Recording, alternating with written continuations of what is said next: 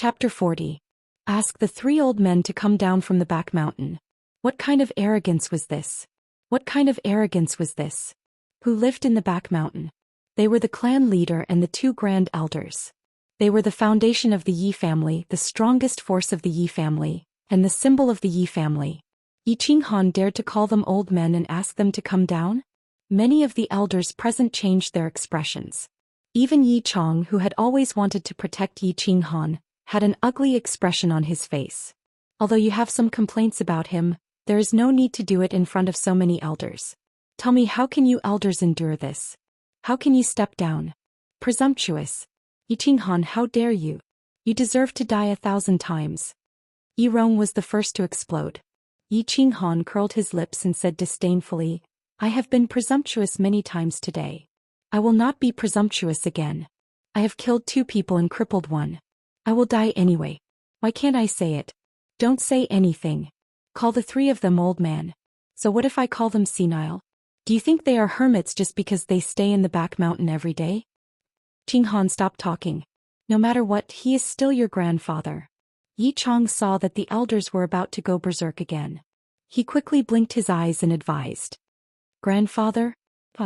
Hearing Yi Chong's advice, Yi Qinghan seemed to be even more excited. He laughed loudly and his expression was no longer calm. There was a hint of loneliness and anger in his expression, but it was quickly replaced by indifference. Grandfather? After my father died, when my mother and I were bullied, where was grandfather? After my mother died, when I knelt in the elders' hall and was drenched in the rain, where was grandfather? When I was injured on Yulon Street, when Yi Rong and Yi Qinghuang helped outsiders to deal with me, where was grandfather? When I was almost killed in the barbaric mountains, where was grandfather? Where was grandpa when Yi Qinghuang colluded with outsiders to kidnap my sister? At this time, my dear grandfather, where are you?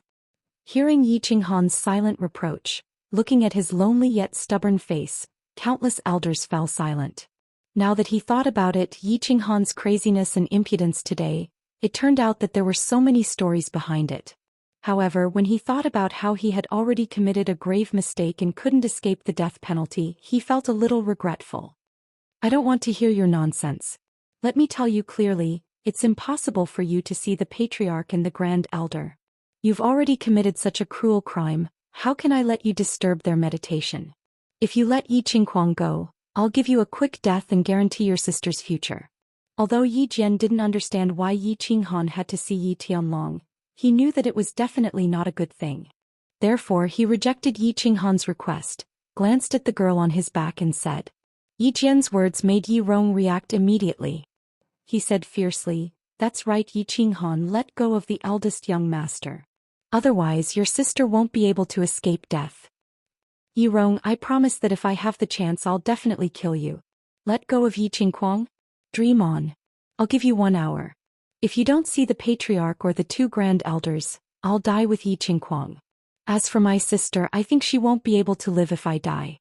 Why don't you come with me now? At least she'll have a companion on the road to the Yellow Springs. Looking at the hideous scar on Yi Rong's face, Yi Qinghan sighed in his heart. The body fusion technique's dizziness was a soul attack. The soul would also improve as a martial artist's realm increased. Therefore the body fusion technique was only effective against martial artists of a higher realm. He was now a commander realm martial artist, so he could only make a general realm martial artist dizzy for about a second. As for martial realm martial artists, their soul cultivation was already very high. The body fusion technique had no effect at all, let alone Duke realm martial artists or Emperor realm martial artists. The martial artists present were all Emperor realm martial artists, including Yi Rong. Therefore, although he wanted to kill Yi Rong, he didn't have the strength to do so. As for his sister Yi Qingyu, although this girl looked soft and weak, he knew that she was very strong-willed. The bright red smear on the snow-white wall of his courtyard clearly told him that if he died, his sister would definitely follow him immediately. Of course, if he died, his sister would probably not have a good life even if she didn't commit suicide. Instead of letting her live miserably, it would be better to cut off all means of retreat with him and carve out a way out of this hopeless situation. Actually, I think that since things have developed to this point, it's not a bad idea to ask the family head and the 2 grand supreme elders. Qinghuang's life is more important, isn't it? Yi Chong had been carefully thinking about the meaning behind Yi Qinghan's words. Moreover, Yi Qinghan said that Yi Qingquang and Yi Rong dared to fake the family's orders and colluded with Shui Wuhan to kidnap Yi Qingyu. It seemed that if his father knew about this, it would be a good opportunity to attack the first branch. Yi Jian raised his eyebrows and shook his head. I don't agree. Before father and the two Grand Supreme Elders went into seclusion last time, they said that their cultivation is about to break through. If we disturb them for such a small matter, who will be responsible if something goes wrong? I don't agree either. The family head and the others are cultivating. It's very important. Who would dare to disturb them? Yi Rong saw that this matter had become a vote of the Grand Supreme Elders and quickly said, I agree. I think this matter needs to be investigated carefully. There are many things that we don't know. However, in this situation none of us can make the decision. Tianqing stroked his snow-white beard and frowned slightly. The news he received was that Yi Qinghan suddenly went crazy and killed two members of the family. He even set fire to the house and destroyed Yi Qingquang's dantian. He had always been confused. 2 months ago Yi Qinghan was just an elite realm warrior. How could he defeat and kill two general realm warriors? Could it be related to the A9-colored halo during the Fiery Dragon Festival awakening ceremony? However, when he arrived the situation was a little out of control. Yi Jian and many Grand Supreme Elders were furious, so he didn't ask the question in his heart. I also agree. There are many things that we don't know. We need to investigate. Tianqing was not the only one who was confused. Yi Tianqing was also confused. I don't agree. The cultivation of the family head and the others is more important. I don't agree. Just because Yi Qinghan insulted the family head and the Grand Supreme Elder. I don't agree. This kid is too arrogant. Instantly, more than a dozen Grand Supreme Elders expressed their opinions. However, there were only a few Grand Supreme Elders who wanted to be impartial. Yi Qiangang looked at the Grand Supreme Elders in front of him coldly.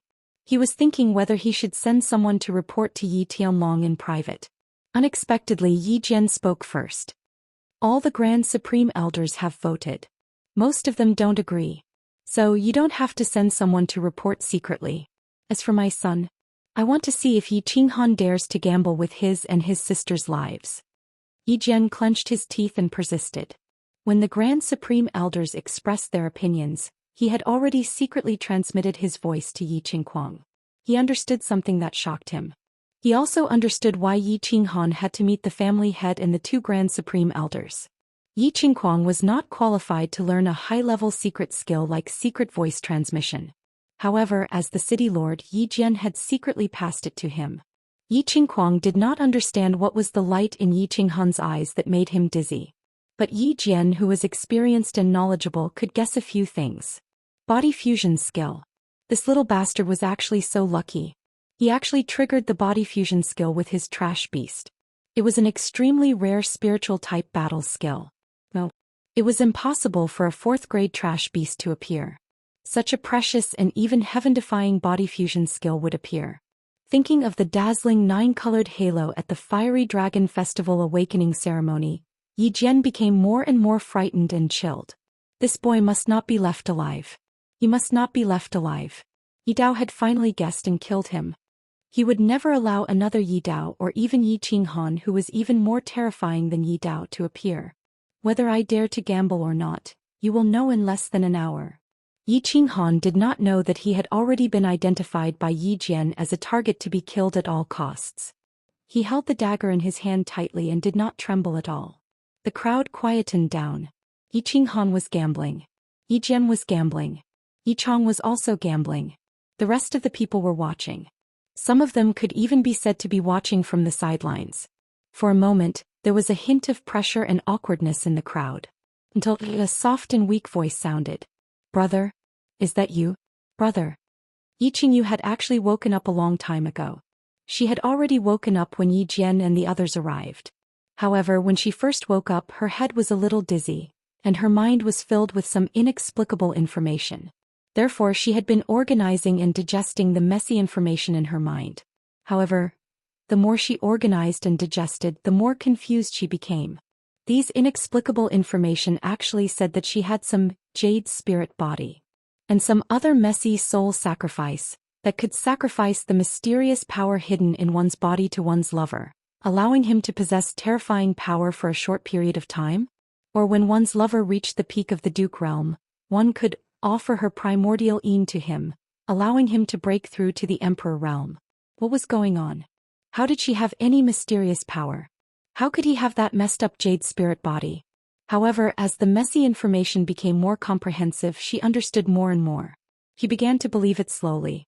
The information said that the jade spirit body was immune to all diseases and poisons. He believed this very much. She found it strange that she hadn't gotten sick in the 15 years she had lived. She hadn't even gotten a cold. Most importantly, the jade spirit body had a miraculous self-healing ability. She was clearly bleeding from the collision, but she was still alive. How could she explain this? She didn't know that Yi Qinghan also had a miraculous ring that had miraculous healing abilities. If Yi Qinghan hadn't fed her a large amount of blood, she definitely wouldn't have woken up so quickly. In the end, she accepted the information and completely grasped the soul sacrifice. She began to wake up completely. The first thing she saw was a familiar shoulder and a side profile that only appeared in her dreams. Therefore she called out softly in disbelief, "Brother? Are you, brother? Can you?" Yi Qinghan was a little stunned. He subconsciously turned his head and looked at his sister. His heart trembled slightly when he saw that familiar pair of pearl-like black eyes filled with surprise. "Brother, is it really you? That's great." Yi Qingyu looked at Yi Qinghan's face in a daze. He wanted to cry and laugh at the same time. However, this expression only lasted for a moment before it was replaced by fear and shock. She shouted, "Ah, brother, be careful. Be careful." Seeing his sister's expression change in an instant, Yi Qinghan suddenly came to a realization. A trace of ruthlessness appeared on his face. He exerted force in his wrist and slashed the dagger across Yi Qinghuang's neck. Swoosh. However, no matter how fast he was, the person who ambushed him was an Imperial Realm martial artist. General Realm martial artists could release their battle aura. How dare he get distracted in front of so many Imperial Realm martial artists? Yi Jian released his battle aura the moment Yi Qinghan turned his head. To be safe, he only released a trace of his battle aura. It transformed into a thin needle and silently pierced Yi Qinghan's arm that was holding the dagger. The thin needle accurately pierced through the meridians in Yi Qinghan's arm. Yi Qinghan's arm was instantly crippled. He no longer had the strength to hold the dagger, and the black dagger fell to the ground. Yi Qinghan staggered a step back in pain.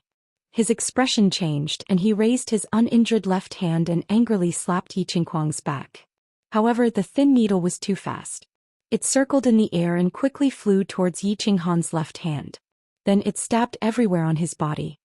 Clang. The dagger fell heavily to the ground. Yi Qinghan also fell to the ground with the dagger. Imperial Realm martial artists were too strong. In less than a second, Yi Qinghan's body was stabbed dozens of times. Most of the meridians in his body were pierced, and the tendons in his arms and legs were all broken. One wrong move and the whole game was lost.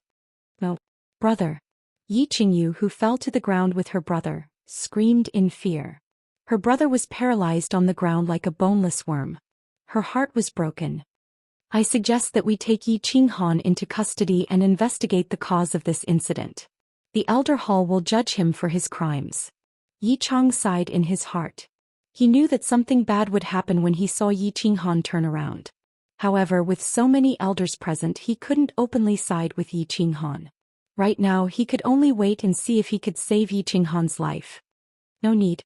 Yi Jian released his battle aura again. It turned into a giant palm and grabbed Yi Qinghuang. Then he threw him to an elder beside him and signaled for him to heal his wounds. Then he turned around and looked coldly at Yi Qinghan on the ground. "All the elders are present. Today Yi Qinghan's crimes are obvious to all. Let's start the trial now. I believe that such a vicious and crazy person should be executed immediately. I will do it myself." Yi Rong twitched the scar on the corner of his mouth. He looked at Yi Qinghan mockingly and said, "I agree. I also suggest hanging his body on the family's execution platform for 3 days as a warning to others." "Agreed." Stain. "I object." "Agreed." Sensing Yi Jian and Yi Rong's anger, all the elders made their decisions and voiced out their opinions. Although Yi Qinghan's performance today had overturned everyone's impression of him, many people admired his courage and temperament. However, in the face of a crippled young master who had committed a heinous crime and was likely to be the next family head, many people could only helplessly remain silent or give up. The elders' hall finally decided that Yi Qinghan would be sentenced to death. I don't accept this. I want to see the family head. Things didn't go the way he expected. Yi Qinghan's heart was filled with endless bitterness and helplessness. He shouted in despair. He was too careless. Facing more than a dozen Imperial Realm experts, he dared to be careless. The result of his carelessness was death. It didn't matter if he died. He had already died once. However, his younger sister, he had implicated her. Qingyu, it's all my fault. I've implicated you. Let's be brother and sister in our next life. Seeing that his request was ignored by the elders, Yi Qinghan knew that he was going to die today. His mood actually relaxed. He struggled to turn his head and looked at his younger sister. He tried his best to smile and said softly, "No, brother, you won't die. I don't want to be brother and sister with you." Yi Qingyu's eyes were filled with tears. She kept shaking her head.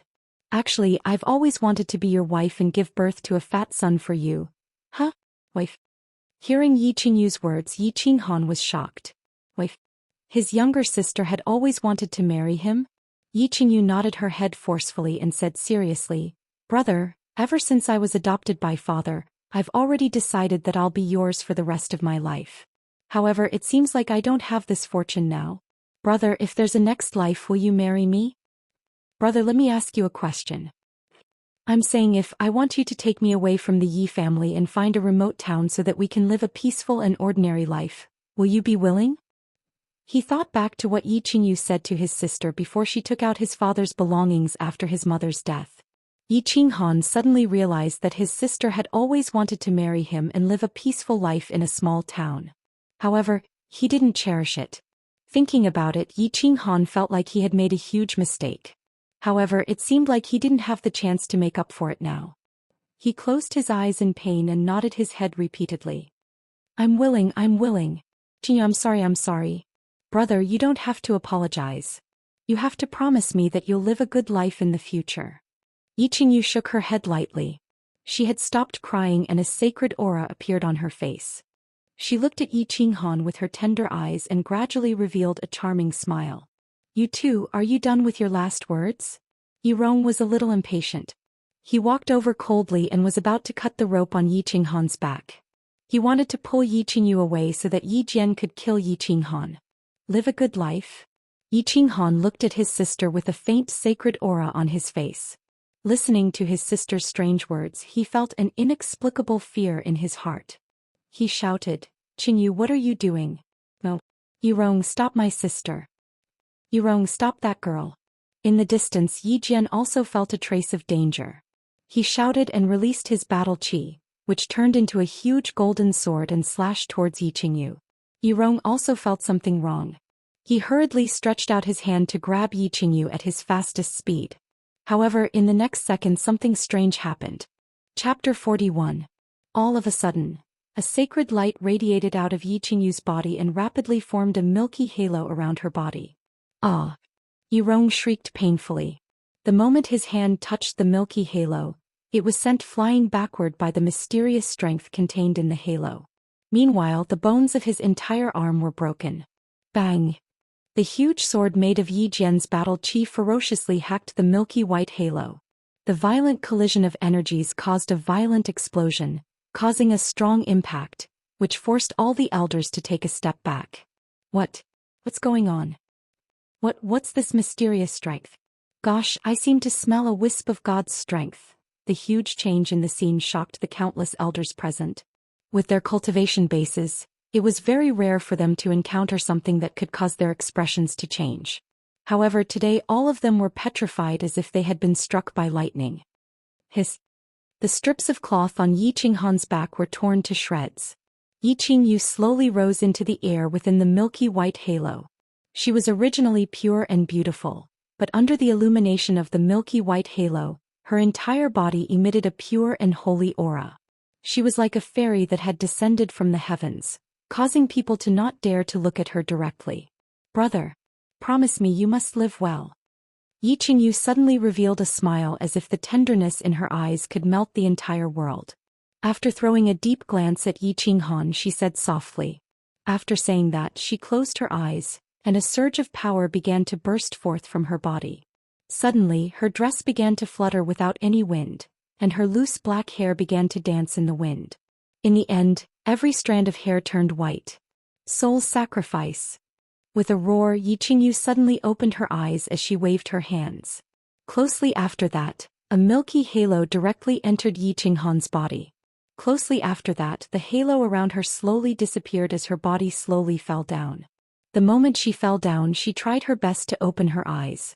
After throwing a glance at Yi Qinghan, she satisfactorily closed her eyes and fell into an eternal sleep. No.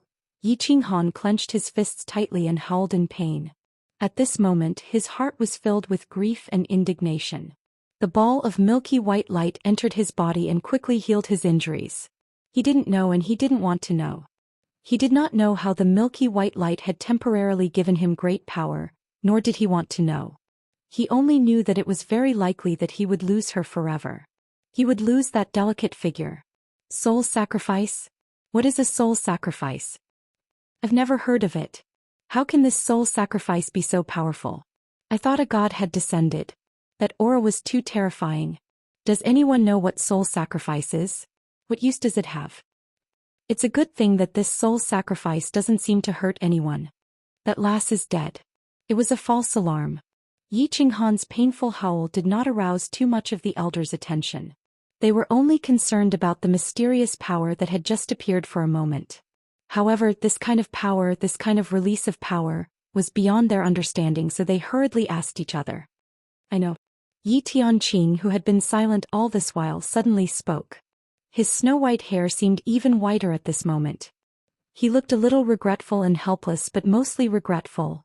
That lass has one of the two saint physiques in the continent, the Jade Spirit physique. We are all sinners of the family.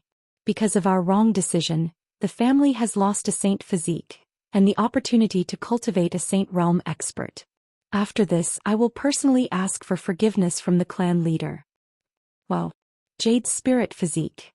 They did not know about the soul sacrifice, but everyone present knew a little about the Jade Spirit physique. Their expressions changed again. Some were regretful, some were shocked, some were regretful. All kinds of expressions were mixed together. Yi Chong smiled coldly and looked at Yi Jian. If Yi Tianlong knew about this, Yi Jian and Yi Rong would probably end up badly. Yi Jian looked gloomy, but he felt a bit lucky. Fortunately, he acted early.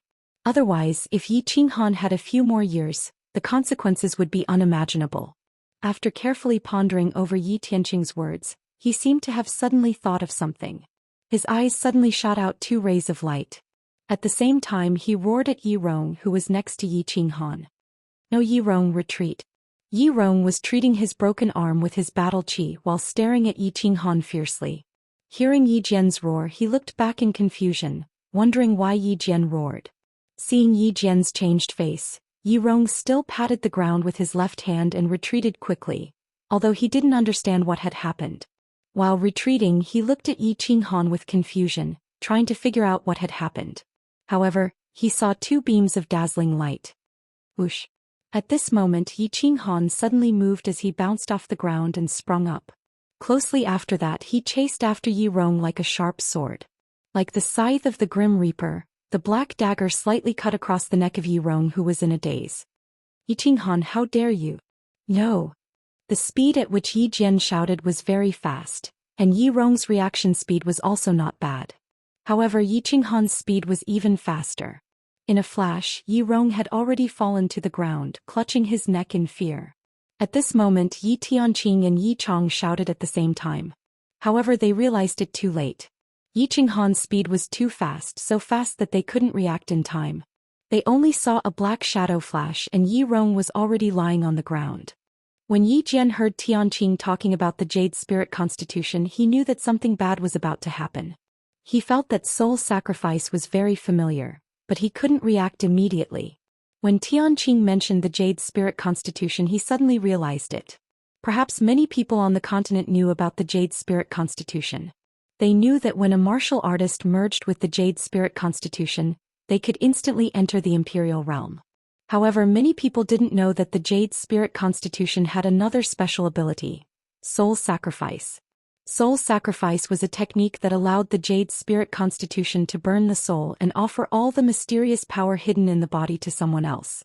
This would allow the person to possess the combat strength of an imperial realm martial artist for a short period of time. Moreover, Yi Qinghan had the heaven-defying body fusion technique. How could Yi Rong not be in danger? Looking at the young man standing proudly and the Yi Rong who had died with his eyes wide open while holding his neck, everyone was shocked. They couldn't believe what they were seeing. What happened? What happened today? A clan's trash young master, a low-level disciple, had actually killed a clan elder in a matter of seconds. An imperial realm elder. Were their eyes playing tricks on them? Or did the world change overnight? Heavens, Elder Tianqing, what is going on? One of the elders sighed deeply and asked the question that everyone else didn't dare to ask. Tianqing lowered his head and sighed deeply. He said sadly, "Nothing much. Yi Qinghan received that girl's soul sacrifice and gained the strength of an imperial realm martial artist for a short period of time. Also, if I'm not wrong, he also has a body fusion technique that attacks the soul. If we get close to him, he has the ability to kill any one of us in a second." What? The elders' expressions changed again. They quickly circulated their battle aura and flew up into the sky. After they flew to a height that they thought was absolutely safe, they widened their eyes and looked at the young man in black in disbelief. A 15-year-old young man could actually threaten them and could even kill them in a second. However, they had to believe that Yi Rong was lying on the ground with his blood still warm. Thus, for the sake of their lives, they could only stay away from the young man. Only 4 people didn't move. Yi Jian felt that he couldn't move. Whether it was because of his status, reputation, or hatred, he couldn't fly into the sky. Yi Chong didn't move either. He felt that Yi Qinghan wouldn't hurt him. Tianqing and Yi Tianqing didn't move either. They felt that the young man was the future hope of their family. They wanted to see if they could save him. Yi Qinghan didn't move either. Although he wanted to move and kill Yi Jian with his life, he really couldn't move. The mysterious power that his sister sacrificed was very strong. It gave him the combat power of an imperial realm martial artist and the ability to kill Yi Rong in a second. However, the mysterious power left as quickly as it came. It seemed as if he had used up all of his energy to instantly kill Yi Rong. At this moment, his battle force had been completely used up. If it weren't for the fact that he had forcefully held on to his last breath, he might have already collapsed to the ground. The reason why he didn't move and didn't fall was because of a secret transmission. This transmission came from one person, the white-bearded elder of the War Beast Hall, Tianqing. The content was simple. Tell him to hold on. He had already notified the back of the mountain. Yi Tianqing stood there motionlessly. He lowered his head in silence as if he had fallen asleep. Of course, he couldn't personally notify the back of the mountain. The only person who could notify the back of the mountain was a red figure standing not far away. It was Yi Qinggu. Yi Qinggu had actually arrived a long time ago. She had been silently observing the situation. However, Yi Jian had given a strict order not to come over. She could only watch from afar. She saw something that she would never forget for the rest of her life. That stubborn and arrogant figure, Yi Qingyu's holy halo, Yi Qinghan's 2 dazzling lights, and the shocking slash that killed Yi Rong. She had always admired Yi Dao. She believed that Yi Dao was a real man. Therefore, she sympathized and took care of Yi Qinghan. She also helped Yi Qinghan suppress Yi Qingquang in the War Beast Academy. She didn't expect that in less than 2 months, the shy young man with a poor memory had grown to such an extent. She had always wanted to save Yi Qinghan. There were several times when she wanted to rush into the battlefield. However, her rationality won over her emotions in the end. She knew that Yi Qinghan had killed Yi Xianxia, killed Yi Bao, crippled Yi Qingquang, and now killed Yi Rong. That delicate young man would probably not be able to escape today. Even if the clan's Grand Supreme Elder Yi Qingyu, her grandfather, came, things would probably not change. She sighed in her heart. She felt some pain and some indescribable emotions. Until she received a transmission. It was from Elder Whitebeard Tianqing. He told her to immediately send a message to his grandfather. He would take charge of everything. He was wild with joy. She immediately crushed the life-saving transmission jade talisman that her grandfather had personally given her. At the same time, she ran toward the battlefield. As she ran, she said in her heart, "Yi Qinghan, you must hold on. My grandfather will be here soon. There will definitely be a turn for the better. Hold on." Yi Qinghan also wanted to hold on, but he really couldn't. His body was too weak.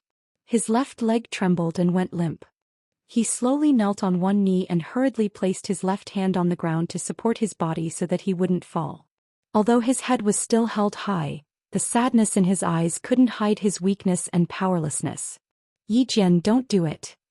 Big brother, wait. Yi Tianqing's drooping eyelids suddenly moved.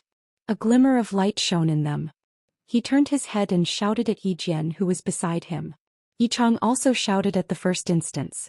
However, before they could shout, a huge golden sword had already left their bodies. With the whistling of the wind, it slashed down toward the half-kneeling Yi Qinghan with great momentum. Too late. Yi Jian smiled coldly, revealing his white teeth. Chapter 42. Buzz. At that moment, just as the huge golden sword descended from the sky and slashed towards Yi Qinghan with unparalleled momentum and oppression, a ray of light shone from the back mountain of the west courtyard of the Yi family castle. A ray of green light quickly formed a huge shield of light that enveloped the entire west courtyard in an instant. It was as if a transparent green pot lid had fallen from the sky and covered the entire west courtyard. Then an incomparably domineering roar rang out. Who dares to hurt my precious granddaughter? Hearing this voice, everyone in the Garden of Enchantment was shocked and looked towards the back mountain in fear. But what was even more frightening was that none of them could move, not even a finger or a neck. Time seemed to have frozen at that moment in the west courtyard. The sleeves of the elders who had flown into the sky had stopped moving. Elder Tianqing's white beard was still slightly raised. Yi Qinggu was still running. Yi Jian was still baring his white teeth. Yi Qinghan was still kneeling on one knee. The huge sword in the air was still carrying an incomparably ferocious momentum, but it had stopped right above Yi Qinghan's forehead. Everything seemed to have frozen along with the green light. Saint Domain. The same word came to the elders' minds at the same time. The unique, nature-defying ability of the Saint Realm, the Saint Domain. Although Yi Jian was still baring his white teeth and laughing coldly, he felt a wave of bitterness and regret in his heart. He had clearly sealed off the back mountain. As long as no one went to touch the restriction, no matter how many people died on the Yi family's side, no matter how fiercely they fought, the people in the back mountain would not know. But he had missed one point. He had missed out on Yi Qingyu's granddaughter Yi Qinggu. Yi Qingyu doted on Yi Qinggu so much, how could he not have left something for her? Yi Chang and Yi Tianqing, but Yi Tianqing were delighted at the same time. Although he couldn't move his body, his brain was working quickly. Yi Chang was thinking about how to use this matter to deal a heavy blow to Yi Jian, while Tianqing and Yi Tianqing were thinking about how to plead with the clan leader to protect Yi Qinghan. Bang! Just as everyone was making their own plans, a green figure shot out from the back of the mountain like a meteor. At the same time, two figures, one yellow and one white, also rushed over. Humph! The green figure descended first. It was an old man in a green robe. The old man's face was ordinary and his facial features were very regular. However, his eyes seemed to be a little bigger and bulging, which made him exude a brutal and domineering aura. The moment the green-robed old man landed on the ground, he let out a loud snort. He did not look at the crowd, but he nervously looked at Yi Qinggu. It was as if he was checking to see if his precious granddaughter was missing a hair or injured. Bang! The black and white figures also landed slowly. They looked at the chaotic enchanted garden, at Yi Rong, who was clutching his neck and dying with his eyes wide open, and at the huge golden sword in the air.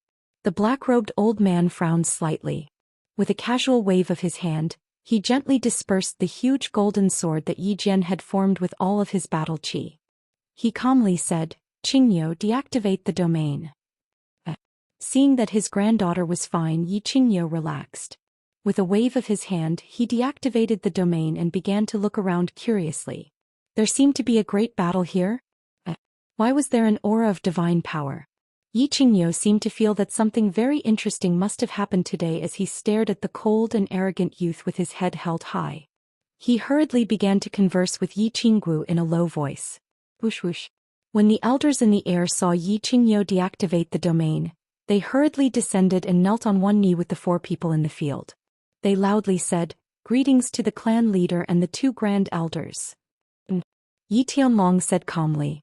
Although he just stood there quietly without releasing any battle qi or pressure, The others still felt that the black figure was as heavy as a mountain, which made them feel a bit depressed unconsciously. Yi Tianlong indifferently glanced at the crowd. He looked at Yi Rong, who had died tragically, looked at Yi Qinghan, who remained calm under the huge sword, and finally looked at Yi Qingyu, who was dressed in white and had snow-white hair as if she was sleeping peacefully. Yi Tianlong's expression finally changed a little. He said with a little anger, "Who is that woman?" Everyone was silent. Ever since Yi Tianlong arrived, they had been thinking about how to explain what had just happened to the patriarch. They were all waiting to suffer the patriarch's anger, but they didn't expect that the first thing Yi Tianlong asked was who the woman was. For a moment they didn't know how to answer. "Her name is Yi Qingyu. She's my younger sister. She's already dead." Right when the elders were about to give a proper explanation, a cold voice resounded. When Yi Tianlong heard the answer, he slowly turned around. Looking at this black-clothed, bloodied and cold-looking young man, he felt that he looked quite familiar. He frowned and asked, "Who are you?" Yi Qinghan seemed to have heard a very funny joke. He wanted to laugh, but he couldn't. The corner of his mouth twitched and he slowly stood up with trembling legs. "My name is Yi Qinghan, Yi Dao's son. I used to be your grandson, but not anymore." Yi Dao's son. Hearing the name Yi Dao, Yi Tianlong frowned even more. He waved his hand, signaling the elders behind him to shut up. He continued to ask in a deep voice, "Why was he before but not now? Also, why did they want to kill you?" Looking at Yi Tianlong's vaguely familiar yet foreign face, Yi Qinghan laughed self-deprecatingly. "Why not? I don't want to be your grandson anymore because I don't want to be surnamed Yi.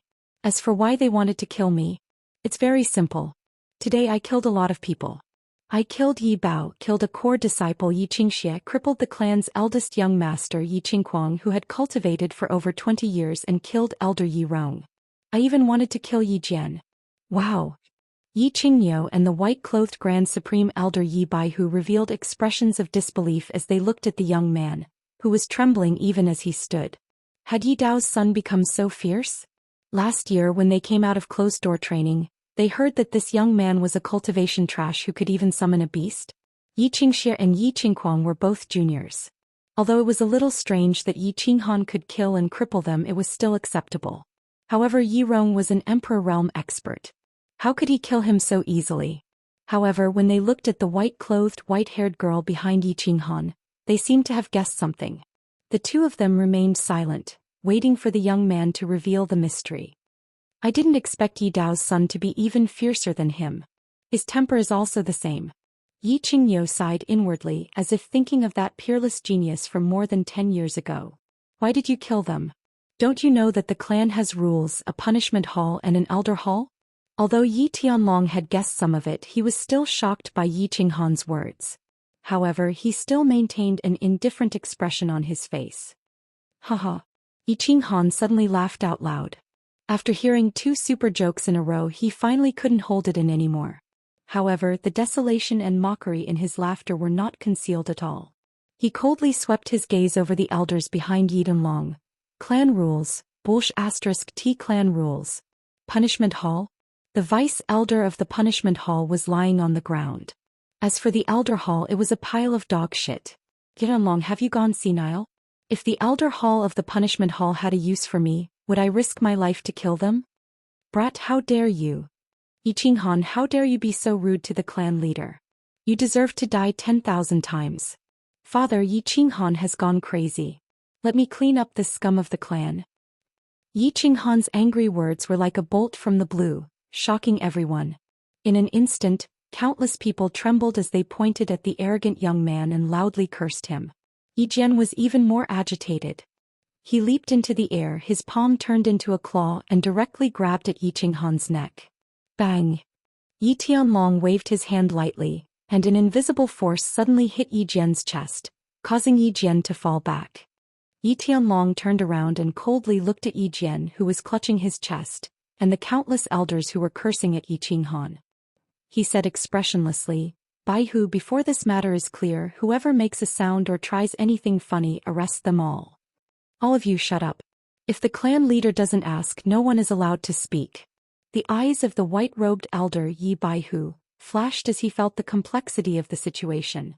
Yi Tianlong nodded, turned around and looked at Yi Qinghan, who was standing quietly at the side thinking about something. He said lightly, "Carry your sister and follow me to the punishment hall. I will give you an explanation. Of course, you need to give me an explanation as well." Chapter 43. Take your sister and follow me to the torture chamber. I'll give you an explanation. Of course, you need to give me one as well. Yi Tianlong's words had broken his image in front of the public. Yi Tianlong had always been serious, old-fashioned and stubborn. Not to mention the Yi family's castle, it was also well known in the House of Aries. Yi Dao was a genius in the past. If it were any other family, they would definitely treat him like a treasure.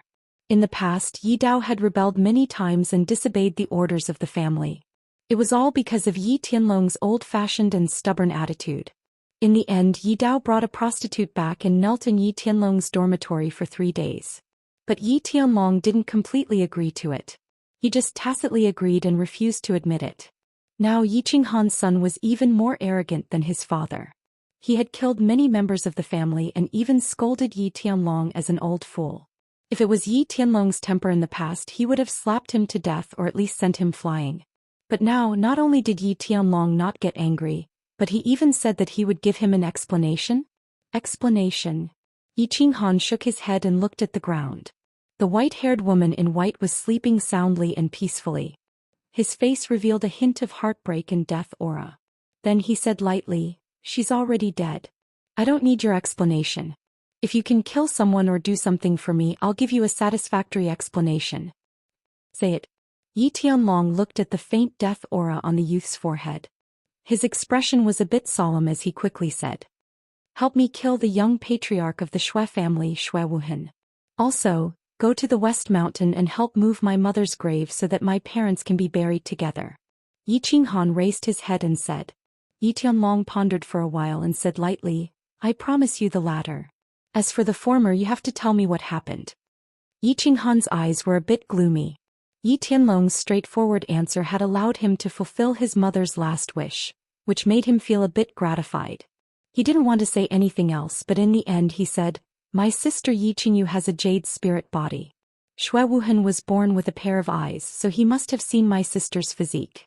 So he joined hands with Yi Qingquang and Yi Rong to kidnap her. Finally, my sister committed suicide by hitting the wall. I'm sure you can guess what happened next. I killed Yi Xianxia, who went to kidnap my sister, and interrogated him. Then I came here, crippled Yi Qingquang and took him hostage. I wanted to lure you out, but the elders didn't agree. Then I was ambushed by Yi Jian. My sister sacrificed her soul to save me. So, I got the combat power of an emperor for a short period of time. I killed Yi Rong and then you guys came. It's that simple." Yi Tianlong listened quietly with an expressionless face.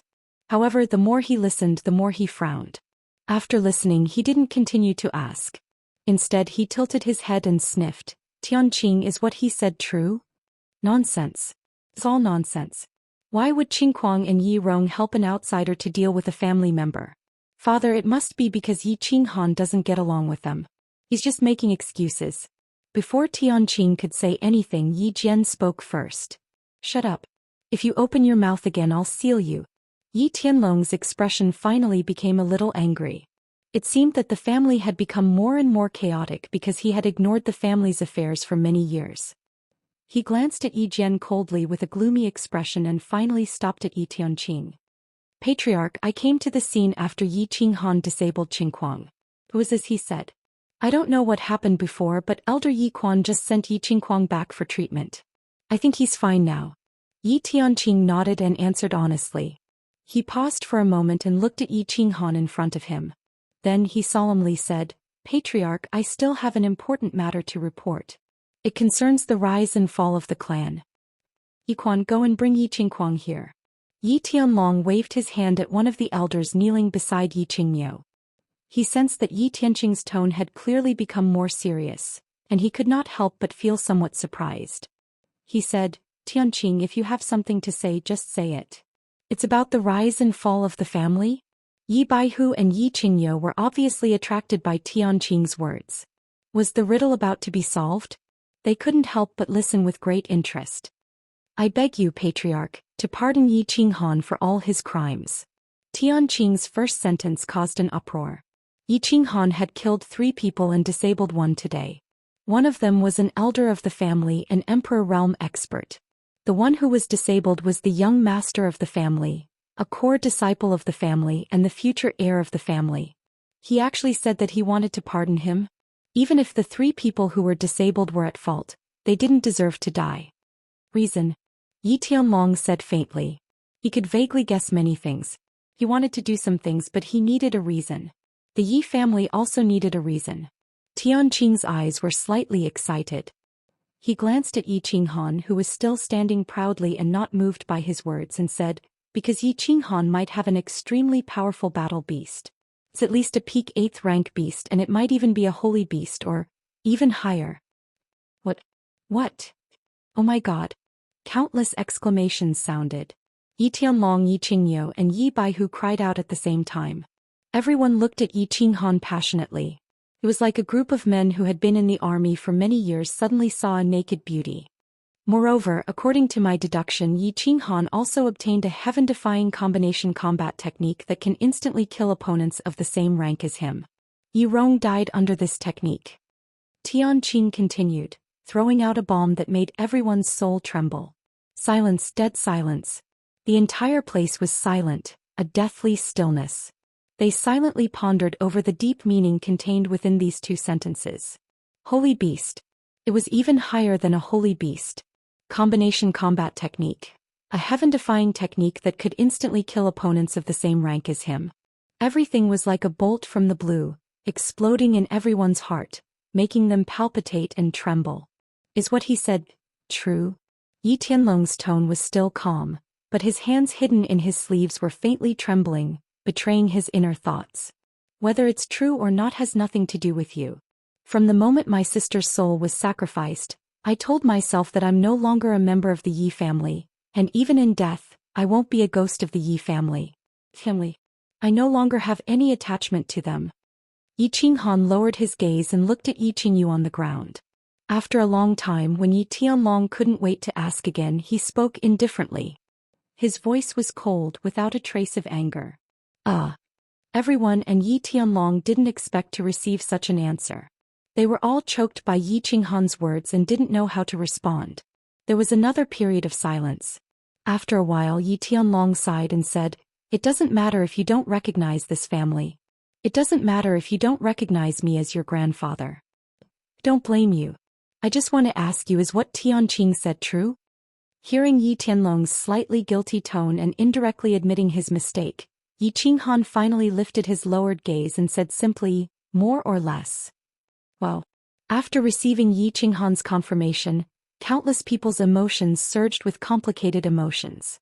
That was a holy beast. How many holy beasts had appeared in the Yi family's thousands of years of history? None. Only one. Only Yi Ruoshui's ancestor had one. However, this holy beast had indeed brought the Yi family hundreds of years of glory and prosperity. Not only did this kid have a holy beast, but he also had a heaven-defying combination combat technique. Trash, you bunch of trash. Just as everyone was silently pondering, Yi Qingyo, who was standing to the side, had already bulged his big eyes and pointed at the elders as he scolded. Did all of you Warbeast Hall elders grow up eating shit? Why didn't you report such a big matter? Now that such a situation has occurred, how do you think we should clean it up? After scolding the elders, Yi Qingyo didn't wait for them to explain. He waved his hand and quickly hid the anger on his face. He turned his head and smiled wretchedly. Kid, you're Yi Qinghan, right? That Shui Wuhan you mentioned, I'll help you kill him. If you follow me in the future, I promise you that you can do whatever you want in the House of Aries. How about it? Also, you don't have to hide anything. Give me a definite answer. Don't say things like, not much, I don't like it. Looking at Yi Qingyo, who was smiling wretchedly in front of him, and then at the worried expression on Yi Qingwu's face in the distance, Yi Qinghan hesitated for a moment, but still said indifferently, Holy Beast, Soul Devouring Beast, Combination Combat Technique, Soul Dizziness, Instant Kill of the same level. Also, thank you, Senior and Yi Qinggu, for your good intentions, but I don't think I need it. Yi Tianlong looked worriedly at Yi Qingyo, and Yi Baihu, who was beside him, also twitched the corner of his mouth. Yi Tianqing, Yi Tianxing and Yi Chong stood up anxiously. They all understood the meaning of death in this youth's words and became terrified. their eyes filled with anxiety and regret. Everyone fell silent, but Yi Qinggu, who was beside Yi Qingyo, shouted excitedly, "Yi Qinghan, don't do anything stupid. It's better to live a bad life than to die a good death.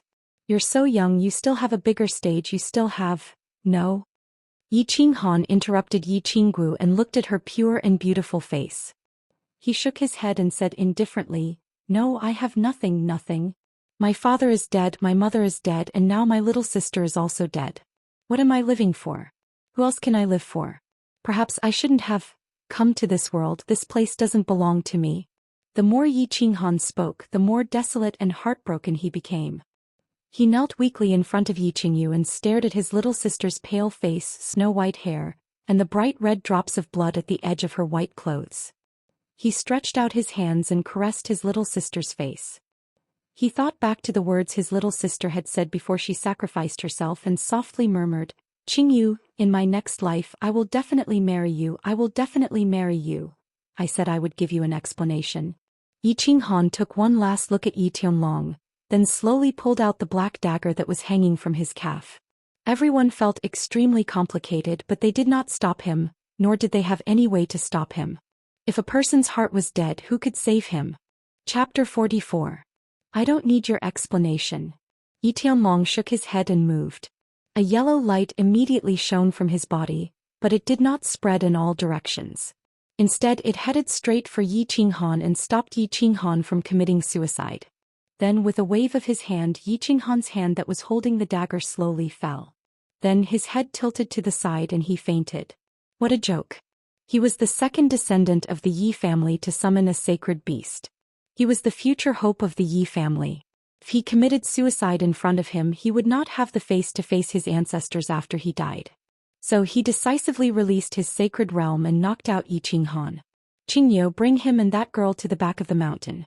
Carefully check that girl's soul. I feel that she's not dead yet. Only her soul has been severely injured. See if there's any way to save these two siblings." Yi Tianlong transmitted his voice to Yi Qingyo. Then he turned his head and looked at the dozen or so elders in front of him with a dark expression. He said angrily, "White Tiger, go and collect Yi Rong's body. Seal the Yi family castle and prevent any news from spreading. The rest of you follow me to the torture chamber." "Yes, father. Yes, clan leader." Looking at the gloomy expression on Yi Tianlong's face, everyone felt a chill in their hearts. The torture chamber. It seemed that the clan leader was going to enforce the clan's laws. Yi family's torture chamber. Yi Tianlong sat silently on the main seat. His expression was somewhat complicated, as if he was deep in thought. Yi Jian and Yi Chong stood on his left and right respectively. The other elders stood on either side of him. Since Yi Tianlong did not speak, no one dared to speak. Their gazes shifted as they pondered. After a long while, Yi Tianlong suddenly said, "Yi Jian." An indescribable emotion appeared in Yi Jian's eyes. He took a step forward and cupped his hands, saying in a low voice, "Father, do you admit to your crimes?" Yi Tianlong continued, saying something that confused the other elders. "Guilty?" A hint of surprise flashed in Yi Jian's eyes. He then said with a serious expression, "I have been working hard for the Yi family's prosperity all these years. May I know what crime I have committed?" "That's right, Patriarch. City Lord Yi Jian has been working hard for the family all these years. Everyone has seen it with their own eyes. What crime has he committed?" "Yes, we can all testify." Yi Tianlong's words caused countless elders to be bewildered. They hurriedly bowed and explained to Yi Jian. However, Yi Tianlong waved his hand tiredly, indicating for the elders to be quiet. After a moment of silence, he said seriously, "Do you know why our Yi family, or even the 5 great families of the House of Aries, can stand tall for 1,000 years? Why did they bring glory to this era? Maybe you want to say that it's because the Yi family has beasts? Other families have their own secret techniques? Wrong. The reason why our 5 great clans have been able to monopolize the 5 great cities for several thousand years isn't because of these secret arts but because of our unity. You heard me right. It's unity. If a family wants to survive for thousands of years, they definitely don't rely on experts. Are the previous house masters strong? Let's not talk about the previous generations. Let's talk about our current house master, Dragon Man. Is he strong? At the peak of the Saint Realm he can fight me and 2 grand elders alone. But where will he be after 100 years? Will his son continue to be the house master?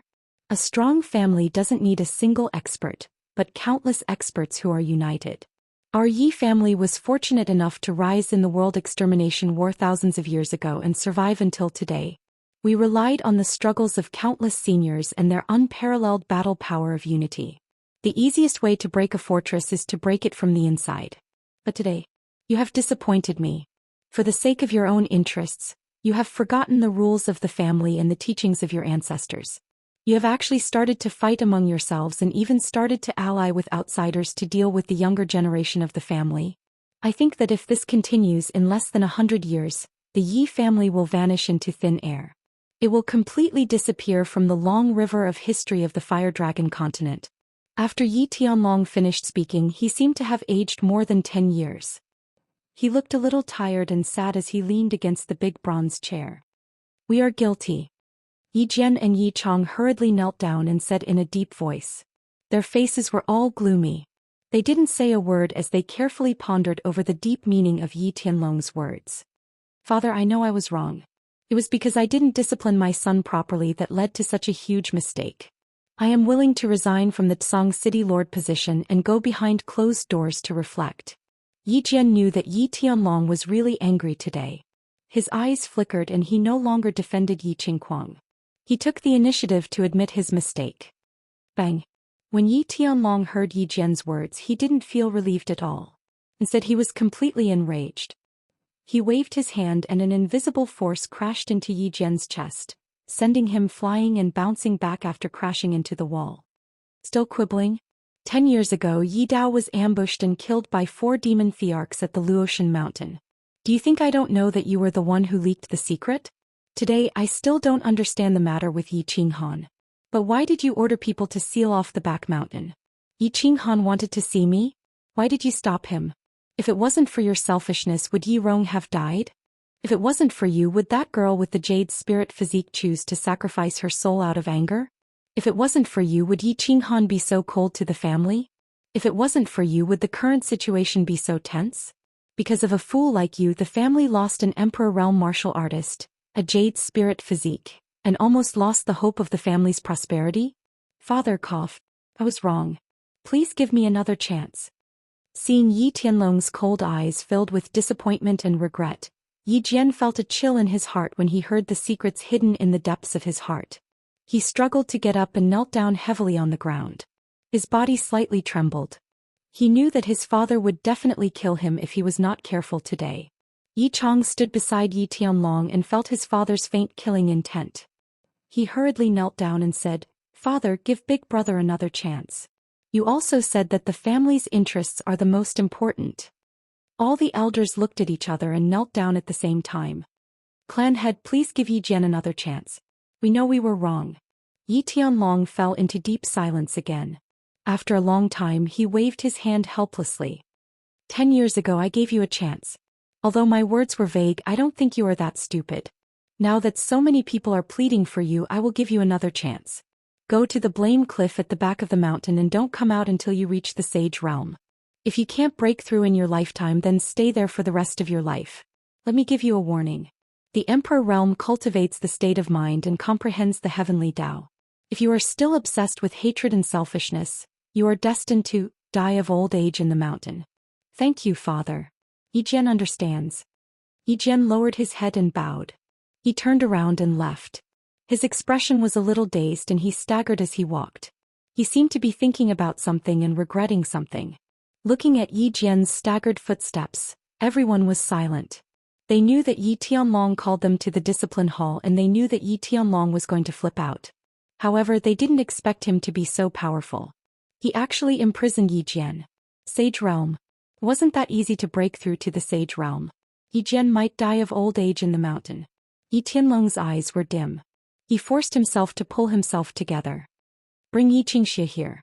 Xianxia was carried up. His waist was wrapped in white cloth and his face was pale.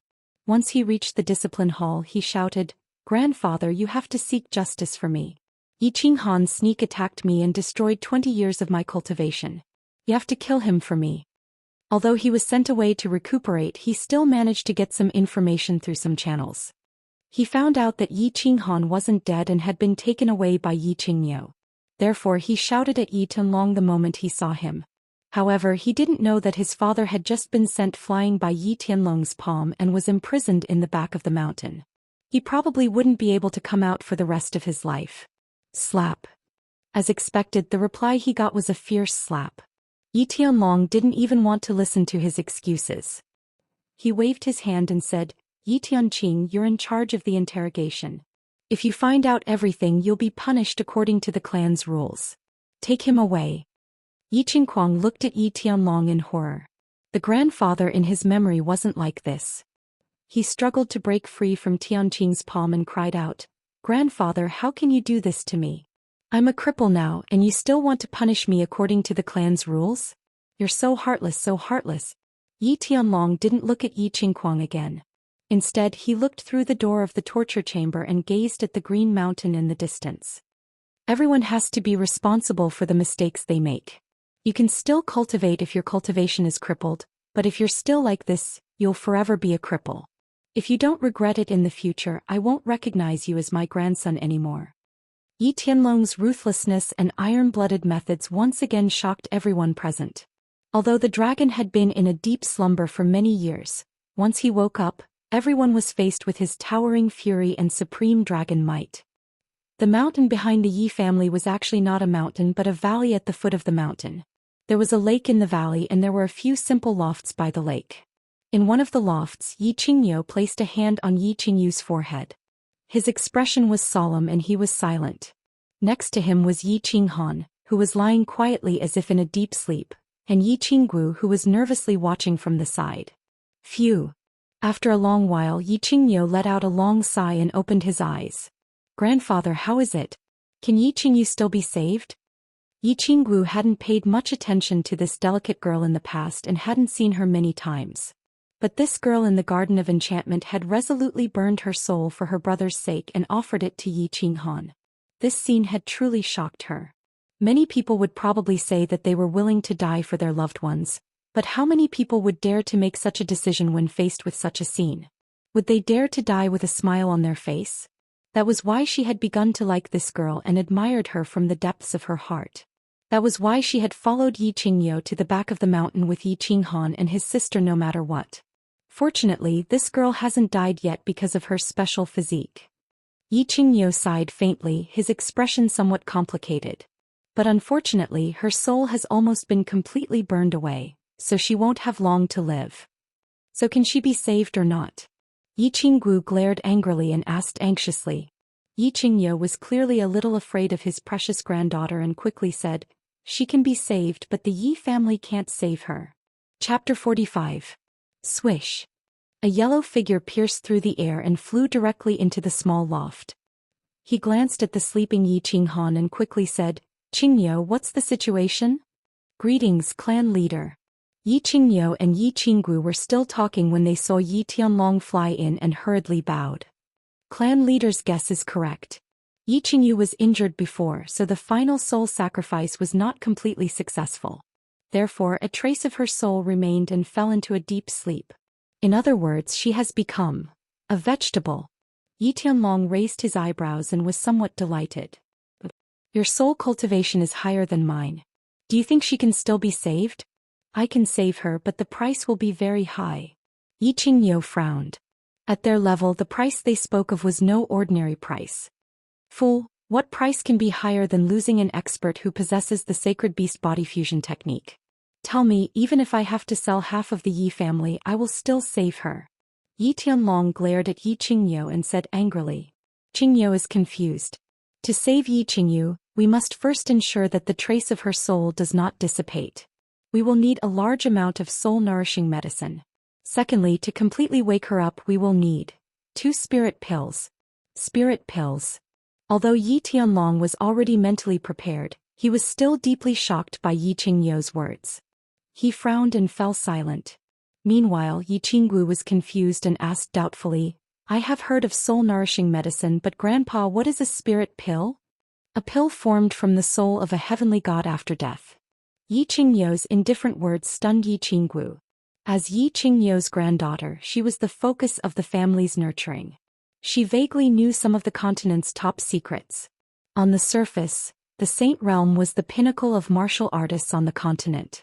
However, Yi Qinggu knew that there was a higher and more terrifying realm above the Saint Realm, the Heavenly God Realm. Heavenly God Realm cultivators could actually be considered as cultivators. They had an endless lifespan and terrifying strength. They could split mountains and overturn seas with just a wave of their hands. They could kill a large group of Saint Realm experts with just a glance. They were true gods, omnipotent gods. But now her grandfather actually said that to save Yi Qingyu he needed a spiritual pill formed from the soul of a Heavenly God Realm expert, and two of them? Could a god be killed? Are there two living gods in this world? Even if there was, who could kill them? Tell me when that kid wakes up. Yi Tianlong let out a long sigh and walked out of the attic. Yi Qinghan had a lot of dreams. In his dreams he seemed to have returned to Earth and returned to the familiar campus. He saw his senior sister whom he had a crush on for many years. However, when he excitedly ran over to her, the scene changed. The beautiful senior sister turned into the flirtatious lady boss. The scene also changed to the pink bed on that spring night. Then the scene changed to the enchanted garden. It changed to the moment when his sister sacrificed her soul. It changed to the moment when his sister's hair slowly turned white, and the moment when he cried out in pain and helplessness. No. He screamed in fear and woke up with a head full of cold sweat. He saw an unfamiliar attic and a short yellow figure. You're awake? The yellow figure slowly turned his head. His eyes were as deep as the sea and there was a faint smile on his lips. It was Yi Tianlong. Where's my sister? Why did you stop me? You can stop me once, but can you stop me for the rest of my life? Yi Qinghan turned his eyes and thought back to everything that had happened before he fainted. The corner of his mouth twitched and he licked his dry lips with a cold expression. Yi Tianlong looked at the stubborn youth and seemed to see someone from back then. Yi Dao. He said calmly, after today I won't stop you anymore. Come with me if you want to save your sister. Seeing Yi Tianlong's short and skinny figure walk out of the room, Yi Qinghan couldn't understand why he wouldn't stop him after today. But after hearing the last sentence, his eyes suddenly widened and he instantly jumped up, chasing after Yi Tianlong. Clan leader. In another room, Yi Qingyou saw Yi Tianlong walk in with Yi Qinghan. He hurriedly bowed, then smiled and nodded at Yi Qinghan behind him. He left the room, leaving the grandfather and grandson alone. Qingyu. He gazed at the large bed in the room, where his sister lay quietly like a sleeping beauty. Yi Qinghan's eyes immediately blurred. He strode over, half knelt by the bed and tightly held his sister's cold hand. The white bedsheets, white dress, pale face and snow-white hair made this room seem so special, so dazzling. Your sister is not dead, so you don't have to pee like a woman.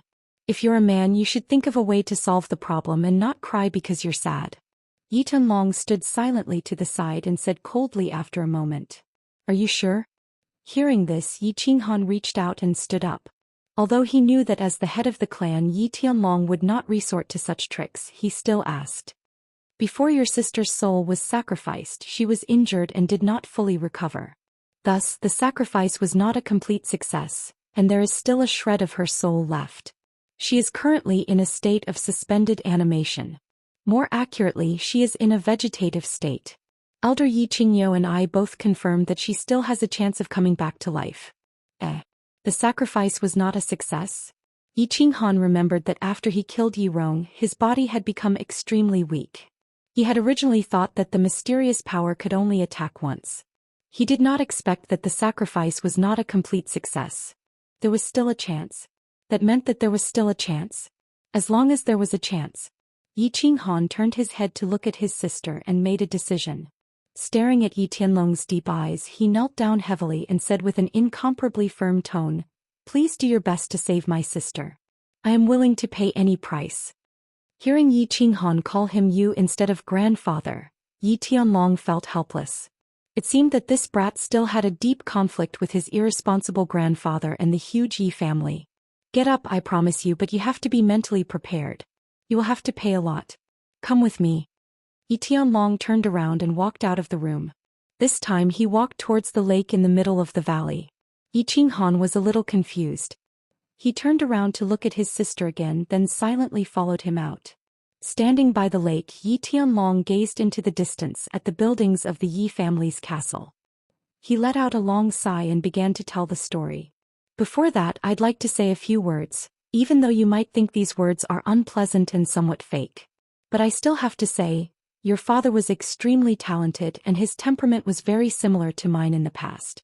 I liked him very much since I was a child. Because your father was born by one of my concubines, Yi Jian, and the others always had some resistance towards him and even some hostility. At that time I had just taken over the family affairs, so I didn't ask too much about the affairs between the brothers. As a result, Yi Jian and the others became more and more hostile towards your father, and your father became more and more rebellious. Later, under everyone's opposition, I appointed your father as the successor of the clan head. As a result, it completely angered the first branch. Later, in order to treat your mother's illness, your father resolutely went to the god-slaying mountain. However, his whereabouts were betrayed by a cousin of Yi Jian from the first branch, which caused 4 demon emperors from the demon god residence to join forces to kill him. In the end, he was seriously injured and died. I was extremely angry about that matter and directly killed that descendant of the clan.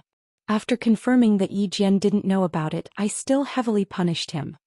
After your father's death, your biological grandmother was in too much pain and passed away. I was a little disheartened and a little disgusted with the world. There were also some other reasons, so I retired and didn't care about the affairs of the world. Unexpectedly, Yi Jian still held a grudge over what happened in the past and took revenge on you. Perhaps because of what happened in the past, the first branch has always been hostile towards the second branch, which led to the regretful incident a few days ago. Yi Tianlong paused and continued, I'm saying all this not to redeem your hatred towards the Yi family. I want to say that everything is actually my fault. If you want to hate someone, hate me. And this time, you need the cooperation of the younger generation of the clan to save your sister. For the sake of your sister, I hope that you can temporarily put aside the hatred in your heart and work together with them to defeat the enemy and gain points. Yi Qinghan rolled his eyes and felt a little helpless. He was a little speechless at Yi Tianlong's eloquence. Even a pig could tell that Yi Tianlong was trying to persuade him after saying so much nonsense. However, in order to save his sister, he could only listen obediently. He curled his lips and said, Let's make it simple. What do you need me to do? If your sister wants to wake up, she needs a large amount of herbs that nourish the soul. You don't need to worry about this. Secondly, she needs 2 spiritual pills. I know a place that has one and I will do my best to exchange for it. As for the last one, I can't do anything about it. Only you can obtain it. Seeing that Yi Qinghan was a little impatient, Yi Tianlong knew that this matter couldn't be rushed. He wasn't a good persuader, so he made it short. Hearing that it was a serious matter, Yi Qinghan's expression tightened and listened attentively. After listening, he thought for a while and said, Spiritual pills? How do I obtain them? You should know a little about the mansion battle. The 3 Moon Queens are the mansion battle that happens once every 30 years. This time the mansion battle is an elite mansion battle. Only young warriors under the age of 30 can participate. What you need to do is to lead the Yi family's elite team to participate in the mansion battle. On the premise that you survive, try your best to kill the elites of the monster race and the barbarian race. Obtain a large number of points, and go to the divine city to exchange for a spiritual pill. This time the mansion battle is not the ultimate mansion battle. Otherwise, even if I have to risk my life, I would personally participate in it. This time you can only rely on yourself. You need to pay attention in the mansion battle. Speaking of serious matters, Yi Tianlong's expression was also solemn as he slowly explained to Yi Qinghan. After a long time, Yi Qinghan finally understood the ins and outs of the matter. It seemed that this grandfather, Yi Tianlong, was really prepared to spend a lot of money to save his sister. Although he didn't understand what a spiritual pill was, he only knew that it was definitely a peerless treasure. Otherwise, why would he need to kill 10,000 low-level foreign soldiers to exchange for it? After a pause, he put forward his conditions. I have a condition. This time I don't want anyone from the first branch to lead the team. Moreover, I want absolute command of the elite team in the mansion battle. Yi Tianlong thought for a while and nodded. I promise you. You have to promise that you will definitely come back alive. I will definitely come back alive. Mansion battle? 3 clan battle? Try your best to kill? A bloodthirsty light flashed in Yi Qinghan's eyes. He nodded heavily. Looking at the attic not far away through the attic's window, he saw a delicate figure sleeping quietly. His face revealed a trace of a smile that hadn't bloomed for several days. Chapter 46. 5 days later in Song City. The 8-door gods stood proudly in front of the gate of the Yi family castle. Their gazes were sharp as they scanned through the crowd. Suddenly, from the corner of their eyes, they saw the side gate open and a luxurious carriage slowly drive out. The 8 of them tensed up, but they didn't smile and flatter like they used to. They just straightened their backs and didn't say anything. There were too many carriages going in and out of the Yi family castle. They were nervous at the beginning, numb at the end, and now they didn't care.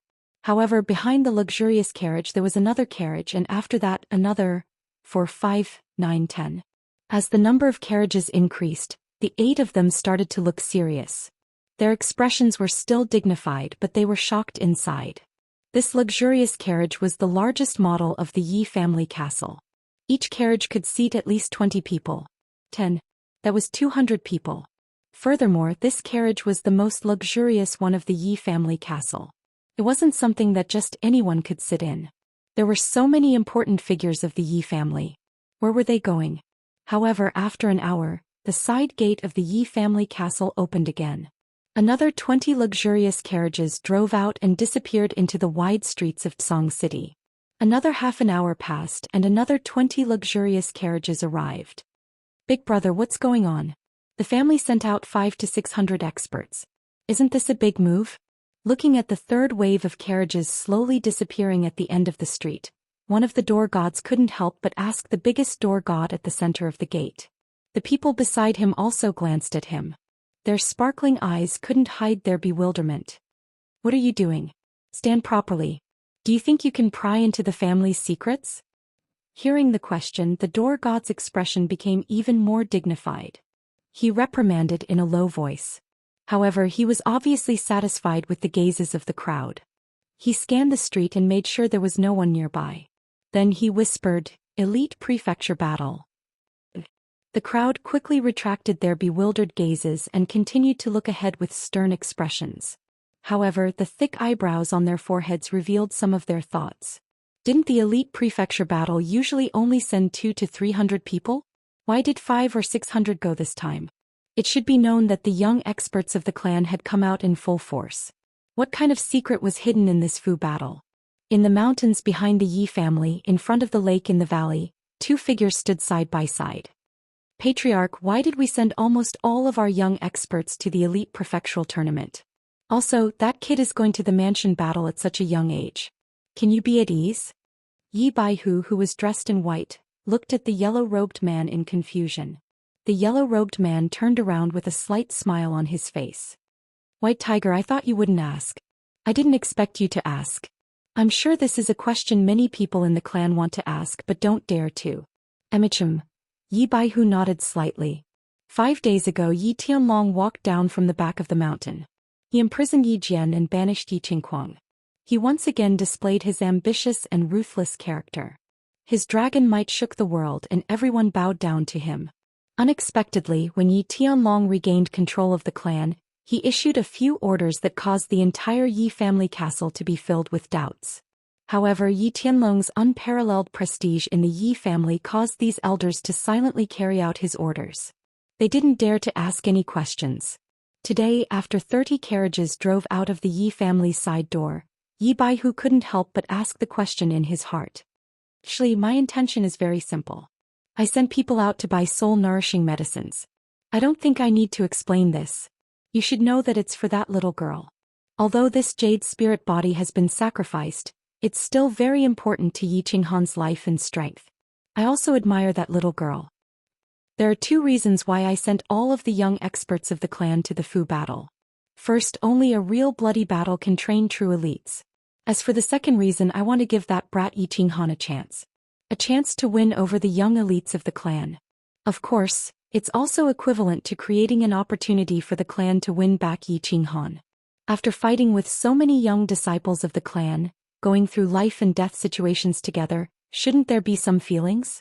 The third reason about sending that brat Yi Qinghan to the elite Fu battle is actually something that I can't do. That idiot Yi Jian's foolish actions caused Yi Qinghan to have a deep resistance towards the Yi family and me. If we want to win back his heart, we'll have to spend a long time and do many things to slowly influence him. Otherwise, even if that brat breaks through the sage realm and becomes a god, he won't have any feelings for the Yi family. He might not even be a member of the Yi family. So what if the Yi family does? I sent him to the elite Fu battle for 2 reasons. Firstly, I want to see if he can break through quickly under the pressure of saving his sister. Secondly, he has just been hurt by the Yi family. Letting him go out for a walk will make him feel better. Yi Tianlong spoke with fervor and assurance. His expression was calm, but his words revealed a faint self-confidence and strategizing. It made his originally small body seem tall and big. Yi Baihu nodded and pondered for a while. He then asked, "But clan leader, aren't you worried that something will happen to that brat? After all, his strength is so low. Once the news that he has a holy beast is exposed, he will definitely become a must-kill target for the Goblin clan and Barbarian clan.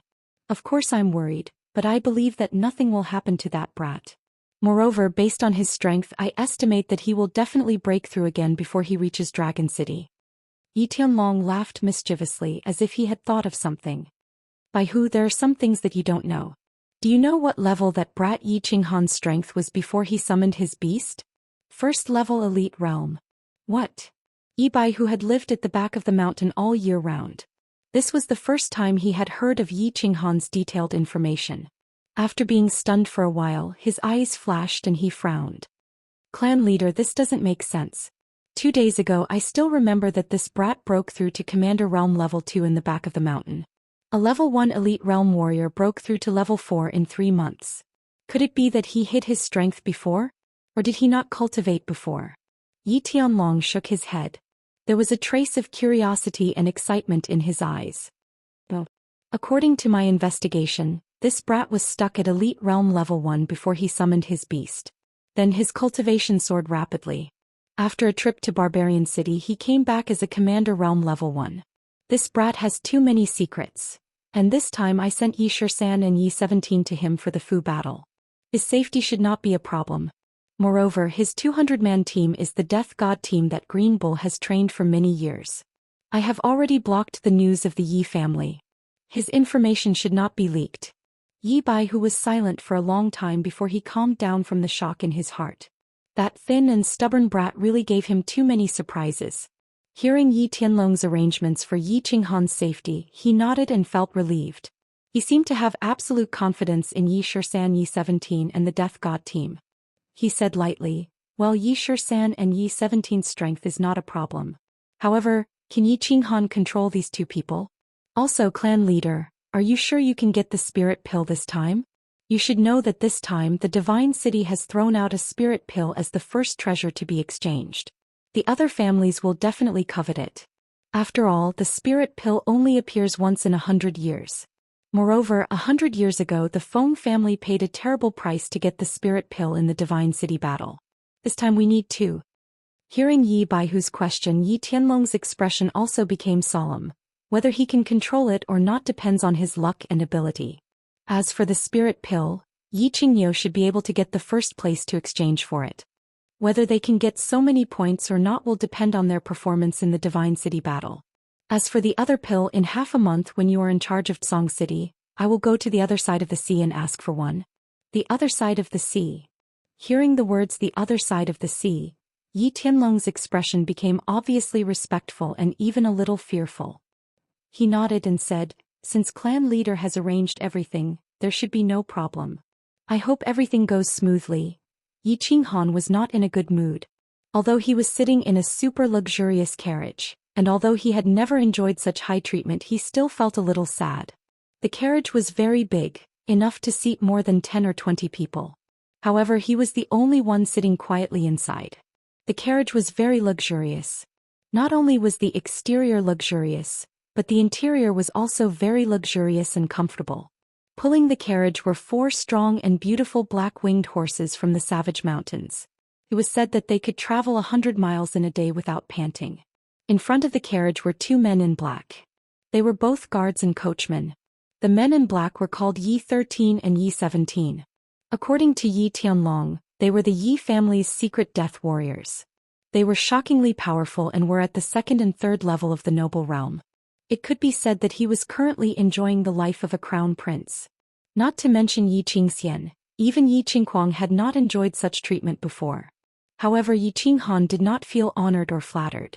He had long experienced the cruelty of this world. What if he was still that good for nothing? Would the Yi family treat him like this?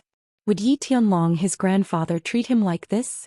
Or could it be said that he indulged him? Therefore, he did not feel any excitement or gratitude towards such treatment.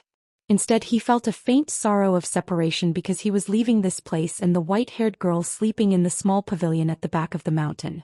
This journey would take more than a year. He would have to leave that soft and weak sister of his for more than a year. Although Yi Tianlong had promised that he would take good care of Yi Qingyu and do his best to protect her life, he was still very sad and unhappy. Since he was unhappy, he obviously needed to find something to do. He picked up the wine on the small table in the carriage and began to drink. The wine was good. A bottle of monkey wine cost dozens of purple crystal coins. However, the more he drank, the more unhappy he became. Looking at Song City, which was getting further and further away from the carriage, the sweet monkey wine in his mouth seemed to become more and more bitter. Chapter 47. E17 was also in a bad mood.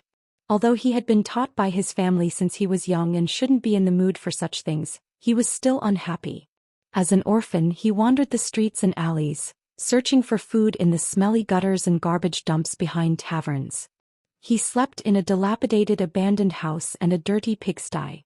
Of course, he was extremely loyal and fanatical to the Yi family that had rescued and nurtured him. He was adopted at the age of 7. The family had nurtured him for 20 years and he had also contributed to the family for 20 years. This time he was ordered to participate in the elite prefectural battle. He was extremely happy about this mission. He could finally kill again. It had been a long time since he had tasted fresh blood. However, it seemed that the most important thing on the order wasn't to kill. Instead, it was to protect the frail little fellow in the carriage. He didn't dare to disobey the family's orders, nor would he disobey them. But the family didn't order him to be in a good mood, right? So naturally he wasn't in a good mood. It wasn't that he hadn't received orders to protect the young master of the family. He had also secretly expressed his displeasure and ridicule towards the arrogant and unreasonable young masters of the family. However, he still didn't dare to show it on the surface. But this time he was deeply suspicious of the family's orders. Was this little fellow, who was obviously only 15 or 16 years old, really going to participate in the prefectural battle? Second-level commander? He shook his head inwardly. Wouldn't the family know how many people would die if they brought such a young master to participate in the prefectural battle? 17. Seeing Yi 17's gloomy face, Yi 13th glanced at the carriage behind and reminded him in a low voice. Humph. Yi 13th glanced at the curtain behind him and let out a low snort that only the two of them could hear, expressing his displeasure. It seemed that the young master in the carriage was even more arrogant than the previous young masters. He had been sitting in the carriage for more than a month, yet he hadn't said a single word to the two Marquis realm experts. He hadn't even stepped out of the carriage. It seemed that this young master was even more arrogant than Yi Qinghuang. Yi Qinghan wasn't in the mood to talk nonsense. He didn't have the time either because he had been living a monotonous life of pain and happiness for more than a month. He was attacking the remaining two main meridians. In the Savage Mountain Range, he unexpectedly discovered a shortcut that could allow him to cultivate to the general realm at a terrifying speed. Using battle chi to attack the meridians and block the substance, he had done so. With the help of his strong mental fortitude and the miraculous bronze ring, he was already halfway there. In 1 month in the Savage Mountain Range, he had opened 6 small meridians and broken through to the Commander realm. However, he did not give up on cultivating diligently. When the nightstick sent him back to the Yi family in a horse carriage, he worked hard every day. Finally, on the 2nd day of his stay at the Yi family's back mountain, he successfully opened a major meridian, the Extraordinary Meridian. He had stepped into the 2nd level of the Commander realm. Now that more than a month had passed, the melancholy of parting with his sister had completely transformed into motivation for his cultivation. Along the way, the boring journey had given him ample time. Thus he began to train day and night. Other than sleeping, eating, and playing with his beast Xiao Hei for a while every day, he was basically training. With the experience of breaking through 6 small meridians and 1 main meridian, as well as the experience of being injured many times in the Savage Mountain Range, Xiaoqian was able to recover quickly. Now it seemed that his cultivation had become very simple. Breaking through the meridians and shattering them did not seem to be able to make him faint. Although it was still very painful every time, so painful that his facial features were distorted and cold sweat poured down like rain, he had not cried out for more than a month. It seemed that the repeated pain and injuries had made him resistant to these kinds of pain, and he was already numb to it. After finishing his last training session for the day, his whole body finally began to relax, and a happy smile appeared on his face, which had not smiled for many days. He lifted the curtain and walked out, saying to the gloomy Xian and Yi 17 for the first time in a month, "Greetings, big brothers. I am Yi Qinghan, may I know your name?" Yi 17 was still sulking when he suddenly saw the curtain open and the delicate and thin young master walk out with a smile. He even spoke gently. For a moment he felt a little baffled and was stunned. Young Master Han is too polite. This subordinate is Yi Xian and this is Yi 17. Yi Xian, who was sitting in the driver's seat, was the first to react. He put away the whip in his hand, stood up and cupped his fists respectfully. Then he stretched out his arm and lightly touched Yi 17 beside him. 17 greets young Master Han. Yi 17 quickly reacted and cupped his fists in greeting. Yi Qinghan waved his hand, a little unused to it. He smiled and said, "Don't be so polite and don't call me young Master Han. I'm not used to it, just call me Qinghan. I thank you for taking care of me for more than a month. I'm afraid I've neglected you two big brothers because I've been busy with cultivation." This subordinate doesn't dare. It's my duty to take care of young Master Han. Yi Xian sighed at the obvious difference in young Master Han, and replied respectfully. Then he asked, "Young Master has never come out of the carriage before. Today you came out for a walk. Did you have a breakthrough?" Hehe. Yi Qinghan stretched his arms. They were a little rusty after not moving for a long time.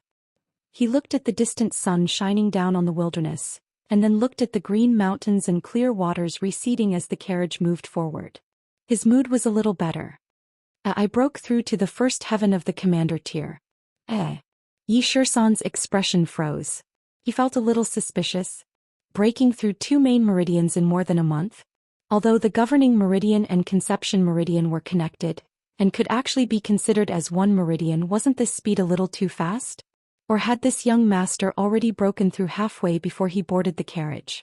Although he had a lot of questions in his heart, Yi Xian still smiled and said, "Congratulations, young Master Han." "Congratulations, young Master Han." Yi 17 also opened his mouth, but the suspicion on his face was very obvious. Hehe. Yi Qinghan waved his hand, not looking at the suspicion on Yi 17's face. That's right, breaking through 2 main meridians in more than a month. This was a little too unbelievable and anyone would be suspicious. But he didn't care. He didn't want to explain and he wouldn't explain. The 3rd level of the commander tier. He had finally reached the 3rd level of the commander tier. In the future he would no longer have to endure the pain of his meridians bursting. He was very happy and happy. The sadness of leaving his sister also disappeared in the whistling mountain wind. Only by continuously becoming stronger could he survive in the Elite Academy tournament. Only then could he kill more people, or more accurately, beastmen and barbarians. Only then could he obtain enough points to exchange for spirit pills. Only then could he wake up that white-haired, white-robed woman. In the evening the convoy began to set up camp at the foot of a mountain. 10 large carriages formed a circle, and countless people began to emerge from the carriages and began to distribute tasks in an orderly manner. Those who made arrangements for the camp began to make arrangements for the camp. Those who hunted began to hunt, those who cooked began to cook, and those who patrolled began to patrol. Countless people hurried in and out, and began to do their own things in an orderly manner, busying themselves with what they should be busy with. Meanwhile Yi Qinghan sat quietly in the carriage. Beside him Yi 17 stood coldly beside him, while Yi Xian went to make arrangements for everyone. Yi Qinghan watched with interest as everyone bustled in and out. It had been more than a month since he sat in the carriage, and he hadn't taken a single step out of the carriage. He had always given orders to Yi Xian, and this was the first time he had seen something so lively. "What's that? We don't need to go help." Yi Qinghan was a little embarrassed as he rubbed his hands. If we go help, it will only make things worse. They wouldn't dare to let you, the commander of the team and the young master of the family, do these chores. Yi 17 said coldly, but he snorted in his heart. Now you want to help? What did you do before? That's true. Yi Qinghan said, a little embarrassed. Although Yi 17's tone seemed to be a little dissatisfied with him, he didn't care much. This was because he had never been a true young master since he was young. He also felt that it was a bit unfair for the two dukes to be sent to serve and protect him. As such, he should accommodate them, not the other way around. He looked at the busy people in front of him and the young master who had suddenly appeared today, and from time to time, looked at him with curiosity and awe. He knew that Yi 17 was right. He was afraid that if he went to help he would become busier and busier, so he continued to rub his hands and continued to sit there and watch. After half an hour, Yi Xian slowly walked over and said to Yi Qinghan, "Young Master Han, will you continue to eat in the carriage today or?" "No need, let's eat together." Yi Qinghan smiled and nodded, then got off the carriage. Seeing Yi 13th and Yi 17 arrive, everyone sitting around the fire hurriedly stood up respectfully. When they saw Yi Qinghan behind Yi 13th, everyone's expression stiffened, then they simultaneously knelt on one knee and said respectfully, "Greetings, young master." What did it sound like when 200 people, 200 men shouted at the same time? Yi Qinghan didn't know before. Now he had a deep understanding. He rubbed his ears, turned his head and said to Yi 13th, "13th, I seem to remember that I'm the commander of this team." Yi 13th was also a little shocked by this sudden roar. Although he didn't understand why Yi Qinghan said this, he still answered honestly, "That's right, young Master Han. Including the two of us, there are a total of 202 people, all of us must listen to your orders." "That's good." Yi Qinghan nodded, turned around and said seriously to the 200 people kneeling on the ground, "Everyone listen carefully. In the future when you see me you must not kneel or bow. As long as it's not a battle you must not be too serious. I don't like it. This is an order." Chapter 48. The 200 people quietly looked at the handsome young man in front of them and listened to his strange words. They were a little confused. They were all men of sacrifice secretly trained by the Yi family. They were the Reaper squad. Like Yi Xian and the others, they were orphans from all over the House of Aries. They had been adopted and trained by the Yi family since they were young. However, their talents were not as terrifying as Yi Xian and the others. Therefore, they were arranged into a group of 200 people. After being adopted into the Yi family, they were very grateful to the Yi family and had been taught and trained by the Yi family for more than 10 years. Therefore, they had always taken the orders of the Yi family as the highest standard. Before they came, their chief instructor, Elder Yi Qingyo, had personally told them that Yi Qinghan would be their master from now on. He was the person they would protect with their lives. If Yi Qinghan wanted them to die, they would die. Therefore they were very puzzled. Why was the first order given by this new master that they must never kneel in the future? Did they not need to respect their master? If they wanted to respect him, they had to kneel. However, when they glanced at their leader Yi Xian, they suddenly realized something when they saw the coldness in Yi Xian's eyes.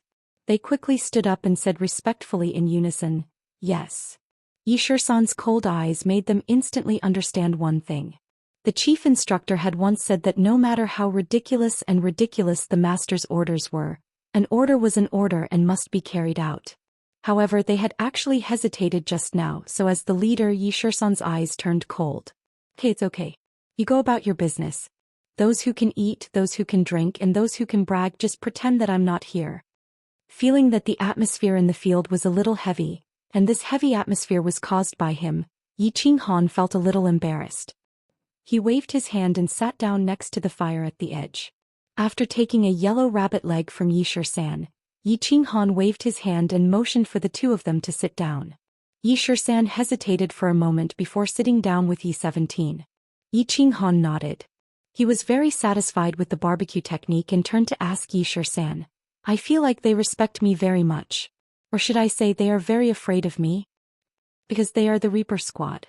The chief instructor, Elder Yi Qingyo, bestowed this team to you, which means that the lives of these 200 people will be yours in the future. Furthermore, before the Elite Academy battle ends, both of our lives are yours. If you tell us to die, we don't even dare to live. How could they not respect you? Not afraid of you? Before Yi Shisan could answer, Yi 17 interjected. He seemed to find Yi Qinghan's question a little strange. They had originally thought that Yi Qinghan was a very important young master of the family. This time, it was obvious that the clan wanted these 200 people to be his escorts for the prefecture battle. Then before he left, the clan would definitely tell him of their existence and their role. Thus, when Yi Shisan asked this question, Yi 17 easily misunderstood that Yi Qinghan was showing off his power as a young master. He was asking a question that he already knew the answer to, so his answer was obviously a little sarcastic. There's such a thing? Yi Qinghan frowned slightly, revealing the shock in his heart. He had never seen any of these people before. He had told Yi Tianlong that the first branch didn't want any of them, but in the end Yi Tianlong had sent out the clan's secret suicide squad and directly bestowed a squad to him. Yi Shisan and Yi 17 were obviously not over 30 years old, but they had actually reached the second and third level of the Duke realm. With such strength, they were more than enough to be sent out to be city lords.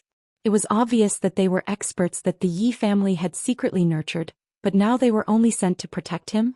Young Master Han really doesn't know about the Reaper squad? You didn't know about our existence in the past? Yi Shisan asked doubtfully when he saw that Yi Qinghan's expression was obviously not artificial. Any young master of the clan could shit on me in the past. My status in the clan was probably higher than any one of the 200 people. Why do you think the clan would let me know about your existence? Yi Qinghan said self-deprecatingly. Thinking of his past life, he smiled somewhat bitterly. 17 and I didn't know. We wrongly accused young Master Han. Please forgive us. Yi Shisan and 17 quickly looked at each other and saw a trace of surprise and shame in each other's eyes.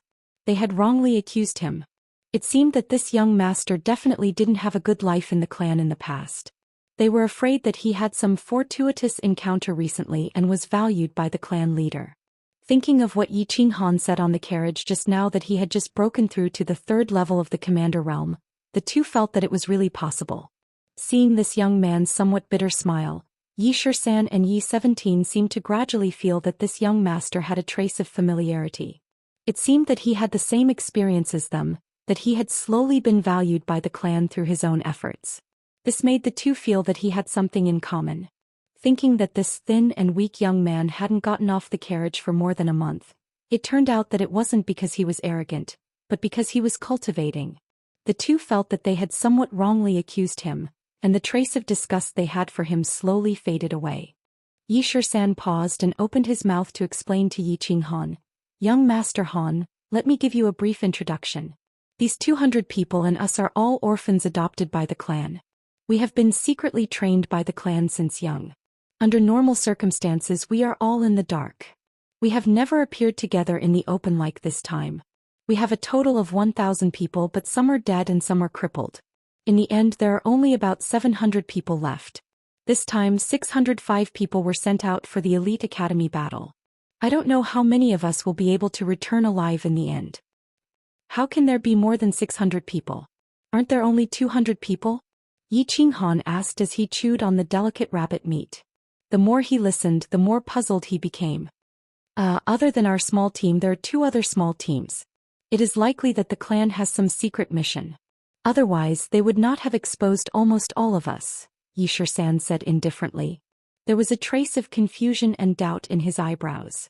It seems that the old men have also arranged 2 hidden chess pieces. They're quite thoughtful. Yi Qinghan naturally knew what the 2 small teams were secretly carrying out. He felt a trace of guilt in his heart. Looking at the 2 people in front of him and the 200 people in front of him, he said solemnly, I cannot guarantee that these 200 people will not die in the Elite Academy battle. However, I can promise you that if it is possible, I will not let a single one of them die. I thank young Master Han on their behalf. When Yi Shisan and Yi Shisan heard this promise that was not really a guarantee, they finally felt a little happy. They stood up at the same time and said seriously. In fact, the 2 of them had always been a little unhappy. It was because the clan's action this time seemed very stupid, but it was an action that they could not resist. They were all orphans. After many years of training and living together, they had already developed a deep bond. If this young master, who was merely at the commander realm, died for no good reason, they would be very unhappy and very pained. Yi Qinghan nodded. After eating a big rabbit leg, he wiped his mouth and drank some water. Then he seemed to think of something and suddenly turned around to ask, "Where are we going now? How much longer do we need?" "You family's enchantment city. We will meet up with the disciples of the other 4 clans who are participating in the Elite Academy battle. Then we will go to Dragon City together and enter the Academy Battle Island together. About half of the Moon Queen will arrive." Xianxia replied respectfully, but in his heart he rolled his eyes. "You are really a competent young master. You actually traveled for more than a month and we don't know where you are going?" "I'm going back to rest." Xianxia nodded and walked into the carriage. There was still half a month left. He decided to cultivate hard, condense his dantian as soon as possible and break through to the general level. However, he didn't know if he could reach the terrifying martial level after he merged with his battle beast after breaking through to the general level. If he could reach the martial level, then his journey to the academy battle should be easier. Chapter 49. The 10 carriages moved quickly and smoothly on the main road. Xianxia and Yi-17 sat calmly in front of the 3rd carriage. Their expressions were very natural and relaxed. But their eyes that kept turning and ears that kept twitching betrayed their constant vigilance. The carriages had traveled more than half the distance and had long passed the Yi family's sphere of influence. They had arrived at the Yu family's territory. In order to better protect the young man in the carriage, they needed to be constantly vigilant of their surroundings and be ready to deal with sudden special situations. Thinking of the young man in the carriage, the 2 no longer had the usual feelings of disgust or even disgust.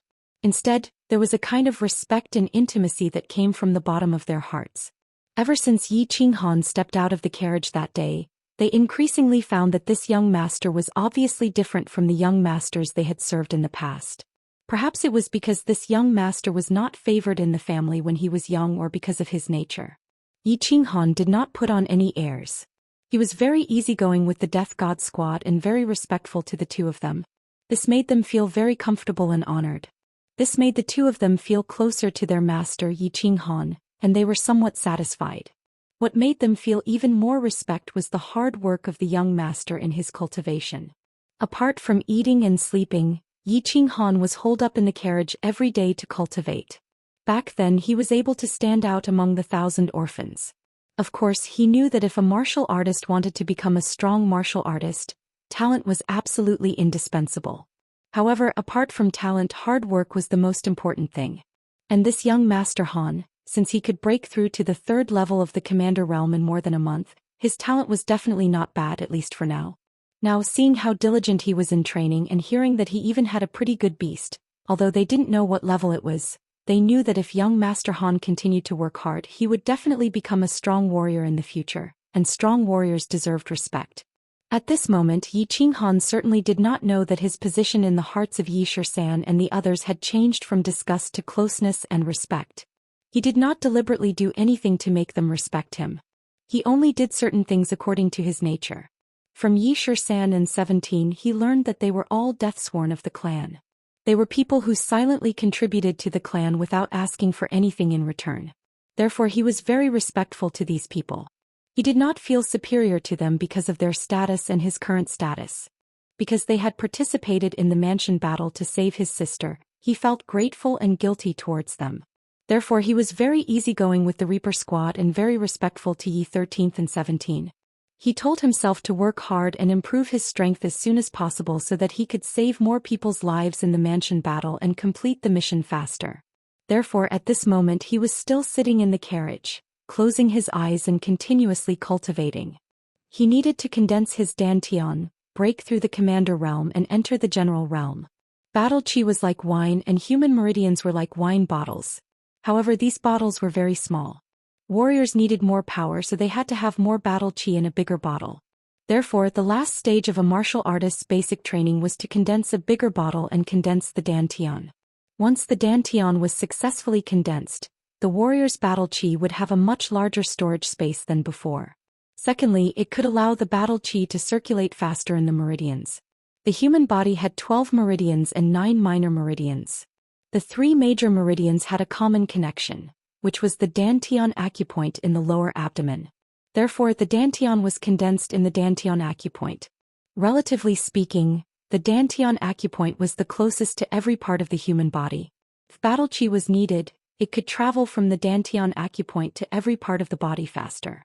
Unneeded battle qi would return to the dantian, and needed battle qi would be deployed from the dantian. The dantian was like a hub that could make battle qi play a greater role and faster. Therefore, the dantian was very important. Therefore, if a warrior without a dantian was a baby, a general realm warrior with a dantian was definitely a teenager. As for an emperor realm expert who could vaguely sense some of the rules of heaven and earth, he could be considered a teenager. Above the sage realm, he was definitely in his prime. Condensing the dantian sounded simple, but it was actually very complicated. It was simple because in theory, the dantian only needed to constantly push the junction of the 12 meridians in the dantian acupoint with battle qi so that the junction would expand. Finally, the junction would become an ellipse and the two sides of the ellipse would fuse with the dantian acupoint. Once it was stabilized, it would be considered a success. The reason it was complicated was because the process couldn't be too fierce. The control of battle qi had to be gentle. The balloon had to be blown up slowly and carefully. Moreover, it had to be blown up a little and nourished with battle qi for a period of time so that the meridians at the junction would slowly become thick and tough to prevent it from exploding. Then it had to be blown up again. Moreover, it had to be completely focused on that point, the balloon, to sense its limit and control the speed of the battle qi. Because this was related to one's cultivation and life. If the balloon exploded, one's cultivation might be crippled. If the explosion was too fierce, one might lose his life. However, this dantian condensation was extremely simple for Yi Qinghan. After watching the secret skill of condensing the dantian which Yi Tianlong prepared for him for a whole day, he burst into laughter. Blowing the balloon? Be careful. One careless move and it might explode? Was he afraid of exploding? Yi Qinghan looked at the bronze ring in his hand with a smile. He sighed with emotions inside. With this sacred object and bronze ring, even a pig could reach the general realm if it knew how to cultivate. Therefore he started to blow the balloon. However, on the first afternoon of cultivation the balloon exploded, causing his mind to shake. His limbs became numb and his mouth corner started to bleed. However, it seemed that he had been used to exploding this thing. He didn't even make a sound. After resting on the carriage for a whole afternoon and drinking a jar of liquor, he had recovered in the evening. In the evening he continued to open the junction of the dantian acupoint with battle qi and continued to explode it. Then, after sitting with crossed legs for a while, he fell asleep. On the second day, the third day, the ninth day, he still exploded it. There was no other possibility besides exploding it. This was because he had intended to use battle qi to explode that meridian. He had done it on purpose. Of course, Yi Qinghan didn't have the habit of being abused, and it wasn't that there was something wrong with his nerves of pain. Rather, he had discovered a long time ago that after exploding meridians were repaired by a mysterious flow of qi, they would become even more resilient and thick. Thus, after careful consideration, he decided to create a peerless dantian. He wanted to create a dantian that would be even thicker and more resilient than other general realm cultivators, or even duke realm cultivators. Battle qi was something that cultivators could quickly obtain through cultivation. Thus, a cultivator's strength was determined by how much battle qi he could store in his body and how he used it. The most important part of storing battle qi was the dantian. After a cultivator condensed the dantian, they needed to constantly expand and nurture it so that they could accumulate even more battle qi. For example, a newly condensed dantian was like a pigeon's egg. After a cultivator continuously cultivated it, it would slowly grow larger. When a cultivator reached the martial realm, it would become the size of a chicken's egg. After cultivating to the duke realm, it would become the size of an ostrich's egg. Yi Qinghan's current goal wasn't to make his dantian the size of an ostrich's egg, but it should at least be the size of a chicken's egg, right? Thus he slept in the carriage every day and continuously exploded the balloon. The bronze ring would then repair it and the membrane on the surface of the balloon would become even more rigid. On the 15th day, Yi Qinghan was expressionless as he sat cross-legged in the carriage. Outside the carriage he could hear the whistling of the wind and the slight noise. The whistling of the wind and the faint clamor outside the carriage didn't affect his state of mind. He could feel that the meridian in his dantian was no longer as strong as before. It had probably already reached its limit. He decided to completely condense his dantian today. He couldn't wait to find out just how powerful his dantian would be after it was condensed. He circulated his battle qi and it wasn't as brutal and vicious as before. Instead, it flowed gently and slowly towards the intersection of the meridian. Then he continued to gently and slowly expand the bulging meridian. His movements were gentle and careful, like a groom slowly undoing a bride's dress on the first night of marriage. The balloon slowly grew bigger and bulged. An hour later, the balloon stopped growing. The balloon wasn't like the description in Yi Tianlong's secret technique. It wasn't a long oval sphere with only 2 points on both sides that connected to the Dantian acupoint. Instead, it was a rectangular oval. Instead of 2 points connecting to the Dantian acupoint, the 2 sides were firmly attached to the acupoint. Damn. That's a little scary. Feeling that his Dantian was much larger than the description in the secret technique, Yi Qinghan was overjoyed and increased his speed. After confirming the limits of his Dantian's expansion, he quickly circulated his battle qi, allowing it to flow through the cells of his Dantian to the walls of the acupoint. Then, using the secret techniques method, he firmly connected the Dantian and the acupoint together and stabilized them. Another hour passed. Yi Qinghan slowly opened his eyes. He stretched out his hands and rubbed his face fiercely. Then he began to laugh loudly. Yi 13th and Yi 17th were a little confused.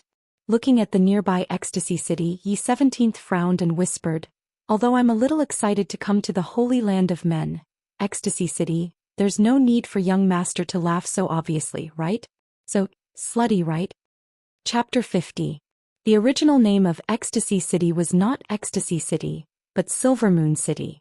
Thousands of years ago, a peerless woman called the Moon Queen walked into the city.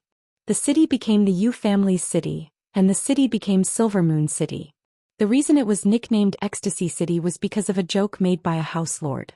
After successfully challenging the previous manor head in the Manor Head Challenge competition, the expert who had been cultivating in seclusion for several decades received invitations from the 5 great clans, inviting him to stay in their respective great clans for a few days. As for the mansion master, he did not refuse the invitations from the great clans. After settling the affairs of the mansion, he went on a tour of several major cities. However, after staying in Silver Moon City for 5 days, he resolutely refused the Yu family lord's invitation to stay. He was determined to return to Dragon City.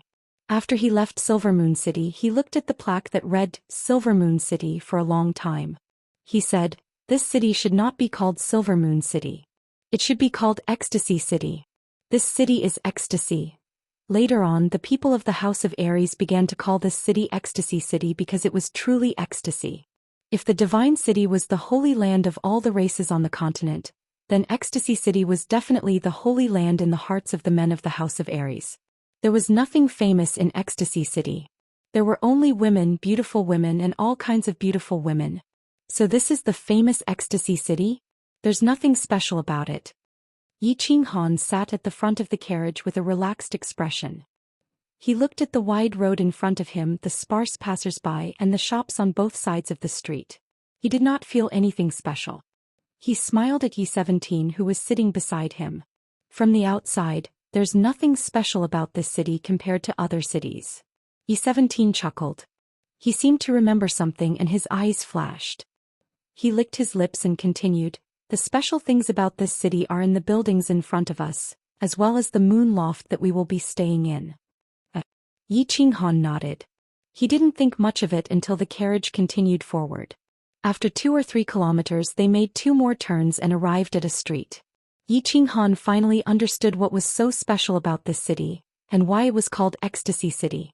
The street ahead was very wide, even twice as wide as Tsang City's Nyolan Street. It was enough for the 2 carriages to travel side by side.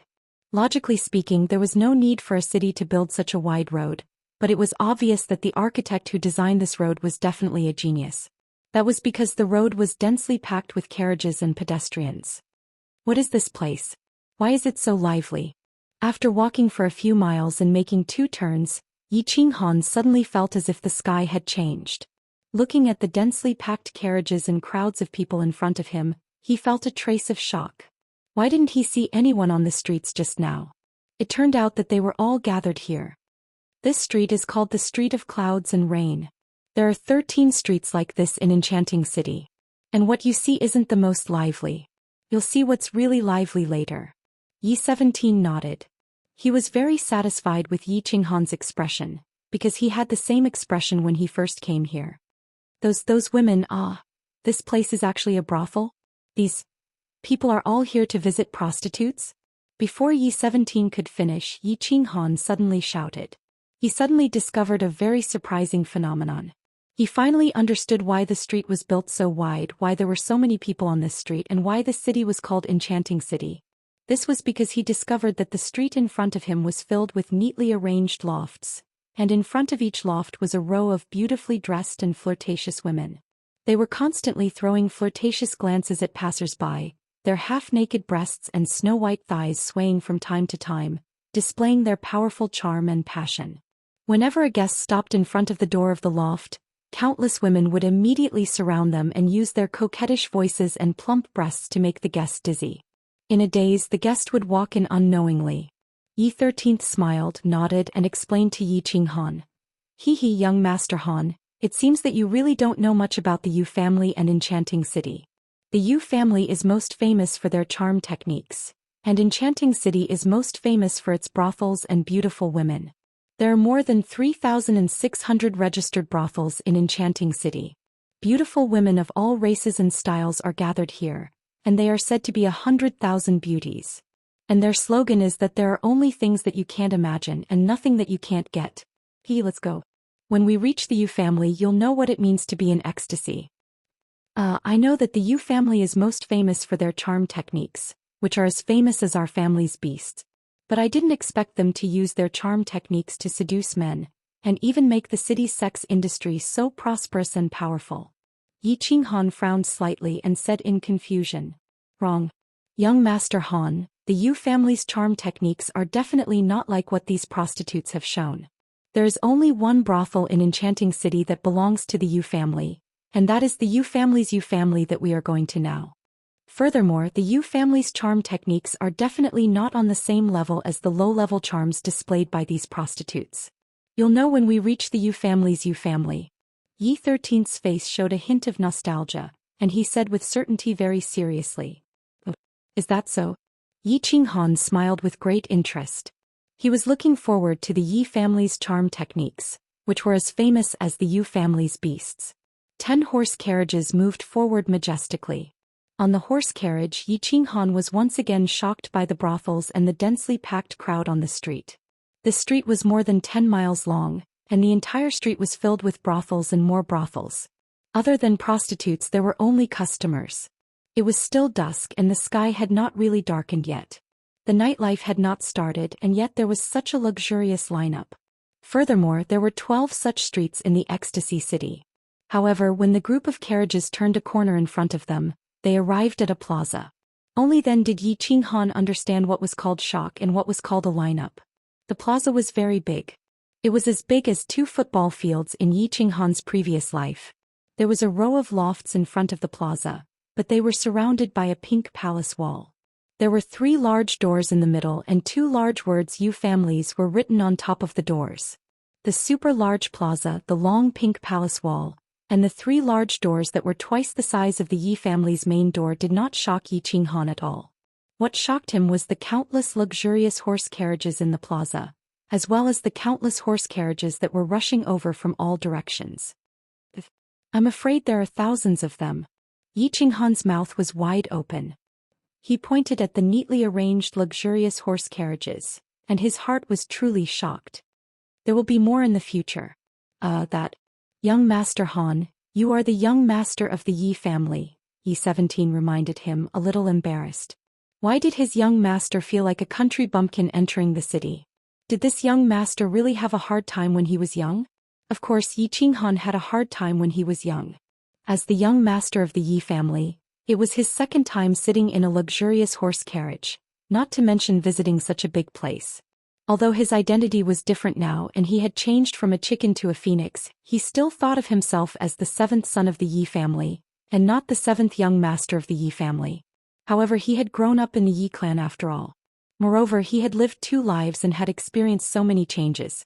After a short period of time, he regained his composure and nodded silently, indicating that he understood and understood. The carriage slowly came to a stop in front of the brightly lit moon tower. What made Yi Qinghan curious was that there weren't rows of half-naked beauties standing in front of the moon tower's entrance. Instead, there were rows of middle-aged men in gray robes, their backs hunched and their smiles sincere. Seeing the 10 luxurious carriages parked neatly in front of the moon pavilion, the gray-clothed men's smiles became even more sincere. And when they saw the flamboyant knight on the flag fluttering in the wind, their sincere smiles clearly became a bit more respectful. 3 people quickly walked out from the group of gray-clothed people and stood in front of the carriage. They smiled as they looked at the members of the Yi family getting off the carriage. Finally, their gazes stopped on Yi Qinghan, who was surrounded by Yi Shisan and Yi 17. They cupped their fists together and bowed. The gray-clothed man in the middle smiled and said, "Yueping greets young Master Yi and sirs. Please come inside. Our steward has been waiting for young Master Yi for a long time." Yi Qinghan nodded, smiled slightly and walked inside. Yi Shisan, Yi 17 and Yueping followed closely behind him. As for the Reaper squad behind him, Yi Qinghan wasn't worried because he knew that since Yu Qiu knew that he was the young master of the Yi family and also knew why they were here, he would definitely make good arrangements for the 200 people. After entering the moon tower, Yi Qinghan didn't directly enter the hall under Yu Ping's lead. Instead, they turned into a luxurious passageway on the side. The passageway wasn't big, but it was very luxurious, even extravagant. From the 2 guards standing at the entrance, it was obvious that not everyone could enter this passageway. The passageway wasn't long. After exiting the passageway, the 4 of them came to a quiet pavilion. The pavilion had 2 floors, and the decoration wasn't as luxurious as the passageway. Instead, the 3 ancient words, "Square Pavilion," in front of the door faintly revealed a trace of an ancient atmosphere. There were people in front of the pavilion and they were all women. For women exuded a seductive aura. Moon Tower Manager, Yunyang greets young Master Yi and the 2 lords. The mature woman standing slightly in front of them spoke. Her voice was very pleasant and enchanting. She was very good-looking, like a ripe peach red, and gave people the urge to take a bite out of her. Her figure was almost comparable to that of the beautiful lady boss of the barbarian city, but the charm on her face was a bit better than that of Dark Moon. It seemed that this woman was born with charm. She didn't need to do much. She just greeted them lightly and smiled slightly, and the space became charming. The Yu family's charm technique is really powerful. This mature woman definitely didn't use any charm technique, but she actually made my mind faintly waver. If she used charm technique, I would be dizzy for a few seconds. I wonder who will faint first if my body fusion combat technique and the Yu family's charm technique go up against each other? Yi Qinghan was slightly stunned. He thought a few words in his heart, and then he smiled slightly and said politely, "Lord Manager is too polite. My apologies for disturbing you. Yunyang, I haven't seen you for a year, but you are still so charming." Yi Shisan only nodded lightly, while Yi 17 beamed with joy and tried to curry favor with her. Lord 17 is still so bad. Yunyang rolled her eyes and her sweet smile dazzled the eyes of the others. "Young Master, you please come inside. The other 3 families have already arrived and we are just waiting for you." Yi Qinghan took the lead and walked into the attic. Unexpectedly, just as he stepped through the door, his smiling face suddenly became gloomy, and his eyes narrowed into slits. Endless killing intent burst out from those slits, causing Yi Shisan, Yi 17, and Yunyang to feel a chill, as if a cold winter wind had blown past them. Yi Shisan and Yi 17 tensed up and instantly prepared for battle. Their sword-like gazes followed Yi Qinghan's gaze, and what they saw was an incomparably handsome face and a pair of eyes, one big and one small, exuding a demonic aura. Chapter 51. Shui Wuhan looked at the skinny young man at the door in surprise. He had mixed feelings. A few months ago he had met this young man for the first time on Yulon Street in Song City. This young man was like an enraged lion. He jumped up high and waved his hand at him. However, the young man casually slapped his hand away. In the Yi family's courtyard, he asked Old Shi to investigate this young man. He found out that his name was Yi Qinghan. He was Yi Dao's son. He was a useless cultivator. He was the poor young master of the Yi family. He didn't care about him. He thought that the young man had Yi Dao's temper, but he didn't have Yi Dao's strength. He was just a useless person. He knew that in the Fire Dragon continent, in the House of Ares, and in the 5 noble families, those who didn't have strength were useless. Even though he was the direct descendant of the Yi family, they could only ensure that he didn't have to worry about food and clothing. He didn't have any power or influence. As a direct descendant of the 5 noble families, he knew that similar things happened in every family. Of course, his family was no exception. Therefore, after knowing that Yi Qingyu was a resolute person, he didn't think much. He ordered Shui Yi and the others to capture or kill Yi Qinghan. He knew that as long as he did it discreetly, even if the Yi family knew that he did it, they wouldn't make things difficult for him. Because he knew that the Yi family wouldn't make things difficult for him because of a useless person. Then news came from the Man City. Shui Yi and the others were killed by Yi Qinghan. He started to pay more attention to this useless young master of the Yi family. He took the risk to kidnap Yi Qingyu. However, he didn't expect that Yi Qingquang wouldn't succeed. He even crippled himself. He didn't know what had happened to the Yi family that day. He only knew that Yi Rong had been killed, Yi Jian had been imprisoned, and Yi Qingquang had been crippled. As for the youth that he once thought was trash, he seemed to be valued by the Yi family. He had never thought about hiding what he had done in the Yi family castle from the Yi family. He had never thought that the elders of the Yi family would attack him, the young master of the Shui family. He also knew that the Shui family would give the Yi family a satisfactory price to resolve the hatred the Yi family had towards him. However, when he looked at the thin and weak young man in front of him and the endless killing intent in his squinted eyes, he understood that even if the Yi family did not do anything to him and no longer hated him, this young man would never let him go. It wasn't that he hadn't thought about meeting this youth again. He had also thought about what he should say and what he should do when he met this youth again. But he didn't expect that the two of them would meet again so quickly and so suddenly. He hadn't expected the killing intent in the youth's eyes to be so obvious and so arrogant. So much so that he couldn't say a single word of what he had prepared and wanted to say. Young Master Han, this is the Moon Pavilion. Yi Shisan didn't understand what had happened, nor did he know what had happened to the Yi family not long ago. He only knew that this young master had been quiet, shy, and even a little uncouth for more than a month. Why was he acting so sharp and arrogant at this moment?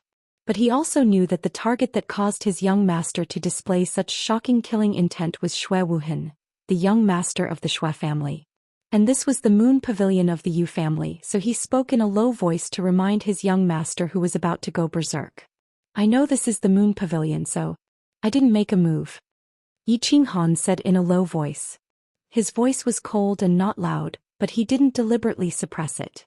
In the quiet 8-direction pavilion, his words were like a clap of thunder, exploding a group of people. There weren't many people in the pavilion, only about 7 or 8. But those who could enter this 4-direction pavilion and sit inside to drink tea were not ordinary people. This 4-direction pavilion didn't receive guests from anywhere, only distinguished guests. And there weren't many people in the House of Aries who could be called distinguished guests by the Yu family, one of the 5 big families. Of course, Shui Wuhan could be considered a distinguished guest. He was the young master of the Shui family, a young elite ranked 10th on the Earth roll. Of course, he was a big figure. And this unfamiliar, immature youth in front of them released his killing intent the moment he entered, ruining the elegant atmosphere in the room. Of course, the people sitting inside weren't very happy. And now this youth was boasting shamelessly that he wanted to make a move on Shui Wuhan? This kid was a little too pretentious and the people in the room were a little dissatisfied. A young man on the far left stood up, ready to help young Master Shui gain some face. The young man wasn't old and his face was a little pale. He was quite handsome and his curly hair was casually draped behind his head, giving him a very demonic air. He looked carefully at Yi Qinghan and after confirming that he didn't know him he said unconcernedly, Yuji, which family is this kid from? Why are you so impudent? Young Master Long Shuilu, this is the young master of the Yi family. Young Master Yi, can you give me some face and come in to take a seat quietly? Yunyang smiled sweetly and explained. Then she turned to look at Yi Qinghan with an expression of hope. I'm giving face to your family, that's why I didn't make a move. Yi Qinghan said indifferently. He didn't care about the people in the room at all and walked straight in. He walked to the front of Shui Wuhan, squinted his eyes and actually smiled. Shui Wuhan, young Master Shui. You're very good. Shui asked me to pass a message to you. He said that you can go and meet up with them when you have time. Hua. Shui Wuhan didn't move but his face became a little gloomy. Next to him, Old Shur and Old Mo stood up with a flop and fully activated their battle chi. They stared fiercely at Yi Qinghan, their eyes full of anger and a trace of surprise. Others didn't know, but the two of them and Shui Wuhan were very clear about the meaning of Yi Qinghan's words. Shui Yi and the others were already dead, killed by Yi Qinghan. And Yi Qinghan said that he wanted to meet up with Shui Yi, which was a naked threat and a declaration of war. Yi Shisan and Yi 17 stood nervously behind Yi Qinghan. They didn't know why Yi Qinghan said those words. The two guards of Shui Wuhan immediately looked like they were about to attack. They only knew that if the two old men in front of them wanted to attack, they could only attack at all costs. Hehe. Shui Wuhan didn't say anything. Old Shur and Old Mo didn't say anything. But the curly-haired young man, young Master Long Shulu, who was standing beside them, smiled with a hint of anger at the corner of his mouth. It seemed that when Yi Qinghan walked over expressionlessly and didn't even look at him, he felt a little despised. Or perhaps Yi Qinghan's arrogant attitude made him feel very uncomfortable. He twisted his neck and said, "Young master of the Yi family? Isn't the young master of the Yi family Yi Qingquang?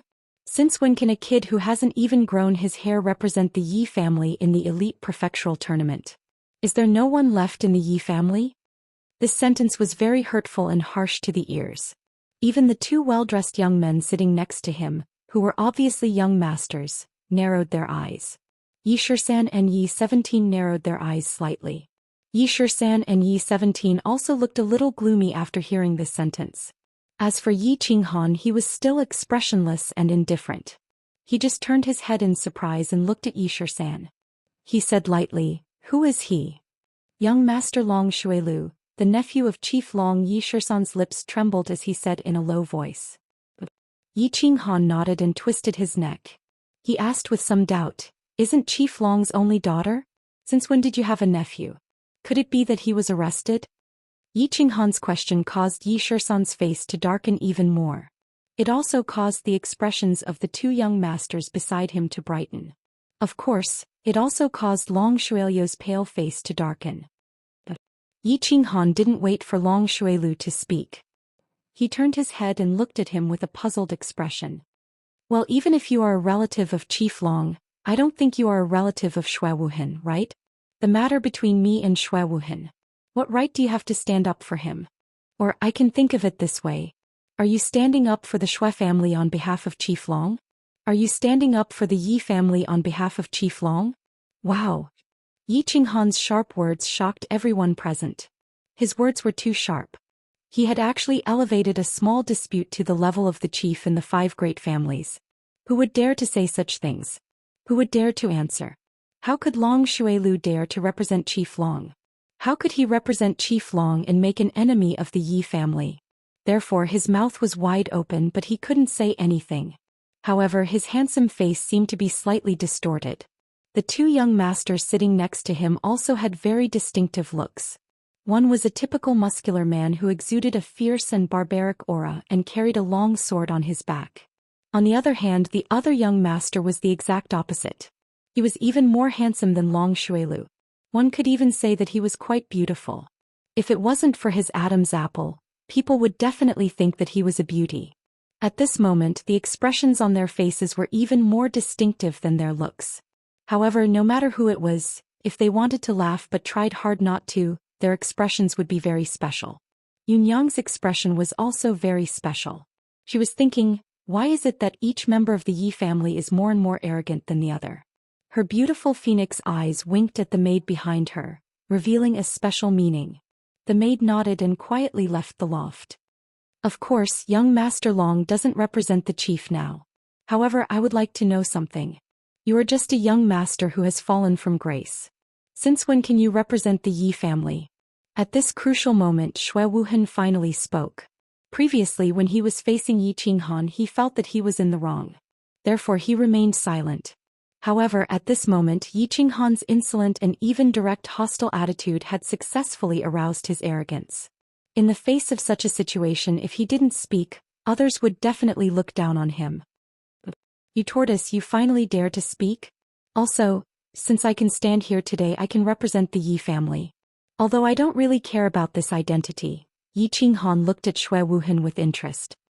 He raised his eyebrows and said provocatively. Shui Wuhan's pupils shrank. His expression changed a few times. Finally he said, Yi Qinghan, sometimes it's better to be friendly.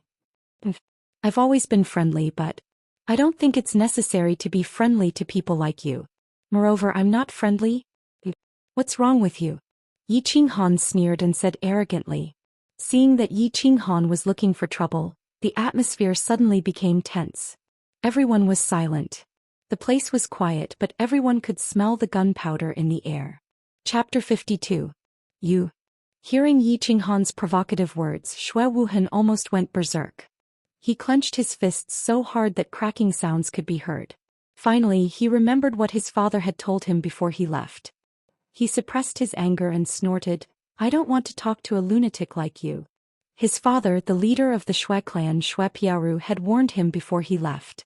This time he came to Ecstasy City not only to meet up with the elites of the 4 clans, but also to resolve the conflict between him and the Yi family when he planned to kidnap Yi Qingyu and kill Yi Qinghan. After all, the Shui clan was in the wrong, so this time, the Shui clan sent a supreme elder to negotiate with the supreme elder of the Yi family. More importantly, the representative of the Yi family was said to be Yi Qingyu. Yi Qingyu's violent temper was well known in the House of Aries. Therefore, Shui Piaru warned Shui Wuhan not to do anything out of line if he met the disciples of the Yi family in the Yu clan. Otherwise, Yi Qingyu would lose his temper again. Therefore, when faced with Yi Qinghan's arrogant attitude, Shui Wuhan could only snort coldly. He did not dare to say or do anything. It was obvious that Shui Wuhan knew that Yi Qinghan was not someone to be trifled with. However, the people present did not know that, especially Long Shuilu, who had just been slapped in the face by Yi Qinghan.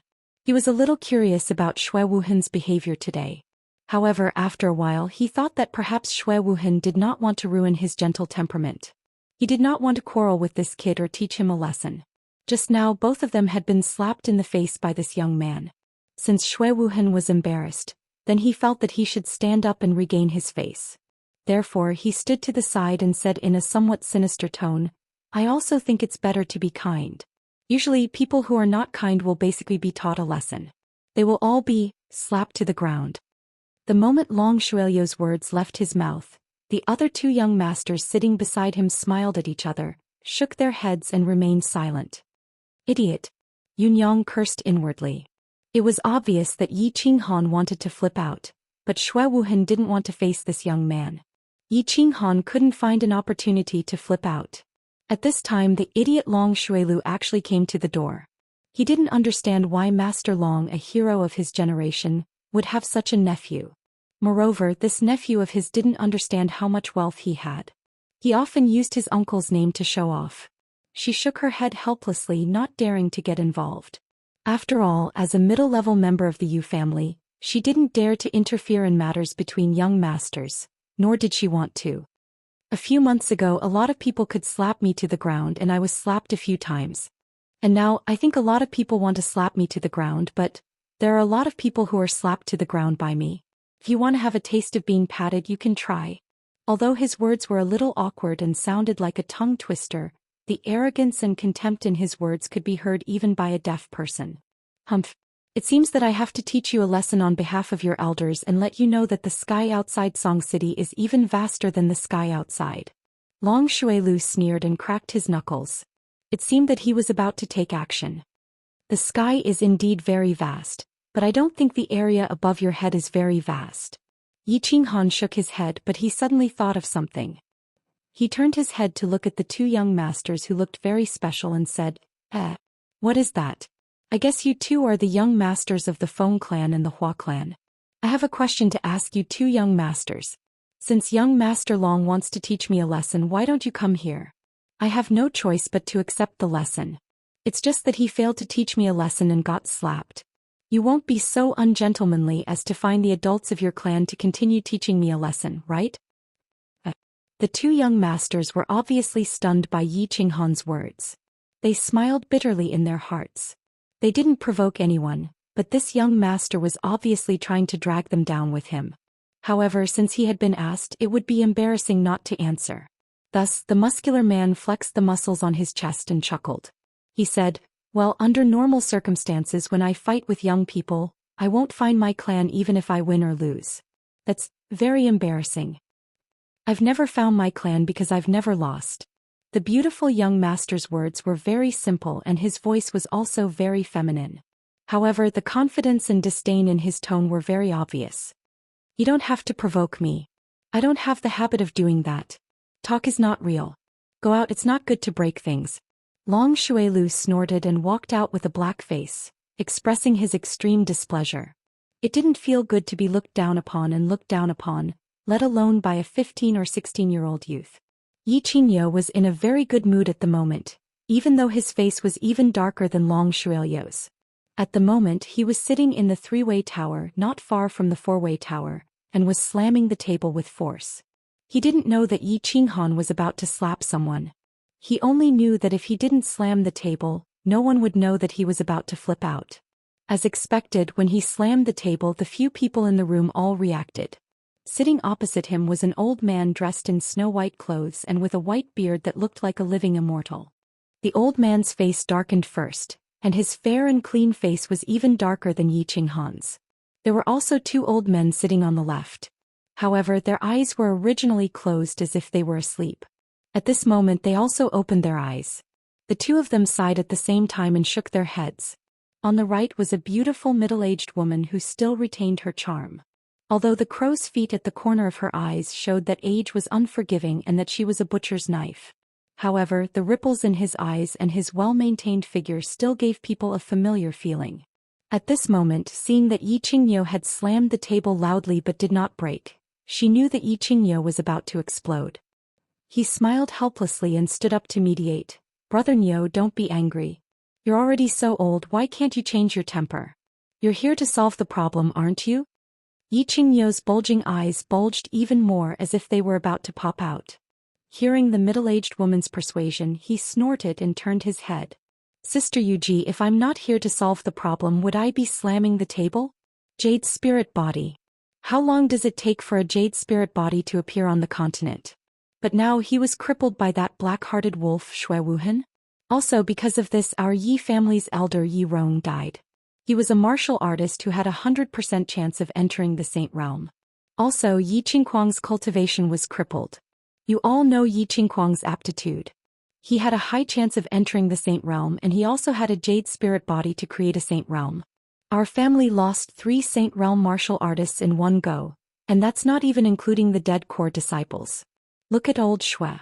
Does he think he can settle this matter with something that's used to dismiss beggars? Let me tell you, there's no way. As they listened to Yi Qingyo's bulging eyes and roaring angrily, black lines appeared on everyone's foreheads. It was said that Yi Qingyo used to be in the underworld when he was young. It was not groundless after all. Look at this smack. Let's not talk about whether Yi Qingquang, a general realm martial artist, could enter the Emperor realm or not. As far as they knew, Yi Rong had been stuck at the first level of the Emperor realm for more than a decade. It was unknown whether he could advance 1 or 2 levels in this lifetime, but he had the cheek to say that he had a 100% chance. As for the compensation that the Shui family was offering, even the higher-ups of the various families who had seen the treasures were tempted. How dare Yi Qingyo say that he was a beggar? Yi Qingyo, don't go overboard. I also said that Shui Wuhan was young and ignorant. Our family had also taught him a harsh lesson. Now I have come with sincerity. We almost emptied out our family's treasury to gather these items. The Shui family's grand elder was so angry that his white beard actually fluttered. He stood up with a thump and said in a low voice. Yi Qingyo snorted disdainfully and said coldly, young and ignorant? 26 years old is considered young? Ignorant? How would an ignorant person know about the jade spirit body? Taught a lesson? I know that he is still sitting in the square tower drinking tea safe and sound. Almost emptied out but not emptied out, right? Why don't the Yi family secretly send someone to kidnap him the next time someone with a divine body appears in your family? Do you still want the rules? Do you still want the blood oath of the 5 great families? Forget it. Brother Shuefei, Brother Nyo, the two of you should talk less.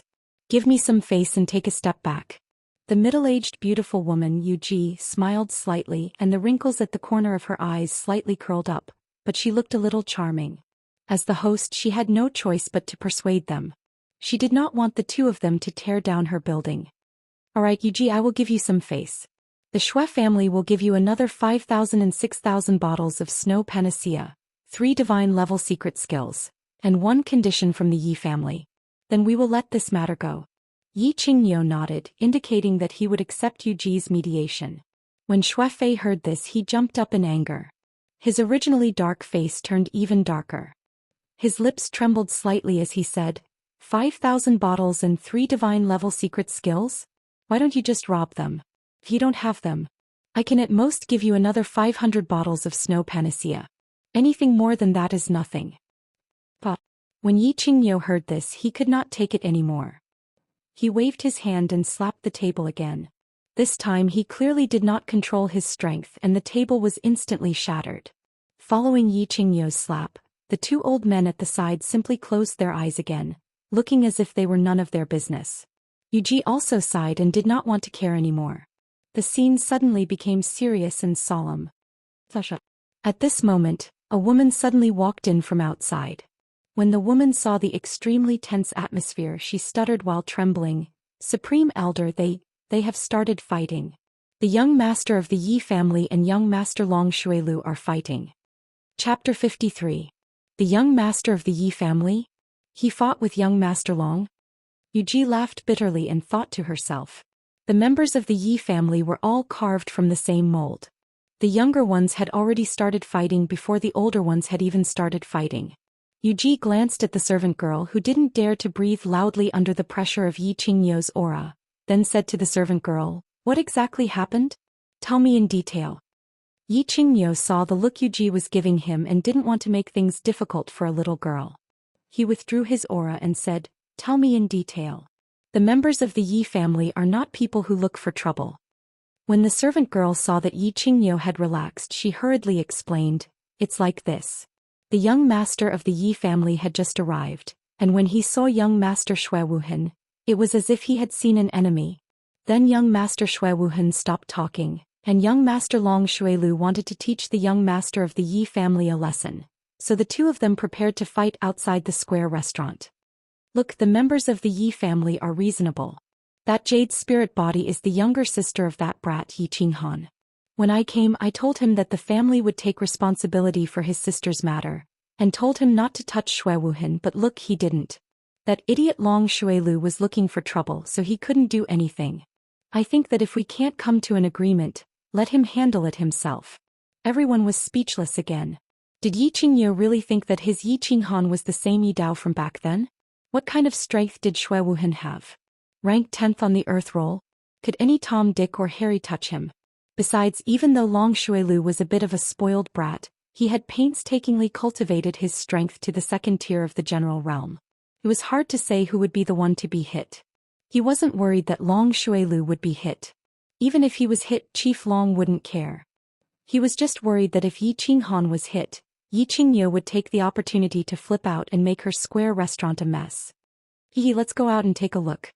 Yi Qingniu chuckled but thought to himself, this brat can even cripple Yi Qingquang, who is in the 3rd tier of the general realm, not to mention Long Xuelu, a good-for-nothing. And I heard that this brat has broken through again? Make your move. Seeing that you're young, I'll let you have 3 moves. Long Xuelu stood calmly outside the square tower, a sword in his left hand. The sword was not unsheathed and his right hand was behind his back. He held his head high, giving off the aura of an expert. What an idiot. There's no beauty by his side, so what's the point of showing off? Why are you putting on airs? The muscular young master was the strongest among the younger generation of the Feng clan. His name was Feng Zi. His name was a bit feminine, but he was a very pure man. At this time he was standing next to the beautiful young master with a feminine temperament and whispered, "I reckon it'll be settled in 3 moves." The feminine and delicate young master was the young master of the Hua family, Hua Ji. He shook his head and said, but it was unclear whether he meant that he could defeat Long Xuelu in 3 moves, or that Yi Qinghan could defeat Long Xuelu in 3 moves. Feng Zi obviously understood that Hua Ji was referring to the latter or the former or both. He knew very well that this friend of his, who was like a transvestite, had grown up in the midst of slaughter. His foresight and battle experience could be said to be the strongest, and Feng Zi had never doubted his foresight. However, when he looked at Yi Qinghan again, his gaze was a bit different. It was a bit scorching. Yi Qinghan narrowed his eyes slightly. Before coming here, Yi Qingyo had instructed him and his sister, who was lying in the mountain behind the Yi clan, had all made him apprehensive. That was why he didn't kill Shui Wuhan the moment he saw him. That was why he had a fire burning in his heart.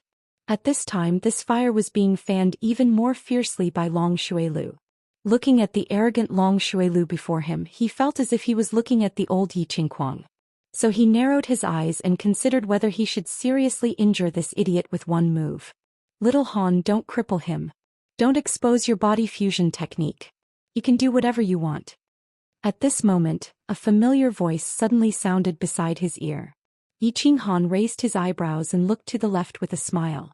He could tell that this was Yi Qingyo's telepathic message. Since the old fellow was here and had spoken, he no longer had any scruples and shouted, "Battle Beast Fusion." A black shadow faintly appeared in front of his chest and quickly entered his body. When a faint black tattoo appeared at the corner of his eye, a huge aura instantly enveloped the entire area in front of the square tower. It was as if the air had frozen. Long Xuelu looked at the young man in front of him in surprise. How did this young man's aura become so strong after the Battle Beast fusion? He didn't dare to be careless and quickly released his battle aura, forming a yellow battle aura shield around his body. 8th grade Battle Beast? Fengzi and Hua Hua looked at each other and saw a trace of surprise in each other's eyes. The Yi family had really hidden their strength well.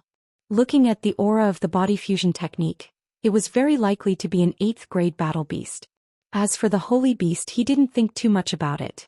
After all, the Yi family had only produced one Holy Beast in a few thousand years. The Yi family was probably going to have another strong warrior. Old Nyo, your family has really hidden their strength well. When did you have a talented young man with an 8th grade Battle Beast? Furthermore, he's already at the first level of the general realm at such a young age.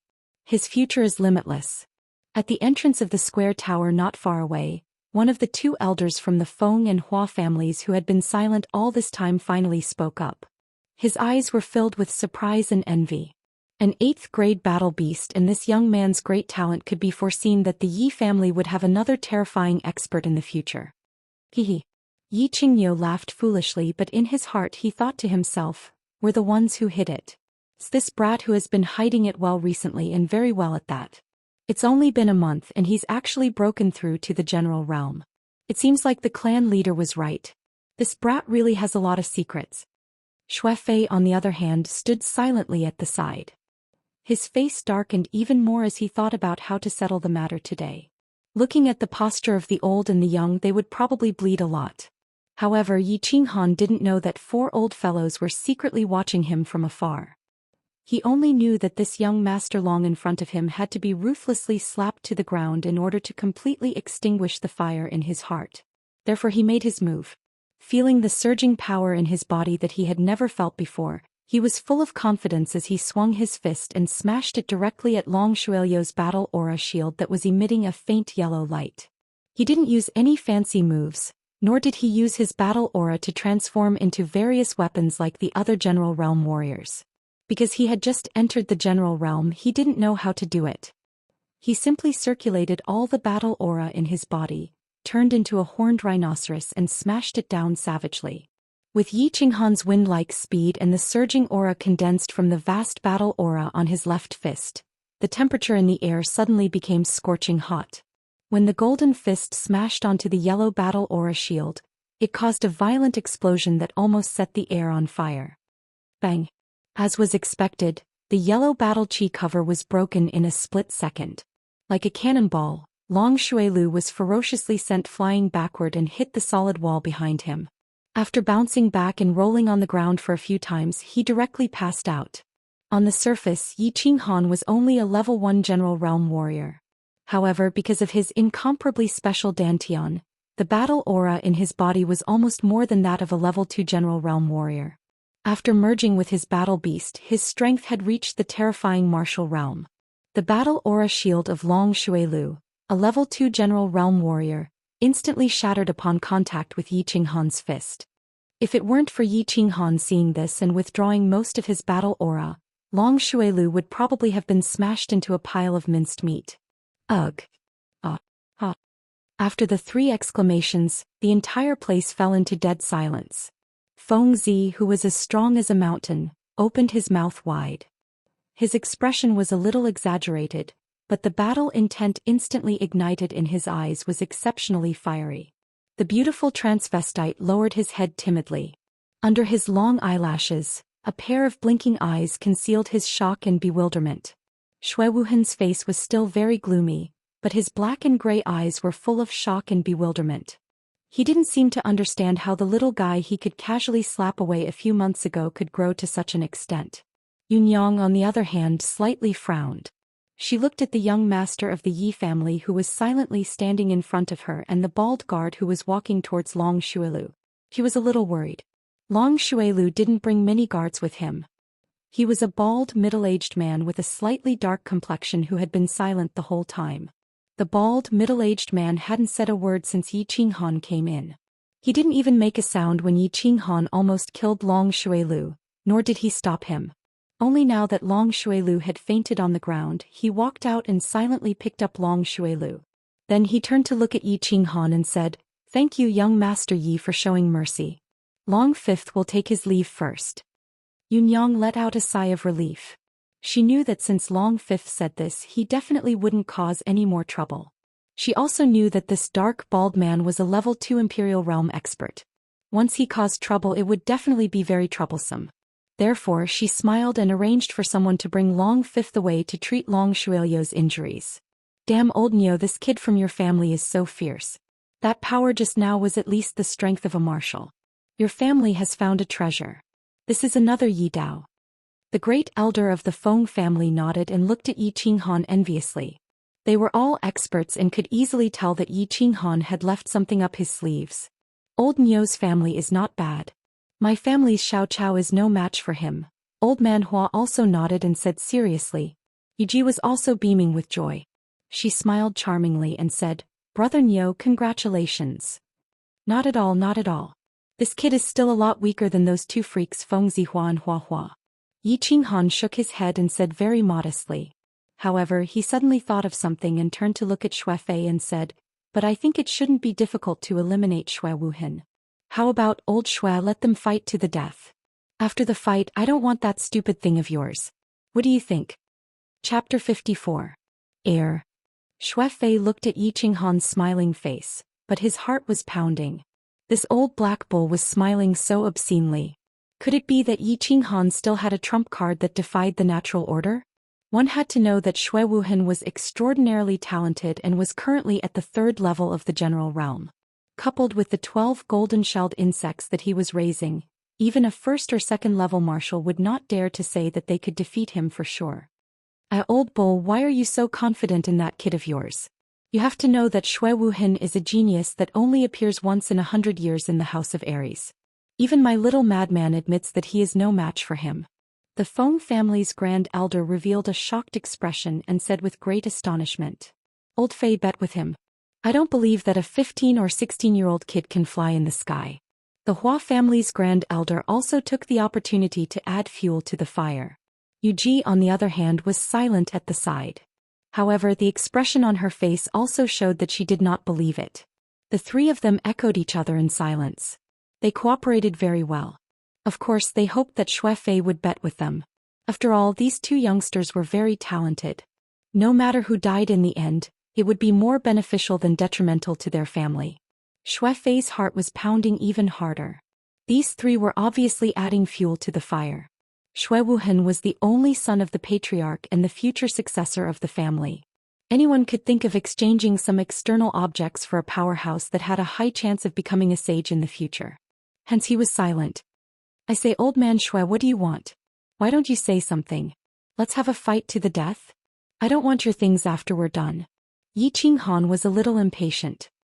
He bulged his bull eyes and looked provocatively at Xue Fei. "You?" Xue Fei was speechless again. How was this Yi Qinghan a green bull? It was clearly a wild bull. The Green Night Bull's battle beast was of the 8th grade, and its body was at the 2nd level of the Saint Realm. There were not many in the House of Aries who could defeat it after merging. At the very least, Xue Fei knew that if he were to fight this wild bull to the death, he would definitely die if he couldn't escape. Hehe Shuefei, I still think that Shui Wuhan has a higher chance of fighting against the boy from the Yi family. The Hua family's Grand Supreme Elder started to encourage Shuefei again. Yu Ji flew away from the Grand Supreme Elder of the Hua family. She was a little angry at him for wanting the world to fall into chaos. She sighed and said, "All right, Brother Nyo, let me say something. Shui family will add 2,000 bottles of the best grade snow panacea and this saint-level secret skill on top of the original offer. How about we let this matter go? The prefecture battle is just around the corner, and our common enemy is the other two prefectures. Don't make a fool of yourself." Shuefei was silent for a while before he gritted his teeth and said, "Sigh. This is also Shui Wuhan's fault. Forget it, we'll do as Yu Ji says." Brother Nyo. Yu Ji was a little dissatisfied after seeing Yi Qingyo's silence. After all, the Shui family was bleeding a lot this time. If Yi Qingyo still didn't agree, then he wouldn't be giving her face. "I have one more condition." Yi Qingyo was silent for a while before he spoke again. However, before Shuefei and Yu Ji could answer, he continued, "Don't panic, I don't want anything else. I want the right to exchange for the first prize." The right to exchange for the first prize? Everyone pondered. After a moment of silence, the Feng family's Grand Supreme Elder was the first to speak. "You want the spirit pill? As long as your family's disciple can get enough points, I don't mind. 10,000 points is not easy to get. I don't have any objections since that boy from your family is so fierce." The Hua family's Grand Supreme Elder also expressed his opinion. "I agree." Shuefei and Yu Ji expressed their opinions at the same time. Even though the spirit pill was very tempting, it could only be exchanged with 10,000 points. They heard that the Demon God Mansion and Barbarian God Mansion had sent out many elites to obtain the spirit pill. They didn't want to sacrifice a large number of their family's elites for a single treasure. The gains would not make up for the losses. "Alright, since everyone has agreed, Brother Fei and Brother Nyo, come and sign this agreement. In the future, don't use this matter to destroy the unity of the 5 clans." Yu Ji sighed in relief and led the group into the tripartite pavilion again. After the agreement was signed, the atmosphere in the pavilion clearly relaxed. Yi Qingyo no longer wore a sour expression and began to chat with the Feng family's Grand Supreme Elder. The Shui family's Grand Supreme Elder no longer wore a dark expression and continued to chat with Yu Ji and the Hua family's Grand Supreme Elder. After a while, the atmosphere in the pavilion became harmonious. It was as if they had become old friends who hadn't seen each other for a long time and began to chat about their parents. "What is that?" Yu Ji. The Feng family's Grand Supreme Elder seemed to remember something. He suddenly turned to Yu Ji and said, "Isn't it your family's Summer Flame Festival in 3 days? I heard that your family has a peerless saintess who will appear for the first time?" "That's right, my family's Xiao is here for this peerless beauty of yours. Your family is also very mysterious. Every time the saintess appears, she will only appear during the coming-of-age ceremony, the Summer Flame Festival. Who knows how many young geniuses fall for her?" Hua family's Grand Supreme Elder Yi nodded and said, "Ah, how many young geniuses fall for her? Wasn't my family's Yen dumped by Yi Dao last time? In the end, she died of depression." Yu Ji sighed deeply and turned to look at Yi Qingyo with some hidden bitterness. She began to talk about the past. Yi Qingyo was startled. Seeing Yu Ji's bitter expression, he bulged his bull eyes and said bashfully, "Don't look at me, I didn't dump you. Wasn't Yi Dao almost driven out by my family's patriarch because of this? After that, Yi Dao died. Your family's Yu Yena missed him so much that she fell ill. In the end, she died of depression. I was also very sad. Zai. This is probably their fate." "Alright, Yu Ji, don't bring up the past. Why don't you ask your family's Qingqing to choose my family's Fengzi this time? I guarantee that my son will definitely treat Qingqing like a treasure. Moreover, my family's Fengzi is quite good-looking and is quite strong." The Feng family's Grand Supreme Elder chuckled and said. When the Hua family's Grand Supreme Elder saw that the Feng family's Grand Supreme Elder was acting as a matchmaker, he was displeased. "Good-looking? How can your family's big guy be as good-looking as my family's Xiao? My family's Xiao is a flower of our Luo Hua city. There's no doubt about her strength. As long as she successfully ambushes a marshal, she will definitely kill her opponent in one move. F***ck. You call that good-looking? He looks neither human nor demonic. If thrown into the demon god residence, he will definitely be a member of the royal family. Even if he can kill a marshal with a sneak attack, he has to succeed first. When the Feng family's Grand Supreme Elder heard this, he couldn't take it anymore. He widened his eyes and roared in anger. Your family is the real transvestite. If you throw that lunatic of yours into the barbarian god residence, he will still be the barbarian god's successor. Yuji let out a deep sigh. She looked at these two clowns and shook her head. All right, brothers, please spare this little sister. It's not like you don't know about this summer flame festival. In the end, the one who will choose the protector is that girl Yi Qingcheng. I don't have this right, do I? What's the point of you arguing? Summer Flame Festival? What Summer Flame Festival? Yi Qinghan was sitting in the square tower. He originally wanted to ask Feng Zi when he could depart for Dragon City, but Feng Zi said that he would only depart after the Summer Flame Festival 3 days later. Hence he asked in confusion. Hearing Yi Qinghan's question, Feng Zi and the flowers and plants looked at him as if they were looking at a monster. Even Shui Wuhan, who was sitting quietly at the side, twitched his nose. You don't know about the Summer Flame Festival? Feng Zi asked in astonishment as he puffed up his iron-like chest muscles. You don't know? Is the Summer Flame Festival very famous? Yi Qinghan was a little baffled. He knew about the Summer Festival. Let me put it this way. The Summer Flame Festival is actually the most important festival of the Yu clan. Feng Zi chuckled, and his eyes revealed an indescribable feeling. He continued, what is the Yu clan most famous for? Beauties, peerless beauties. Every year during the Summer Flame Festival, they will send a peerless beauty to the Moon Tower to be an artist for a year. Under normal circumstances, that beauty will be the goddess of the Moon Tower's guests. She is definitely a super red card. After a year, the beauties will be auctioned off, and the 3 with the highest bid will have the chance to win the beauty. 3. Not the one with the highest bid.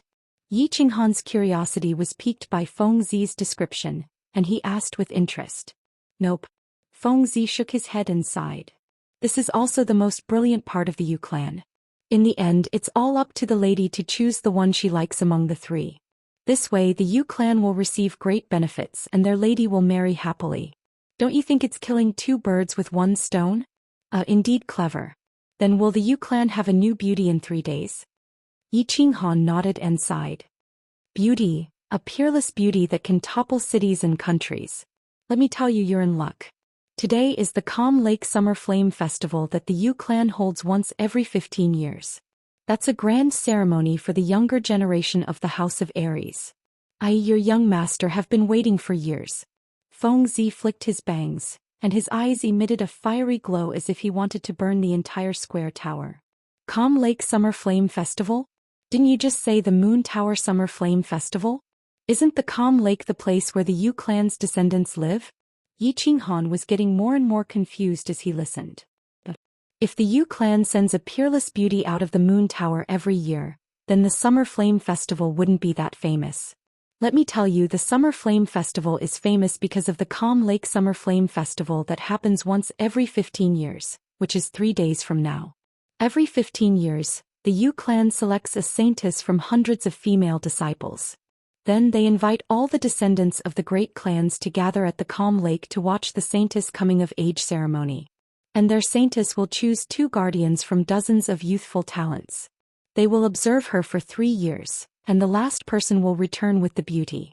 Furthermore, the talent who is fortunate enough to marry the saintess will receive the position of a lifetime guest elder of the Yu clan, and will receive the full support of the Yu clan. A peerless beauty and an unparalleled status are within reach. Tell me, which talent in the world wouldn't go crazy for it? Who wouldn't want it? The more Feng Zi spoke, the more excited he became. It was as if he had already succeeded, and the corners of his mouth curled into an intoxicated and wanton smile. Didn't Yi Dao not want it back then? Just as Feng Zi finished speaking, the transvestite flower and plant suddenly spoke after a long silence. Yi Qinghan looked at the flower and plant in surprise. This matter actually involved his father? His father, who was so awesome back then, was actually so awesome that he didn't even want the Yu clan's saintess? How many Yi Daos do you think there are in the world? He doesn't love the saintess, but he loves the red card of the Moon Tower back then. Feng Zi snorted and said with dissatisfaction. However, he still admired Yi Dao back then and his tone was still very respectful. He doesn't love the Saintess? Only loves the red card? Yi Qinghan's interest was piqued. It seemed like it was related to his mother's background. Looking at Yi Qinghan's very interested expression, Fengzi was completely speechless. You don't even know about the Yi family? Have you been locked up for secret training since you were young? That's too hard. Let me tell you, 15 years ago, Yi Dao was also invited to the Quiet Lake Summer Fire Festival. Back then he was peerless and had unparalleled martial arts. In the end he wasn't charmed by that generation's saintess. Instead he charmed that generation's saintess Yu Yan. However, this guy didn't like Yu Yan. He only loved the red card of the moon tower, Yu Shui. In the end he rejected Yu Yan and brought Yu Shui back to the Yi family. In the end Yu Yan, who was bewitching, died of depression. When she died she wasn't even 30 years old. Don't you think it's sad? Humph. Your life is destined to be sad because I'm determined to get you Qingqing this time. Suddenly the unique sharp voice of the flower and plant was heard. Hearing this, Fengzi jumped up and shouted, "Humph, you damn transvestite, don't even think about it. I'll fight whoever dares to snatch you Qingqing." So that's what happened. The Summer Fire Festival seems to be a little interesting. Fengzi and the flower and plant started to curse at each other. However, Yi Qinghan ignored them and thought to himself, so my father and mother have such a tragic story. It seems like the Summer Fire Festival in 3 days will be very lively. Also, he was a little interested in the legendary beauty Yu Qingqing, but of course it was just a little. Chapter 55. The Tranquil Lake was of course a lake. It was originally located outside the eastern city wall of the Ecstasy City, but after many years of renovation by the Yu clan, it was surrounded. The eastern city wall was expanded several times, and now the entire Tranquil Lake was included in the Ecstasy City. The Tranquil Lake wasn't big. Strictly speaking, it couldn't even be called a lake. It was just a big reservoir. However, since the Yu clan called it a lake, others would naturally call it the Tranquil Lake. The Tranquil Lake wasn't as quiet as a stagnant pool. Not only was it not quiet, but it was also windy all year round, so the lake water never calmed down. There would always be waves, waves and waves. This is the Tranquil Lake? Nothing special. Yi Qinghan and the other young masters followed behind Yunyang and arrived at the side of the blue lake. Although this place could be considered as having verdant hills and clear waters, and the scenery was pleasing to the eye, it was still just an ordinary small lake. It was far from the Tranquil Lake's image as a holy land in the eyes of the world's geniuses. They couldn't help but feel somewhat disappointed. There's nothing special about this lake. What's special is the small island in the middle of the lake. That's where the core disciples of the Yu clan live. There are peerless beauties there. Usually, it's a forbidden and holy land for men unless it's the Summer Fire Festival. We're the first batch of people to enter the Holy Land in 15 years. Don't you think it's special? Fengzi was still carrying his long sword. He chuckled and whispered into Yi Qinghan's ear. A forbidden place for men? Yi Qinghan was indeed stunned by this news. Looking at the hazy little island in the distant lake, she nodded her head. She couldn't help but be even more puzzled as she softly asked, "There isn't a single man inside?" "Absolutely not." Fengzi nodded seriously. Yi Qinghan was a little speechless. He shut his mouth in embarrassment, but his heart felt like it was being blown by a cold wind. Tuttered. If they were to encounter a group of resentful women pouncing on them like wolves and tigers, would they be able to hold them off? "Young masters, this way please." Just as Yi Qinghan was letting his imagination run wild, a small boat approached from afar. Yunyang smiled and gestured for them to board the boat. "Young Master Han, after you." Fengzi flexed his chest muscles to show his elegance. "You're already in bed?" "Oh no, I mean get on the boat." Yi Qinghan felt a lingering fear in his heart. He quickly waved his hand and said, "Brother Fengzi, you go first. My body is weak, I can't take it." "Humph, since the two of you are so polite, I will go first." Shui Wuhan waved his folding fan, smiled and got into the boat. The beautiful flowers and plants flicked the edge of their clothes and followed. Seeing this, Fengzi and Yi Qinghan also followed. The boat wasn't big, but the decorations were very elegant. It was like a small living room. The front and back of the boat were separated by a thin silk curtain, and the scenery outside could be vaguely seen. They went in and took their seats. Yunyang also came in and served them a few cups of tea. Then she bowed and walked out of the boat, standing at the front of the boat. The Yu clan is indeed the Yu clan.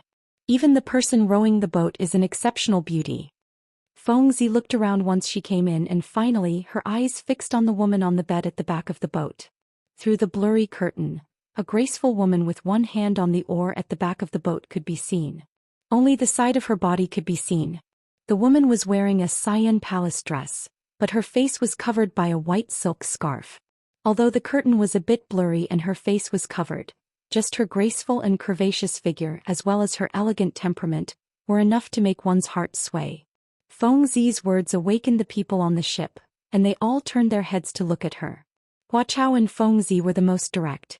They stared unblinkingly at the masked woman and they couldn't stop praising her. Shui Wuhan's black and gray eyes were flashing. He waved the fan in his hand and he looked like he was admiring her. However, a hint of greed flashed in his eyes, and it betrayed his true feelings. Yi Qinghan only took a glance before looking away. It was mainly because Shui Wuhan's pretentious expression made him lose his appetite, and he wasn't in the mood. Moreover, Fengzi said that there were a bunch of women who had never seen a man living on the island, so he was a little afraid. Squinting at Shui Wuhan, Yi Qinghan silently pinched his fingers. Thinking of what Yi Qingyo said 3 days ago, he let go of his fingers again and picked up the tea on the table to drink. That day, after slapping Long Shuilu, he wanted to find something to do and use the opportunity to destroy Shui Wuhan. However, Yi Qingyo directly transmitted a message to him, telling him to bear with it. That night, Yi Qingyo came to the place where he was sleeping and had a secret talk with him. He told him that because of Yi Qingyu, the Shui family had lost a lot of treasures, which could be exchanged for a spiritual pill. Yi Qingyo told him darkly that he shouldn't do anything now, and that once he got the Shui family's treasures, he could find an opportunity to kill Shui Wuhan. Of course, he had to do it secretly and he had to do it cleanly without leaving any evidence. Once the Yu family's matter was settled, they would go to the prefecture battle, and it would be a 3-way battle. At that time there would be plenty of opportunities to kill Shui Wuhan. Therefore Yi Qinghan could only bear with it for now. Fortunately, he had vented a little of the anger he had been holding back that day on Long Shuilu, so he wasn't as angry now. Moreover, he knew that Shui Wuhan was someone he had to kill, and that he had to die, so there was no need to be too calculative with a dead person. Yunyang, why haven't you set sail yet? Everyone admired the graceful figure of the woman rowing the boat, and they couldn't help but be more interested in entering the tranquil lake island, and they couldn't wait any longer. If the woman rowing the boat could be so outstanding, wouldn't all the women inside be sky immortals? Gentlemen, please wait a moment. There is still one more person. Coming. Yunyang answered respectfully. Everyone looked at the front of the boat in surprise. Who else was qualified to sit on the same boat as them? However, when they saw a handsome face and slightly curled hair through the blurry curtain, they all smiled slightly. Gentlemen, you are so early. Shuilu is late, please excuse me. Long Shuilu walked in with a smile and greeted them politely. His face was still radiant and there was no difference from the first time they met 3 days ago. Hello, brother Shuilu. The people on the boat all smiled naturally, and they seemed to have forgotten what happened a few days ago.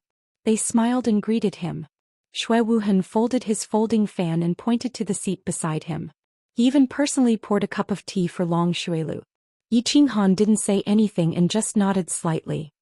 He silently drank his tea, but he admired Long Shuilu's shamelessness and prostrated himself in front of him. Long Shuilu took a sip of his tea and said with a smile, "What are you all chatting about?" "Nothing much. I'm just sighing at the peerless beauty of the Yu clan's women. Young Master Long, even the Yu clan's woman rowing the boat is so beautiful.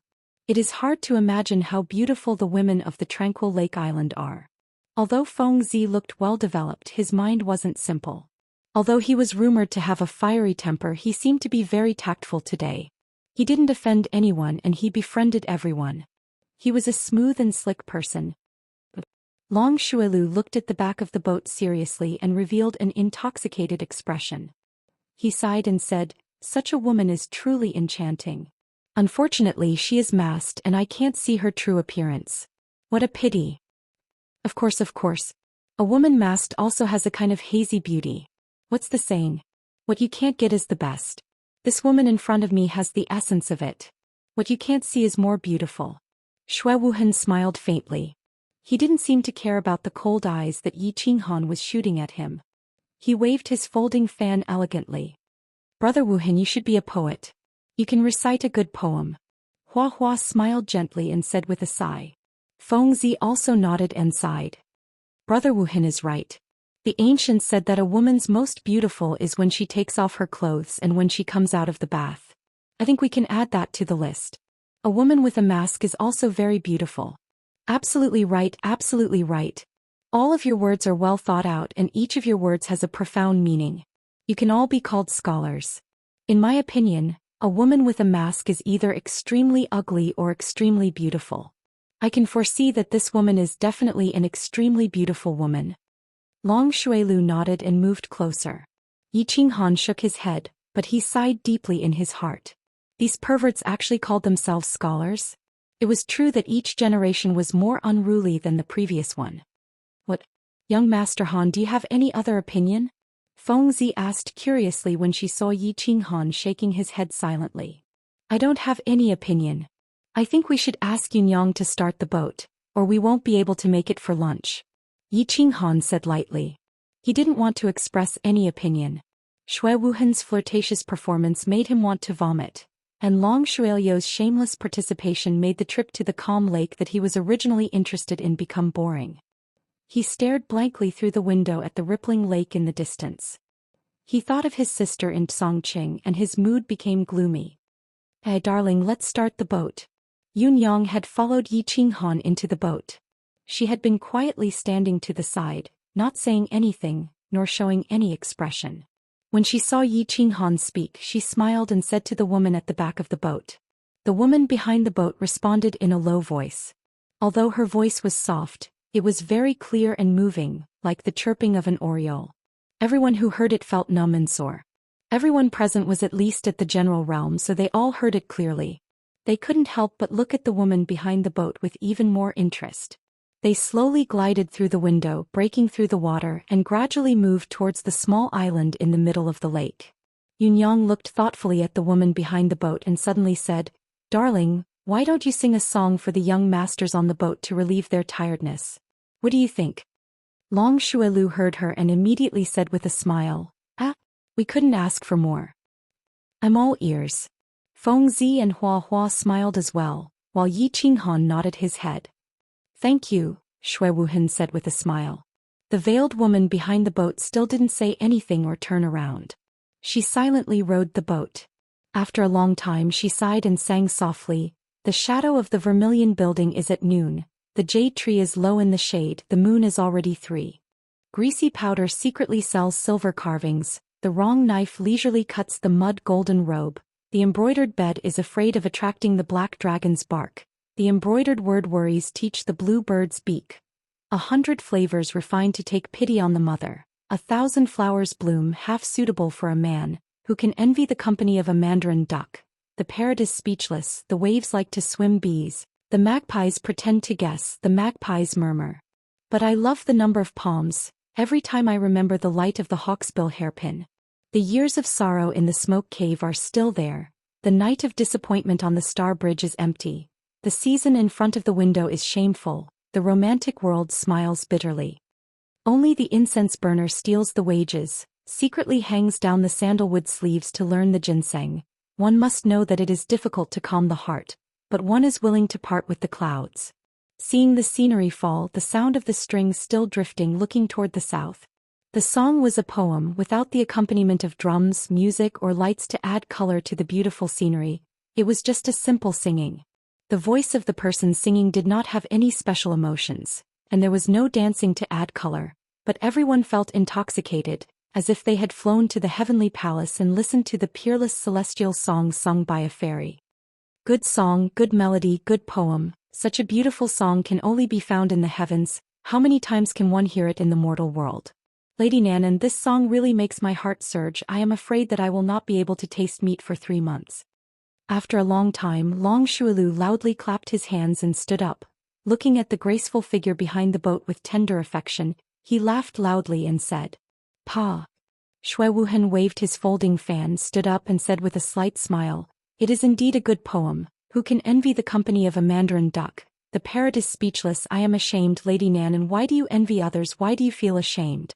You must know, with Lady's charm and talent, I am afraid that all the geniuses in the world will be attracted to Lady, right? At the very least, the 5 of us will be charmed by you, right? Extremely right, extremely right. You sang it really well. Even though I don't know much about music, I think even a pig would be able to tell that this is a peerless song. Feng Zi laughed heartily and sincerely used a lame joke to flatter the old man. Hua Chao also nodded and very seriously said, "It is indeed a celestial song." Yet Yi Qinghan sat there alone, continuing to remain silent. He half raised his cup of tea and looked at the cup in front of him in a daze, not knowing what he was thinking. Seeing this, Yunyang could not hold back the curiosity in her heart and turned sideways to ask, "Young Master Han, do you feel that the song is not good?" The 4 turned around and looked at Yi Qinghan, also a little puzzled. Such a beautiful song, it was also the first time they had heard it, so why did Yi Qinghan appear so silent? Or even somewhat disdainful? Under the gazes of the others, Yi Qinghan remained silent for a while, then slowly drank his tea and leisurely said, "The song is a good song, the poem is a good poem, and the singing is also very good, but this poem, this song and this scene, the beautiful artistic conception created by it, have been ruined by some idiots. How sad, how lamentable." What did these words mean? Feng Zi and Hua Chao felt a little strange, while Long Shuilu and Xue Wuhan's expressions were a little gloomy. They could hear the idiots in Yi Qinghan's words, and a glimmer of light appeared in Yunyang's eyes, and the corners of her mouth curled up, revealing a trace of a smile. And at the back of the boat, the veiled woman who had never turned around suddenly turned around. Behind the white silk scarf that covered her face, a pair of beautiful black eyes that shone brightly, showed some faint interest. Chapter 56. What do you mean? Young Master Han. Feng Zi saw that Xue Wuhan and Long Shuilu were about to go berserk, so she hurriedly tried to smooth things over and asked in confusion. "Yeah. I don't think they're wrong," Hua Hua said in confusion. "They're not wrong, but what they're saying is bullsh*t. What's so exciting about singing and not knowing the taste of meat? What's the point of being envious? What's the point of being ashamed?" Yi Qinghan sighed deeply, shook his head and continued, "You don't even know the meaning of this song or this poem and you dare to talk nonsense? It's a good poem about the scenery in front of you, and the helplessness of the passing of time. How can it make people excited? Isn't it funny?" We're all ears to young Master Han's opinion. Xue Wuhan's face darkened. He quickly waved the fan in his hand as if he wanted to get rid of the unhappiness in his heart. "I'd like to hear the details," Long Shuilu said coldly. "Young Master Han, you know poems? Tell us, tell us." Feng Zi's eyes lit up. He was very interested. In the Fire Dragon continent, martial prowess was the most important thing. Few people would understand the poems of literati. Although I don't understand, I feel that what Yi Qinghan said is meaningful. I also heard this poem and there's a sense of loneliness and helplessness. I just can't describe it, Hua Hua said with a frown as he touched his beautiful face. Yunyang and the woman at the back of the boat didn't say anything. However, when Yi Qinghan described the poem, their eyes seemed to simultaneously emit a ray of light. Then a sense of loneliness and nostalgia appeared in their eyes at the same time. "Little darling, I have a question to ask." Yi Qinghan didn't say anything. He just turned his body to look at the woman behind the boat. He looked at her black and shiny eyes and said calmly. The woman behind the boat bowed and said softly, "Young Master Yi, please speak. If I'm not mistaken, this poem was composed by Senior Yu Yen, right?" Yi Qinghan's words shocked everyone. Yunyang and the woman at the back of the ship looked at Yi Qinghan in astonishment, not knowing how he knew about it. After all, this was the first time he had sung this poem to outsiders. The woman at the back of the ship frowned slightly and asked doubtfully, "It's indeed written by the previous saintess, Yu Yen. Have you heard it before, young master?" "Never heard of it before," Yi Qinghan said faintly. He seemed to have thought of something as he turned around and looked at the island in the distance through the curtains. He sighed and said, "This poem can be divided into 4 stanzas. The first stanza is the scenery in March outside the window and the needlework in the room. It is difficult to teach the bluebird to deliver the letter. It contains the unspeakable worries of the young girls. They are a little nervous, a little confused and a little resistant. The second stanza is about the mandarin ducks having company, The parrots are silent, the bees are flying, and the foxes are murmuring. It reveals the young girl's feelings of loneliness in life. They are not lamenting or envying anything, nor are they yearning for love or a man. Yi Qinghan spoke leisurely as if he had turned into a wandering poet, a romantic who was dissatisfied with the reality. The last sentence was a serious criticism of Shui Wuhan for acting coquettishly. Then, without waiting for Shui Wuhan to explain, he continued, "The third stanza is about a few years in the smoke cave and a night on the Star Bridge. It expresses melancholy about the legendary love affair between a man and a woman. It contains a kind of calling for a fulfilling life and disappointment in love. I suppose that at that time Senior Yuyena was very disappointed in the love affair that had just started and ended so quickly. She was a little painful and heartbroken. She longed for a different kind of life." The fourth stanza continues the theme of the previous stanza. It expresses the fear of the desolation of the scenery, the pursuit of the joy of life, the understanding of life, and the pursuit of love. The meaning is especially open and persistent. This poem tells the story of Senior Yuyen. When she was a young girl in the Yu family, she was a little perturbed and ignorant about the arrangement of the family and her own life. She even had some resistance. Then during the Summer Fire Festival she met Yi Dao and fell in love with him. However, Yi Dao fell in love with another woman. She was a little disappointed and heartbroken in love. Then Yi Dao died. She couldn't stand the passage of time and gradually grew old. She sighed with emotion about the desolation of the scenery and the deep memory of Yi Dao. "Miss Yu Qingqing, am I right?" The four childs were a little confused. It seemed that what he said was a little meaningful. Shui Wuhan and Long Shuilu wanted to refute, but they didn't know how to do so. They were not good at these literary things. They were only used to solving problems with force. However, it seemed that they couldn't deal with this guy in front of them with force. Therefore they felt a little aggrieved, very aggrieved. However, after hearing the last sentence of Yi Qinghan, they were shocked and surprised. "Yu Qingqing? Wasn't Yu Qingqing the saintess of this summer fire festival? Was the graceful woman who was rowing the boat for them Yu Qingqing?" Therefore they were a little shocked. They fixed their eyes on the woman at the back of the boat. The long and slightly curved eyelashes of the woman at the back of the boat trembled. There was a trace of surprise in her dark eyes. After a moment of silence, she put down the joystick in her hand, lifted the curtain and walked in slowly. She bowed in a low voice and said in a soft voice, "Yu Qingqing pays her respects to the childs." "Oh, Aya." The childs in the boat felt as if they were struck by lightning.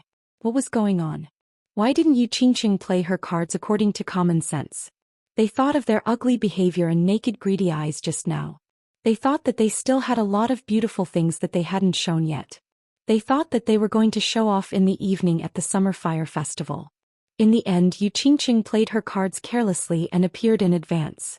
All their hopes might be in vain. They wanted to cry but had no tears. Only Yi Qinghan and Yunyang were calm. Yunyang smiled, walked to the back of the boat and started rowing the boat. Yi Qinghan nodded slightly. He cupped his hands and said, "Yi Qinghan pays his respects to Miss Qingqing. Greetings to Miss Qingqing." When the rest of the people heard Yi Qinghan's words, they immediately reacted. The thick skin they had cultivated for many years came into play. In an instant, everyone recovered their cultured and elegant demeanor of the childs of famous families.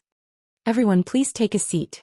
Yu Qingqing faintly nodded her head and sat on the only empty chair at the front. She looked at Yi Qinghan with interest and said, "Young Master Han is very talented.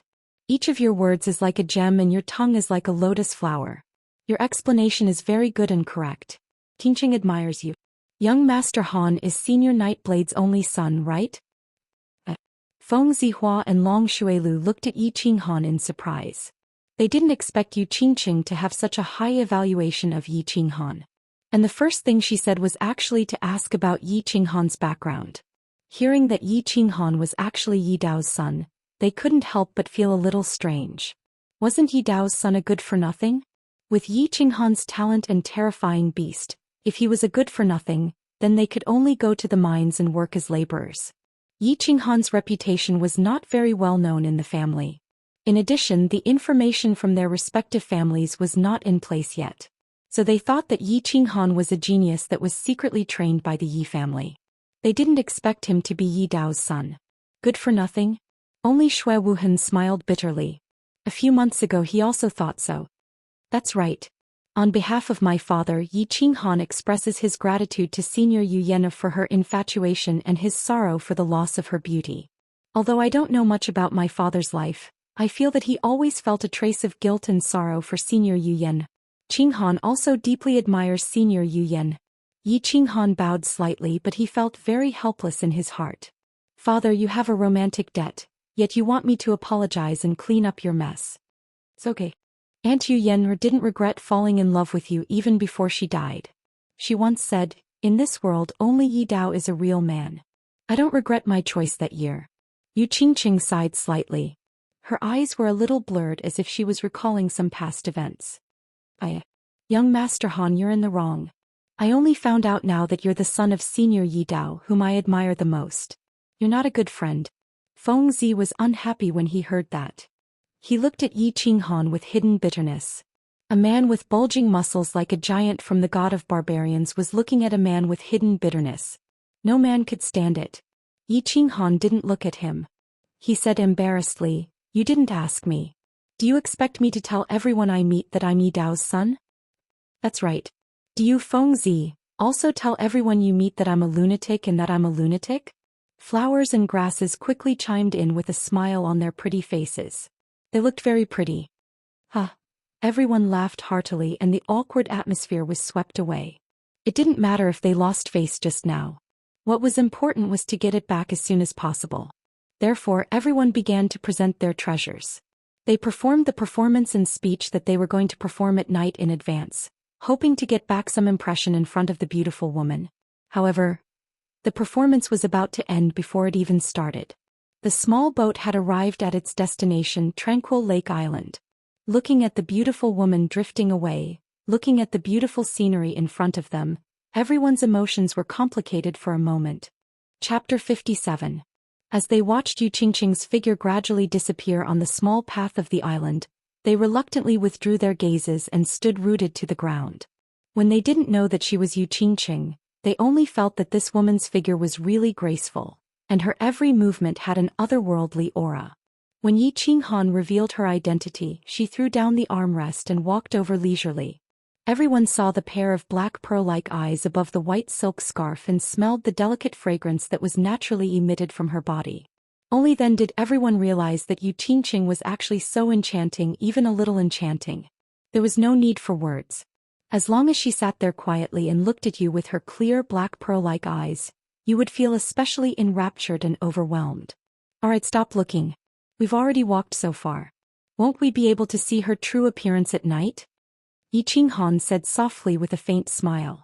Everyone withdrew their thoughts and their souls that had floated far away and smiled embarrassedly.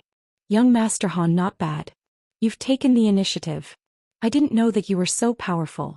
You're actually skilled in both the pen and the sword. How did you know that she's Yu Qingqing? Feng Zi said with a laugh as he returned to his senses and hugged Yi Qinghan. That's right. Young Master Han, Yu Qingqing is a holy maiden. Before the summer fire festival, she definitely can't leave the tranquil lake. How could you know her? Could it be that you've snuck in before? Huaji also came over curiously. As a descendant of the assassin god, his concealment skills were top-notch. However, he probably didn't have the ability to sneak into the tranquil lake island. Long Shuilu and Xue Wuhan, who were at the side, were too embarrassed to come over. However, they pricked up their ears and listened curiously. It's very simple. You guys just didn't notice. Yi Qinghan wasn't used to Feng Zi's enthusiasm. He shrugged and said calmly, "First, there are many beauties in the Yu clan. However, if there are beauties of this level among the boatmen, then all the beauties in the world are too common. Secondly, temperament. How could a woman rowing a boat have such an otherworldly temperament? Third, that scarf of hers was the biggest flaw. Young Master Long had said before, a masked woman was either extremely ugly or extremely beautiful. The Yu family naturally wouldn't have an extremely ugly woman, so she would definitely be an extremely beautiful person. Even if a boat servant was extremely beautiful, I don't think there was a need for her to cover her face. That would be akin to burying one's head in the sand. For that little song. When Yu Qingqing sang that song, her tone was a little sorrowful and a little melancholy. From the poem, I could tell that it was written by Senior Yu Yen.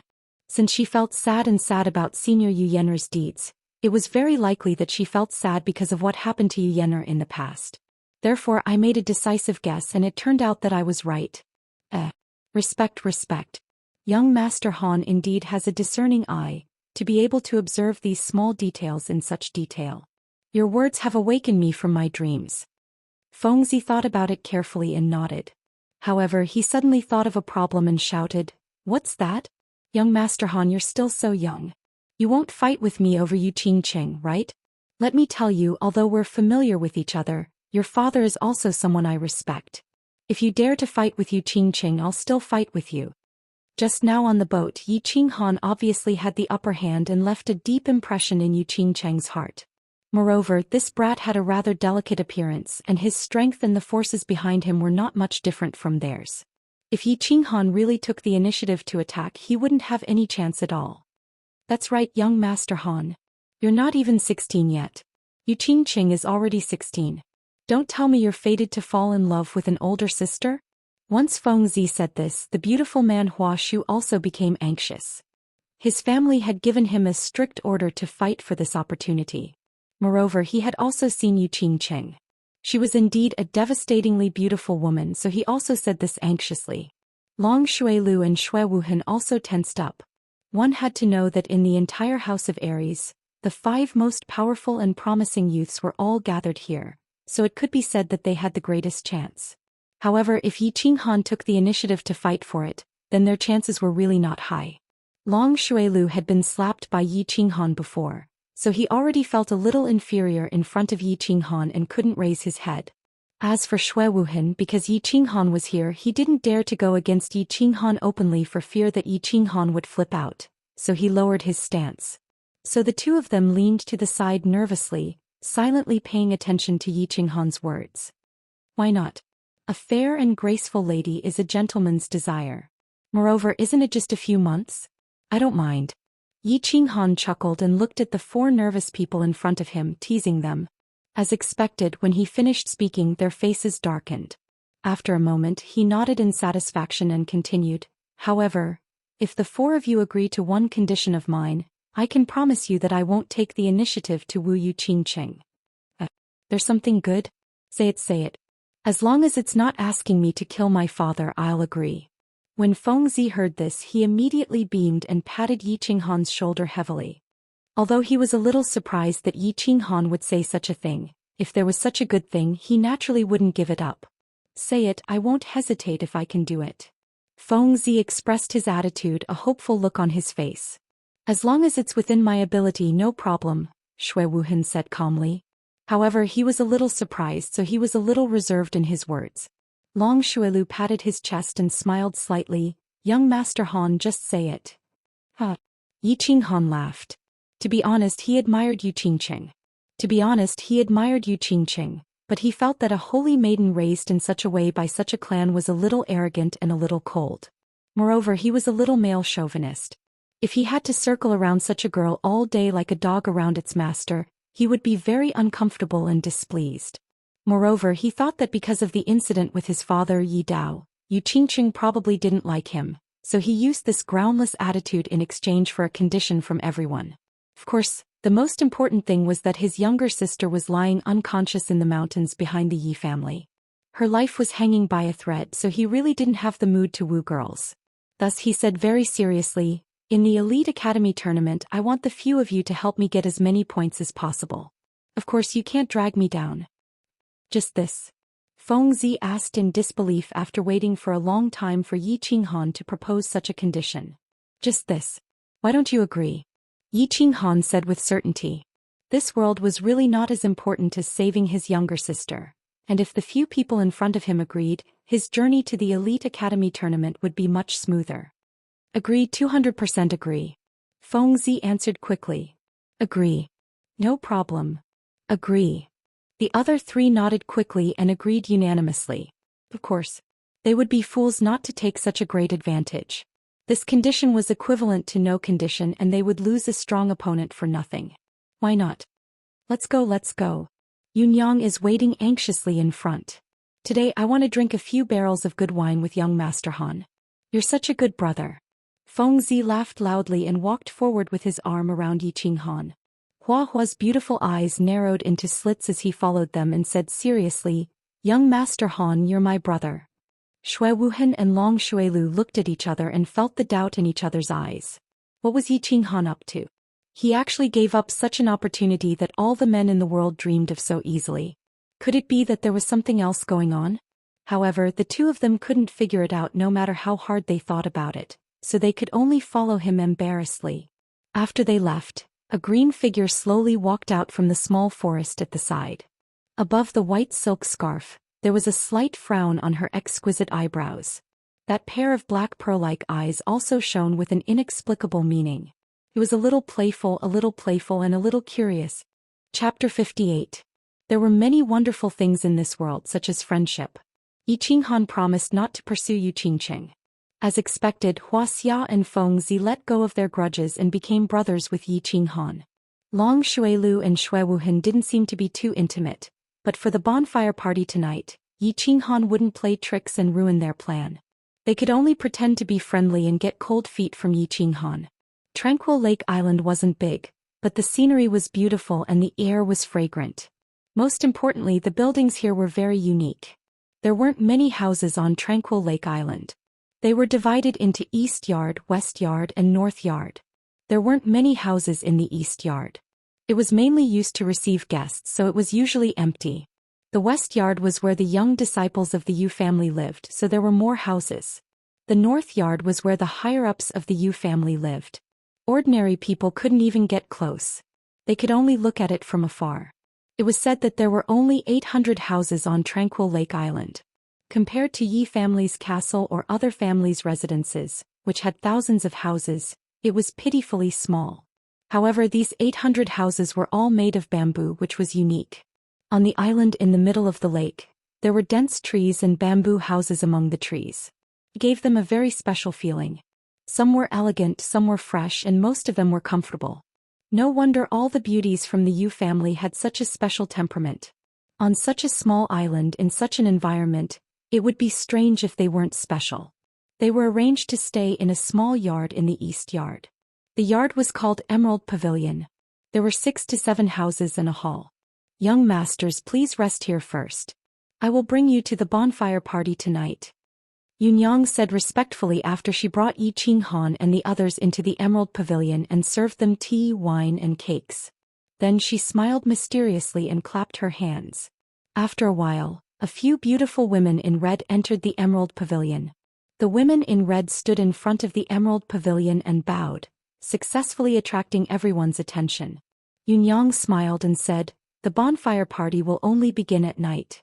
Yunyang was afraid that young masters would be bored, so she called a few outstanding disciples of the family to accompany you.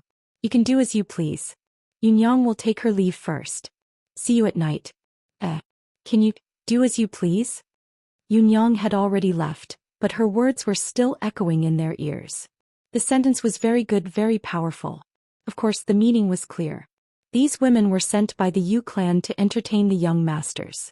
You can do as you please, use them as you please, play with them as you please. She was a beauty, a top-grade beauty.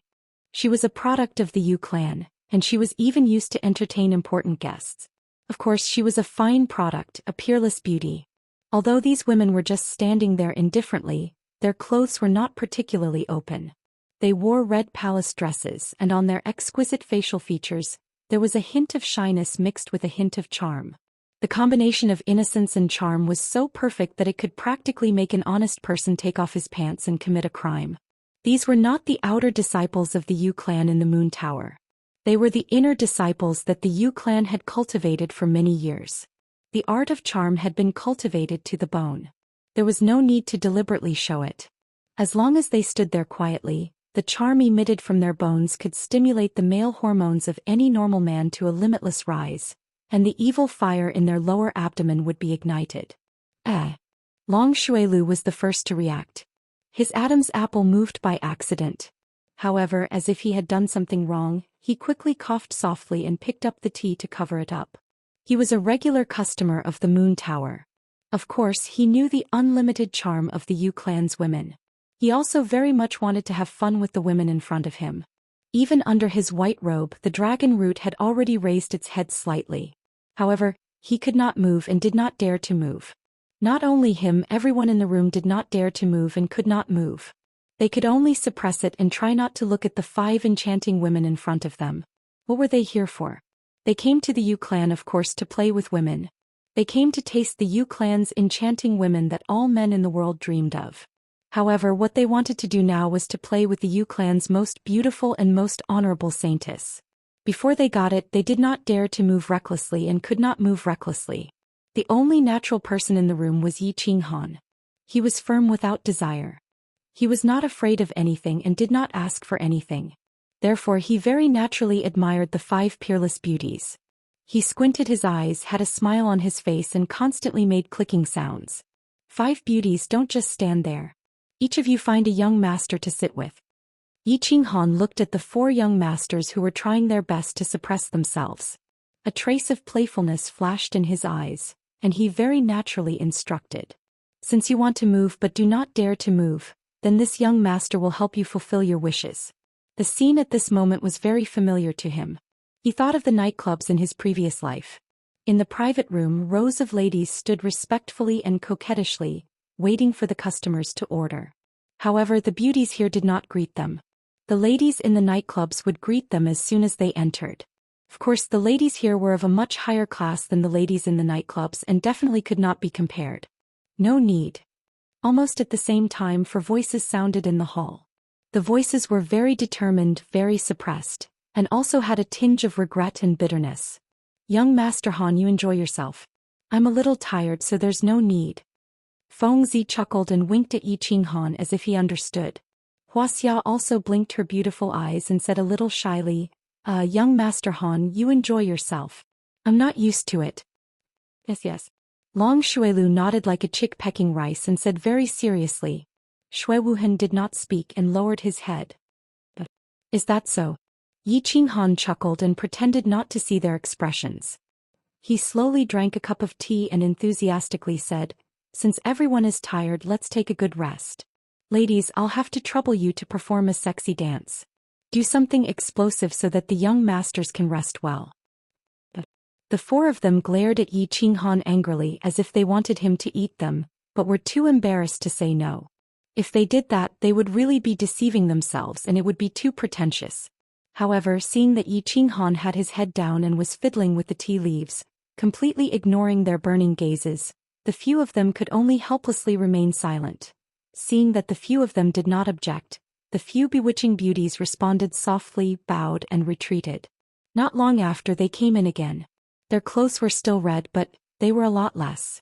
Only a thin tube top, a very short muslin skirt, and an almost transparent muslin were left on the outside. They nodded faintly and waved the muslin in a leisurely manner in the hall. The dance was beautiful, but the people were even more beautiful. Beauties who wore less could dance even more beautifully. The air in the hall heated up under the swaying of the white tender flesh and the red sexy little skirt. The sound of swallowing saliva, trembling of the Adam's apple, and coarse breathing mixed with the sound of Yi Qinghan's clicking of the tongue could be heard frequently. The air in the hall was unconsciously mixed with a scorching heat, a surging wave and a ripple. Enough.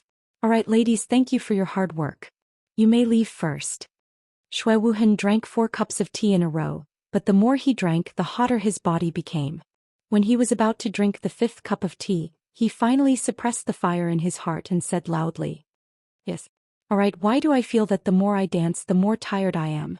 Fengzi drank a cup of tea in one gulp and felt that it was not enough, so she gulped down another cup and said while panting, yes.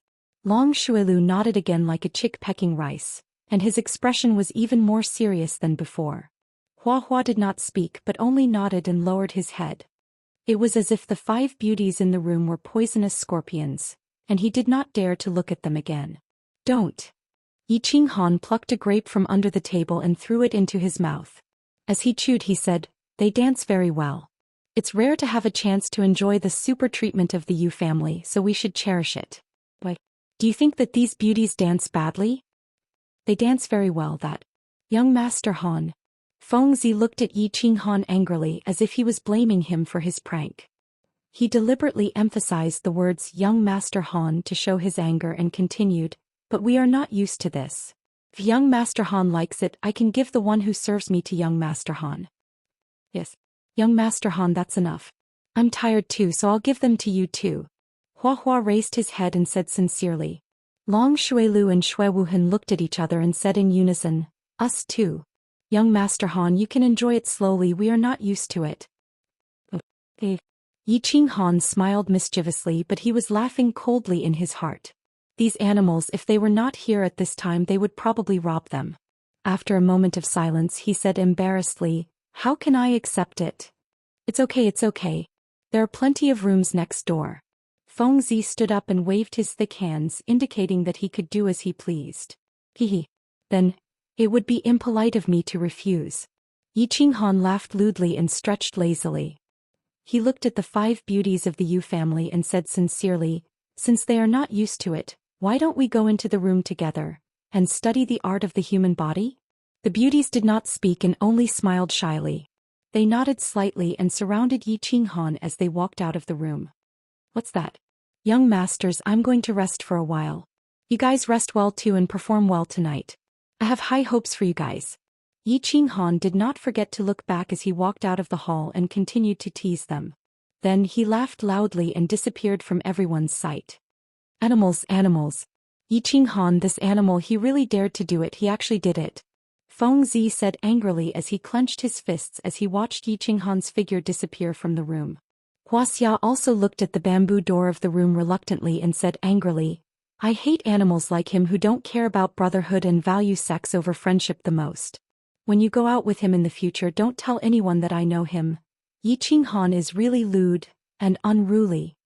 Shui Wuhan waved the fan in his hand quickly, as if he could blow away the restlessness and injustice in his heart. Long Shuilu didn't say anything. He just kept pinching the grapes on the table. Chapter 59. Tranquil Lake Island, North Court. In an independent small bamboo building, a masked woman in a green palace dress was standing quietly in front of the window. She looked at the dense bamboo forest in the distance and said nothing. Miss. After a while, a woman in white walked in softly. She bowed and called out respectfully. Then she stood aside silently. What's the situation at the Emerald Pavilion? After a long time, Yu Qingqing sighed deeply and turned her head. Her black pearl-like eyes flickered as she whispered. Miss, as you expected, after Yu Qi and the others went in, the young masters behaved themselves very well. They didn't do anything excessive, but later, young master Yi Ching Han asked Yu Qi and the others to dance, an erotic dance. Then young master Shui Wuhan asked them not to dance. Young master Yi Ching Han Then he brought Yu Qi and the others into the room. The woman in red said carefully. This was related to the life of the Mississippi. She didn't dare to say anything that would affect the misjudgment. Yu Qingqing didn't have any expression and still stood there quietly. However, after she heard that Yi Ching Han brought Yu Qi and the others into the room, her black pearl-like eyes flashed a trace of inexplicable meaning. She asked curiously, what did Yi Ching Han and Yu Qi do after they went in? Do what? The woman in red was a little puzzled by the question. What else could a man and a woman do in a room? So she was a little shy and said shyly, of course they did that. The family scout said that they could hear moaning coming from that room. Yi Dao's son isn't that lustful. Call the scout team and activate the family mechanism. Peep, peep and report back quickly. A trace of shyness and anger appeared on Yu Qingqing's face. She didn't think that the young man on the boat with eyes like lightning, intelligence like the sea, and special temperament would be so unbearable. How could Yi Dao, who even the saintess didn't care about, give birth to such an unbearable son? She also didn't believe that with her charm, she wouldn't have a trace of attraction and love for Yi Ching Han. The Yu clan scout team moved very quickly. In less than a moment, news came back. The woman in red looked at the information in front of her inexplicably. She said in puzzlement, Miss, there is no such thing happening in the room. Yu Qi is moaning loudly there. Yu Ba is massaging Yi Ching Han, and Yi Ching Han seems to be asleep. Yu Qingqing didn't show the slightest bit of happiness when she heard the answer that she was hoping for. The black pearl's eyes flashed with a trace of anger. She looked outside the window and said angrily, Yi Dao's son is actually the same as Yi Dao. He doesn't even care about me, the saintess. At noon, the early summer sun was a little warm and made people sleepy. However, it seemed that the sunlight of the tranquil lake did not make people sleepy at all. Instead, it made people more and more energetic.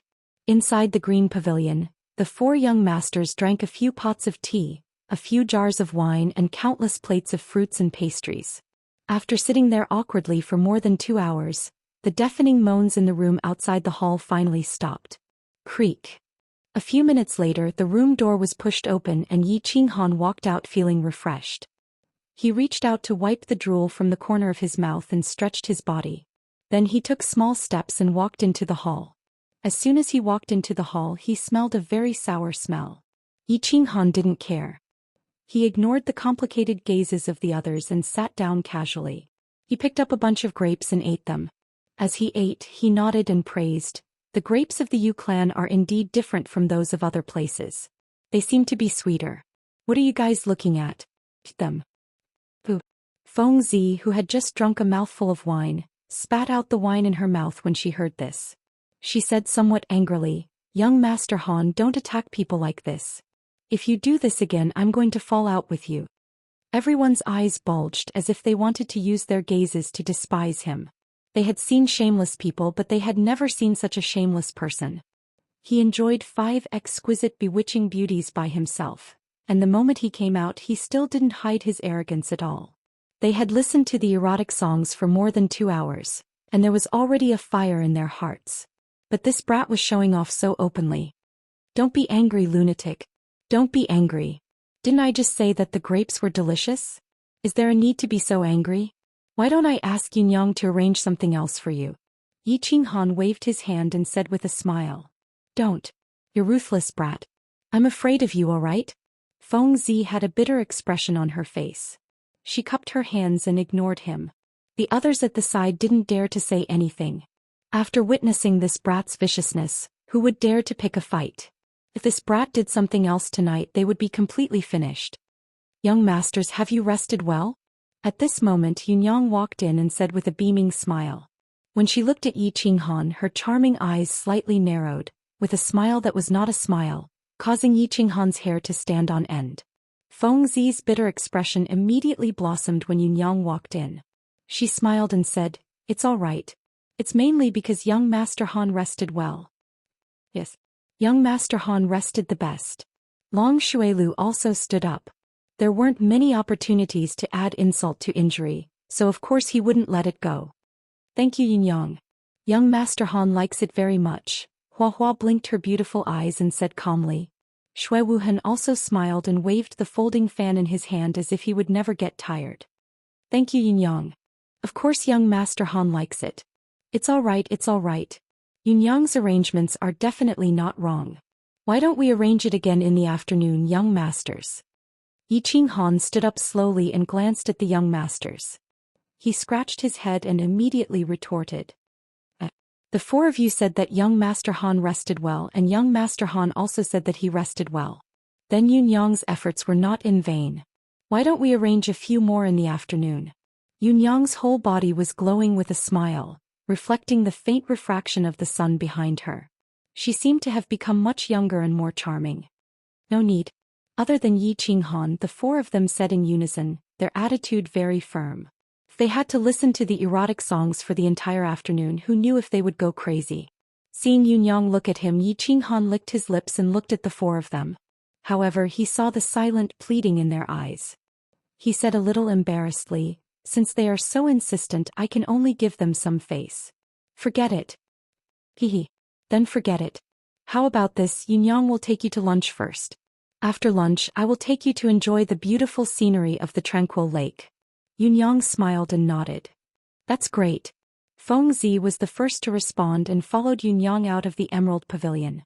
Shui Wuhan and the other 2 heaved a sigh of relief and followed. Yi Qinghan chuckled, touched his chin and followed them.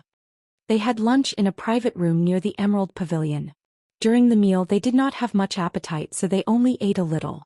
However, Yi Qinghan ate heartily as if he had never eaten such delicious food before.